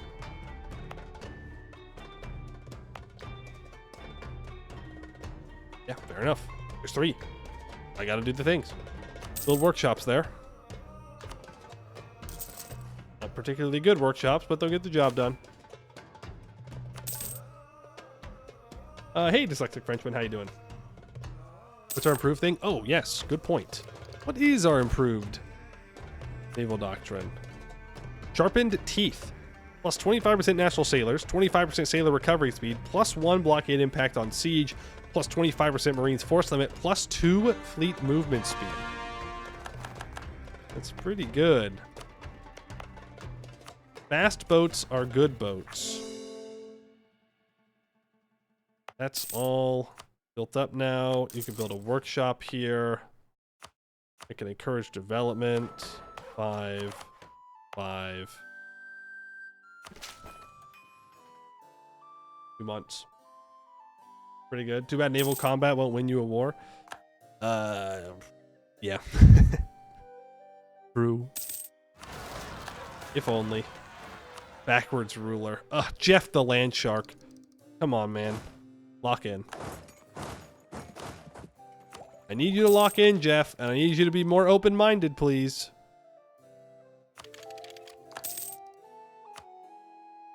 We have colonialism in our hold now. I don't know how it got here, but it did. Jeff is an entrepreneur. True. Ever fix the hold? No. Nope. That costs a lot of money. Way too much money. Province is or accepts or harmonizes Bulwari. Statewide governing cost minus 10%. Plus 1 Diplo free policies, 0.5 yearly inno? Okay. Not bad. The Copper Dwarf hold? Yeah. It is 1,200 ducats to repair, and I just don't necessarily think it's worth it for us right now.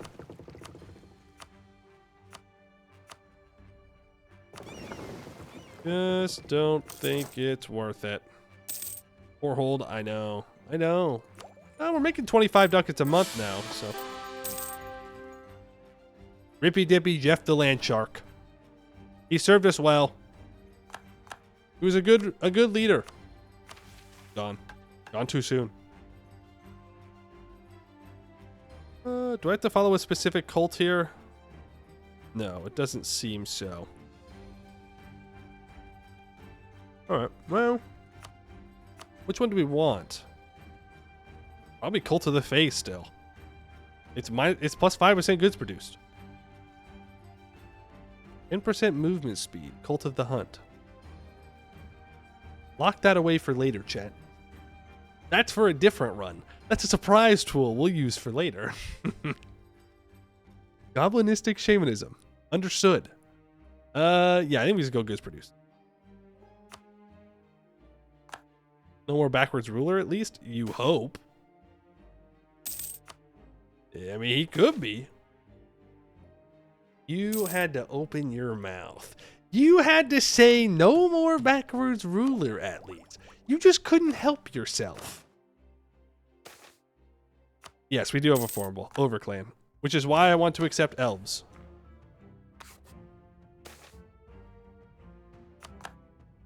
I need elves to be tolerated, integrated. So we're gonna. Well, we want to focus elves, I think. Oh no, I think coexistence is fine. Yeah, we just have to not be tribal now and be semi-monstrous. And then we can form the overclan.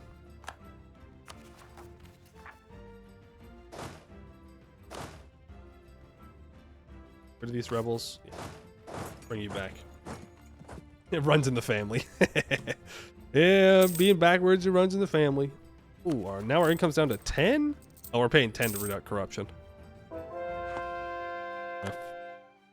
We are converting things slowly but surely. Just for fun. Wait, shouldn't I have the new Corvel decision? Isn't that for this? Oh, someone already did it. Oh, shout out to Arnon for doing that for me. Pretty good. Did it decrease my inflation as well? Like I could. I could do that. Down to 13. Or from 13. Famous adventuring band captured. Thank you for not taking my ability. I appreciate that. The quality of our troops is impressive. Real. True and real and true.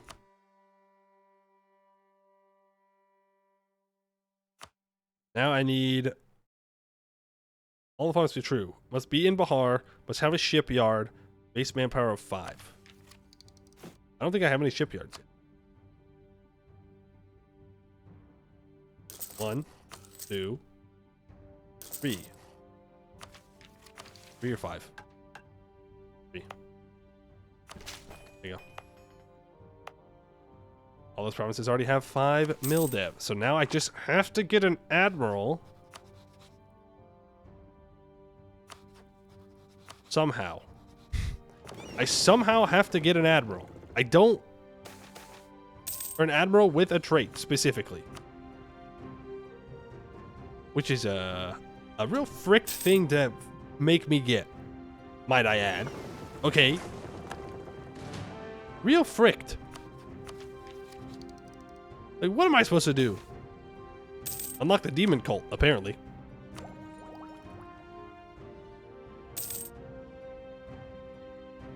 Like, it feels like every time I need to get an admiral trait, I don't get one. And every time I don't need an admiral trait, then I do get one.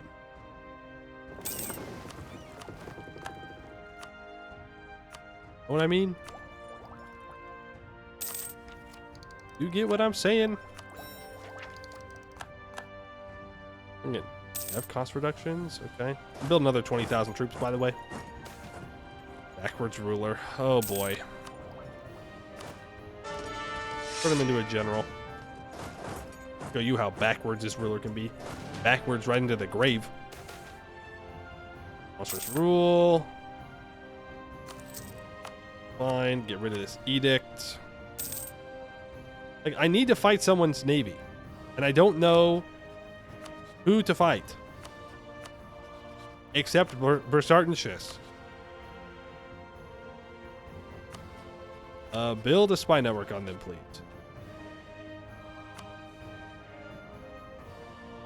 I need, what is it? 10 spy network? Justified trade conflict? No, they need at least 20% of total power in a trade node in one in which your merchants operate. They currently have 7% where you have 75. That would not work. What about you? They have 17% Brisson where I have 19. Okay, well, if I put a merchant in the Mother's Sorrow temporarily, that would work. Right? Well, I just need a claim. I just need a war. I need to go to war. Just no CB. Just no ZB. Be fine. Dreamer is coward. He will not know CB. The cartels can't give me an admiral trait, right? I know they can give me an admiral with 70 tradition. Does that give me a... You know what? Forget. Does that give me a trait with it? And I could get heavies. The thing. Wouldn't hate that. Nope, there's no trait on that admiral. It does have 4 maneuver though, which is not bad.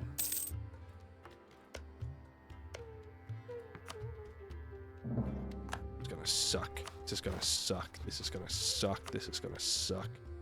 I could just humiliate rival, but then I have to take their capital, and I don't know if I can do that.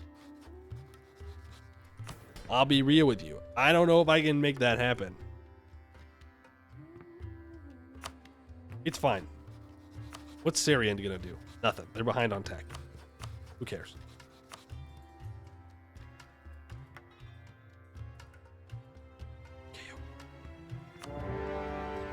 Just give me a silly little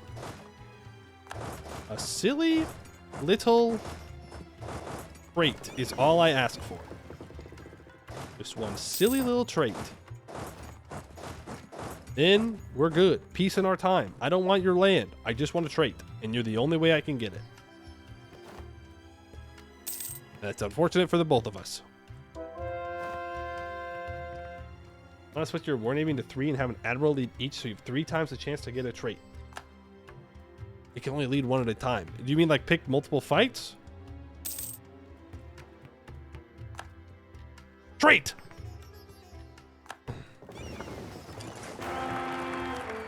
Three, 4, 6 air. Yo. Maybe if it's a close fight, maybe I'll get more. No trait. Let's go! Ironside. 5% ship durability is a good one, too. Elite Green Marines. A great strength of our country is the vastness of its levy. Our ranks now swell with shore goblins who know the sea intimately and come to us familiar with the discipline of the boat. Yet there is a real difference between the fierce fisher boy and the soldier, a change only time or effort can effect. We don't seek to abandon our navy for land, quite the opposite. We seek to take fishermen and make marines of them, create a soldiering elite as comfortable on land as at sea, capable of rising with the tide, striking hard, and then retreating unscathed. In doing so, we can make up some of the distance between us and our neighbors. Our pledge is to master the waves in 50 years as the humans have in 1,000. For 10 years, we get minus 5% discipline, minus 20% sailor recovery speed for Marine regiments. At the end of the game, we get 25% national sailors, 25% Marines force limit. And our Marines get 5% discipline, 10% movement speed, and minus 10% shock damage received. So, we have crazy Marines force limit. Like, actually, psycho levels of Marines force limit. Right? I can do dedicated shipyard. Now the trade flows west to us from the great cities of Bulwar, we take on a new mantle, protector of the northern Divenhall and true naval power. Up to now, our navy has operated under a requisition system under which each local clan and coastal village contributes to overall naval production. If we want to build a true grand fleet, maintain exacting building standards, and effect swift repairs, we will need to centralize our boat building. The strip of land chasing the coast south from Akatbar is famous for the finest timber in the Divenhall, felled from immense stands of tall, sturdy cypress. Let us bring together these superior materials and our wide base of skilled shipwright labor into dedicated shipyards capable of supporting a Divenhall-spanning navy. Start construction of a galley for free in every owned province in Bahar with a shipyard. Until the end of the game, we get 10% galley combat ability and 10% ship durability. That's kind of crazy. That's really good. That is really, really good. P5 to end the war? Yep. That is correct. Bolt of the Ket is introduced. Must have fought Koreshesh's navy or something. Hey, don't let him out. There's no escape. I don't like what's going on over here. Our starting chest still has that war wizard. Of course they do, because elves live forever. It's a 19-year-old conqueror, powerful mage. With enough time, if I left him alone, they'd probably form the Phoenix Empire. Good thing I have no intention of letting that happen. I can get 50% more naval force limit and 25% more ship trade power propagation. And victim of the orcs. Many of our fellow goblins were not so lucky as we to flee from the orcs. Their own exodus to these lands after Dukinson's death was a critical part of securing our position. We should be more open to northern refugees to further settle our lands. I can just take their capital, then I can piece them out. I hope. Guys, get that +1 off coast. I think it's only off of Balord.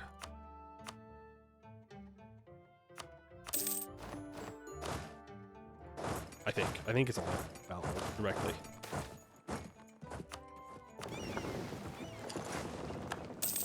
Okay, let's repair these boats. Tech trade, and that'll be great. Monstrous rule, you'll love to see it. You two can walk here. You can drill here. That is a ton of money. I'm going to sell, and you know what? Hey, why can't I do this? Oh, I don't have enough points. Never mind. I will embrace the institution. That's what I meant to do. That's what I always meant to do. Embrace colonialism. Corveria, no longer a valid rival. They haven't been a valid rival for a very long time. Though, to be fair, when we demonsterize, we will lose force limit. I'll rival Laurent. Why not? Frick you, Laurent.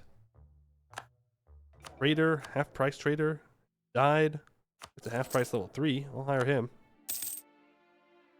Only making 4 mil points a month. Not exactly good. But now we're just waiting to demonsterize halfway. We're not going to wait for the whole thing. Like, this is a good thing to get. +1 diplomats, +1 dip rep, 5% global trade. That's nice. But the banquet is what I'm here for, because that is the last event. We have all other missions done. This was a 1-day stream. A little longer of a stream, but 1 day nonetheless.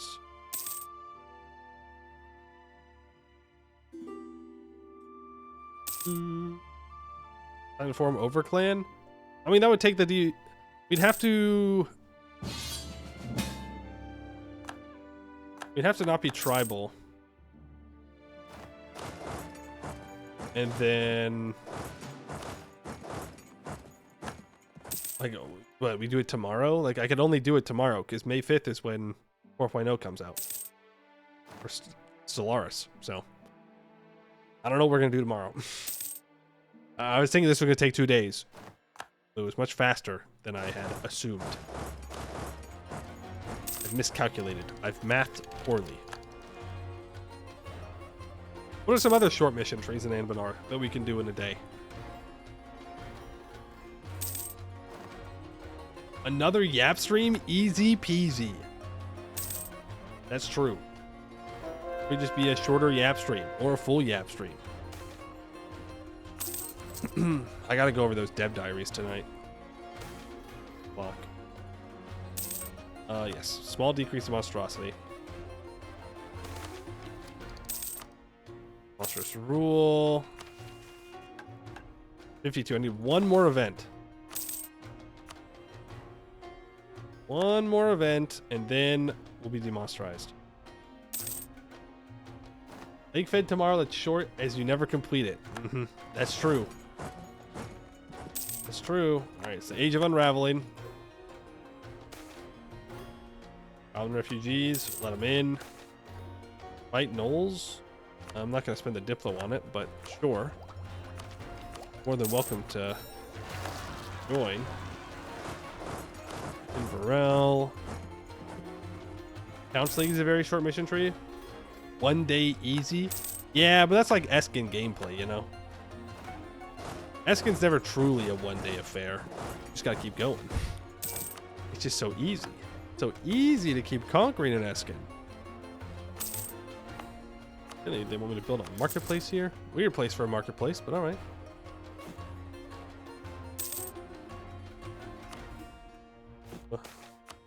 Polish migrants blocked. Boo. Said they were welcome to come. I just didn't want to pay for it. Hey.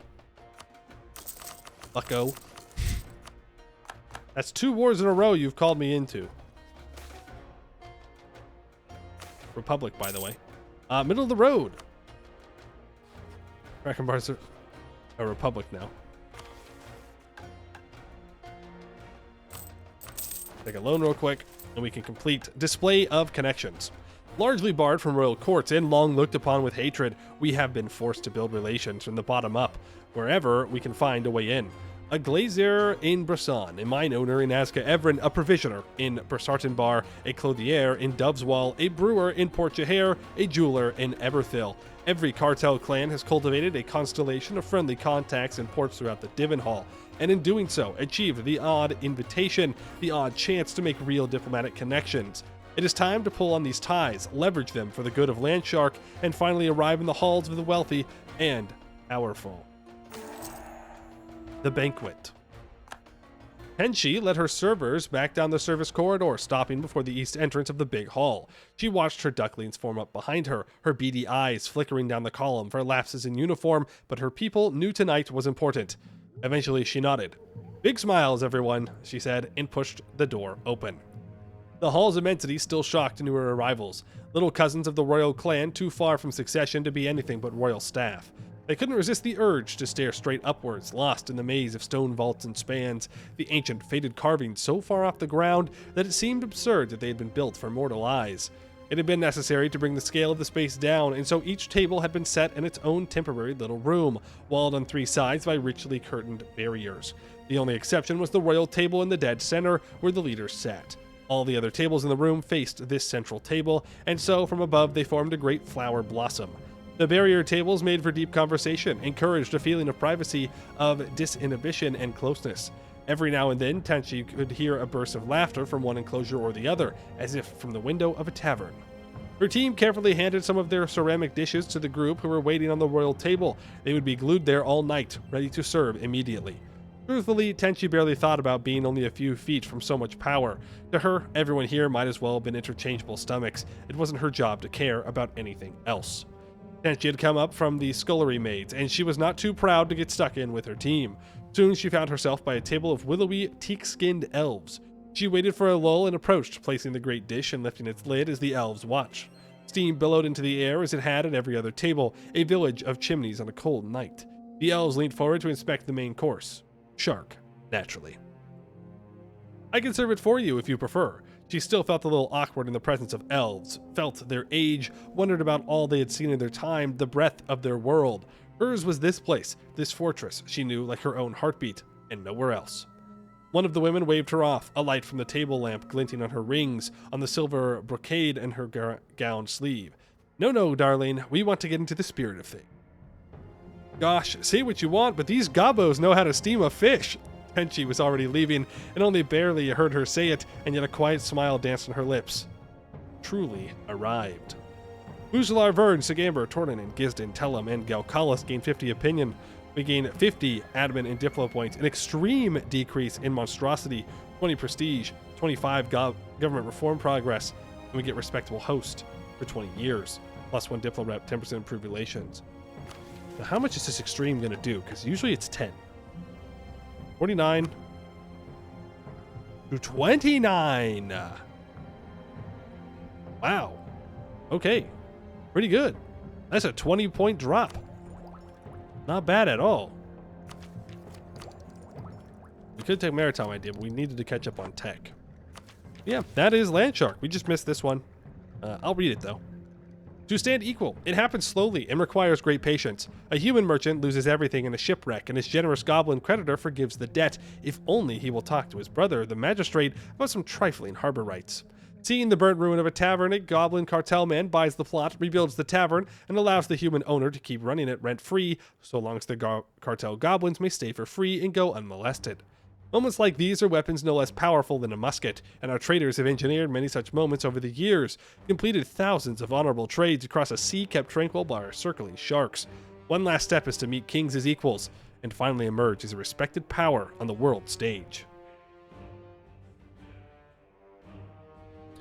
There you go. That is all of the Landshark content. If you wanted to keep going with this run, you would form the Overclan, which you need to be at peace and not tribal, which essentially means for us that we would need to demonsterize fully, form a kingdom and or a monarchy, and then I think you get forced into a republic, being Overclan. You're the mafia in this run? No, not really the mafia. It's just that we take advantage of situations in order to profit. We're merchants, after all. But this was good. Good flavor, good lore, not too long. 15:27 complete time. I guess to be a little bit later. 1540, 1550-ish for full complete time. Doesn't have you blob like crazy. Little bit of development. A lot of bit of conquering. Not too bad. Not too bad at all. This tag was a joy. It was. We got some Gobbo gaming in. Always good to do some Gobbo gaming. All right. Well, as for tomorrow, I don't know. I don't know what we're going to do now. Because we have Stellaris on Monday. Stellaris on Monday. So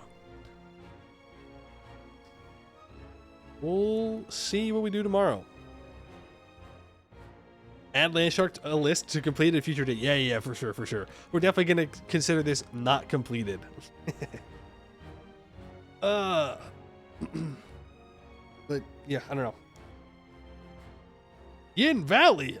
Did I say that? Wow, I must have blacked out and just said Yin Valley and didn't realize it. We love the Yin Valley. We love playing in the Yin Valley. All right, well, I need to go eat. I'm hungry. Very, very hungry. Just checking. Okay, there's no Anbennarians out there. We'll call it there for today, and we will figure out what we'll do tomorrow. Yes, have a good evening, everybody, or a good morning if it is super early for you. I guess shout outs, !VOD to get to the VOD channel, !Discord to get to the Discord channel. Discord's the best way to know if I am going to stream, or if I change when I stream, or when I'm going to stream, or just to hang out. That's also really cool. Well, I'll get all those things in. But that's going to be it for today. I'd like to thank you all for watching, and I hope to see you in the next one.